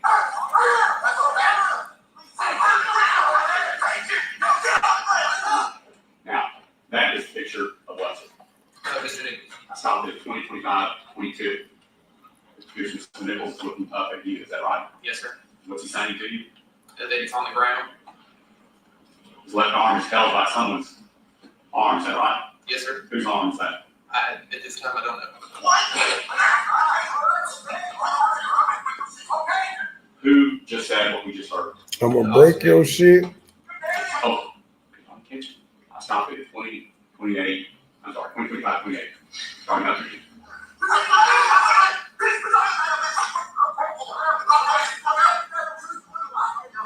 Whose voice was that at 20:25:37? Officer Haley. And then what about the statement? Y'all really doing a lot. Whose voice was that? Mr. Nichols.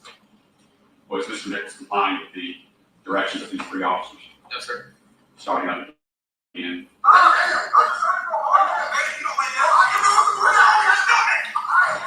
Whose voice stopped at 20:25:44? Whose voice was that?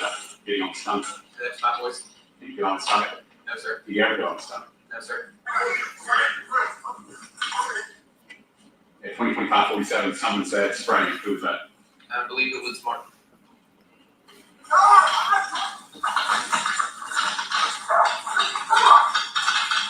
I'm gonna stop right here at 20:25:54. You've given a number of statements to the FBI, the police department, and also to the Supreme's office that indicated that Mr. Nichols was able to lift and push you, Haley, and Martin off of himself. Yes, sir. Those true statements or not? Yes, sir. And how much do you weigh? About 275. And how much does, in your approximation, Mr. Martin weigh? Probably about 250, 270. And Mr. Haley? About 250, 270. You sure you're not just making that up to exaggerate Mr. Nichols pushing three guys off of him? No, sir. Starting again at 20:25:54.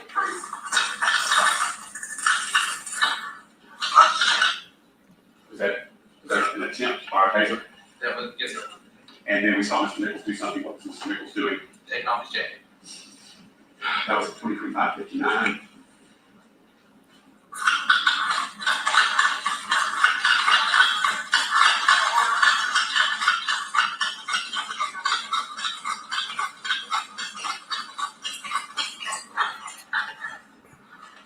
He gave out quick in the motherfucker, all that gear on. 19 or 8:26 p.m. I see a figure. Appears to be walking back towards you. Who is that? It's Officer Haley. There you go. Is that right? Yes, sir.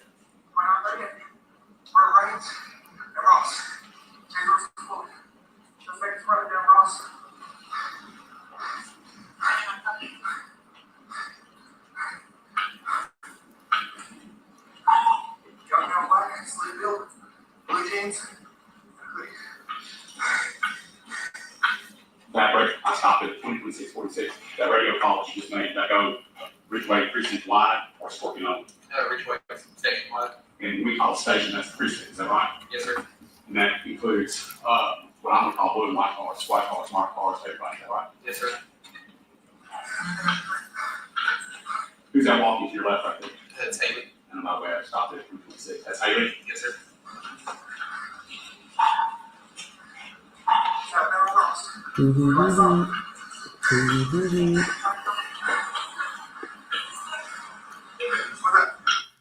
Why did you take Haley back on? He was unable to see. He was kept square. Yeah, so they're still doing the body cam. It's not really testimony of anything other than his body worn camera from the first side. All right, y'all. That wraps up day 3. At some point tomorrow, I will do day 4. And at some point, well, I may do day 4 and 5 tomorrow or later today. I don't know yet. Or I may stretch it out. Either way, when we come back Monday, we'll be doing it real time, whatever they got going on. We'll get into that then. Monday, we'll be caught up and hearing what they got to say. I think that, I know for a fact that the state rested their case at the end of this one, and one of the defense teams rested their case today. So it's 2 more to go, which they'll probably knock out Monday. Will it go to the jury Monday? I don't know. We're going to find out. But until the next episode, we out of here. Son of a bitch, why does my computer keep doing that? Keep zooming the fucking screen in. Ugh, crap. Something's not right. All right, y'all. To the next episode. We out. Stop moving, damn it. It's like my mouse is possessed. I don't even know if it worked. What the f... Yeah, this is nuts. Are you really telling me I cannot end the stream? I'm going to have to go to my other device and do this. Because, yeah, it's yeah. Ignore me, y'all. I got to end it from my device.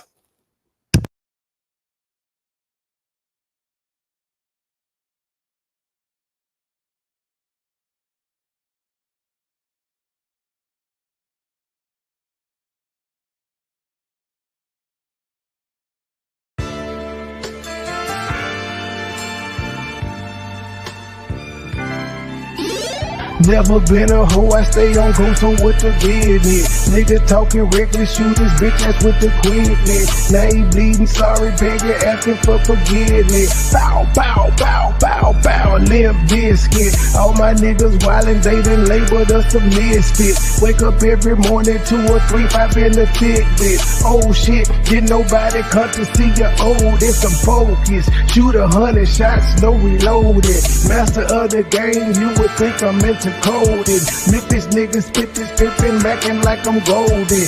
Ho, with my money, you gon' turn me to the old me.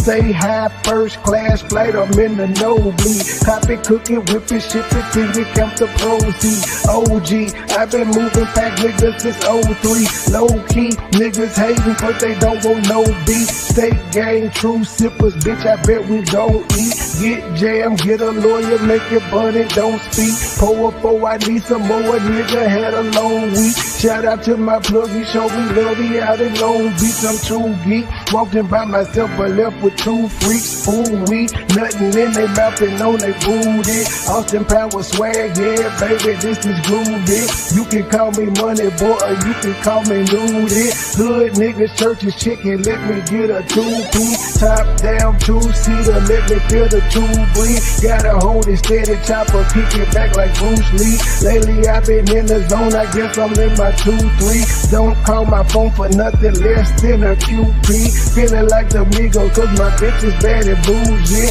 All my haters love me, all these bitches just some groupies. Came a long way, I like to introduce the new me. Standing on business like I'm king or like I'm Drewski. Call me Ron Island cause I like my love for choosy. When we link it's a movie, she bustin' like a Uzi. I love the way she do me, I beat it up like Uzi. She dancing just like Suki. Call me Ron Island cause I love my love for choosy. When we link it's a movie, she bustin' like a Uzi. I love the way she do me, I beat it up like Uzi. She dancing just like Suki. I never been a hoe, I stay on go, so what the business? Niggas talking reckless, shoot his bitch ass with the quickness. Name pleading, sorry baby, asking for forgiveness. Puss ass nigga, Limp Biscuit. Never been a hoe, I stay on go, so what the business? Nigga talking reckless, shoot his bitch ass with the quickness. Name pleading, sorry baby, asking for forgiveness. Puss ass nigga, Limp Biscuit.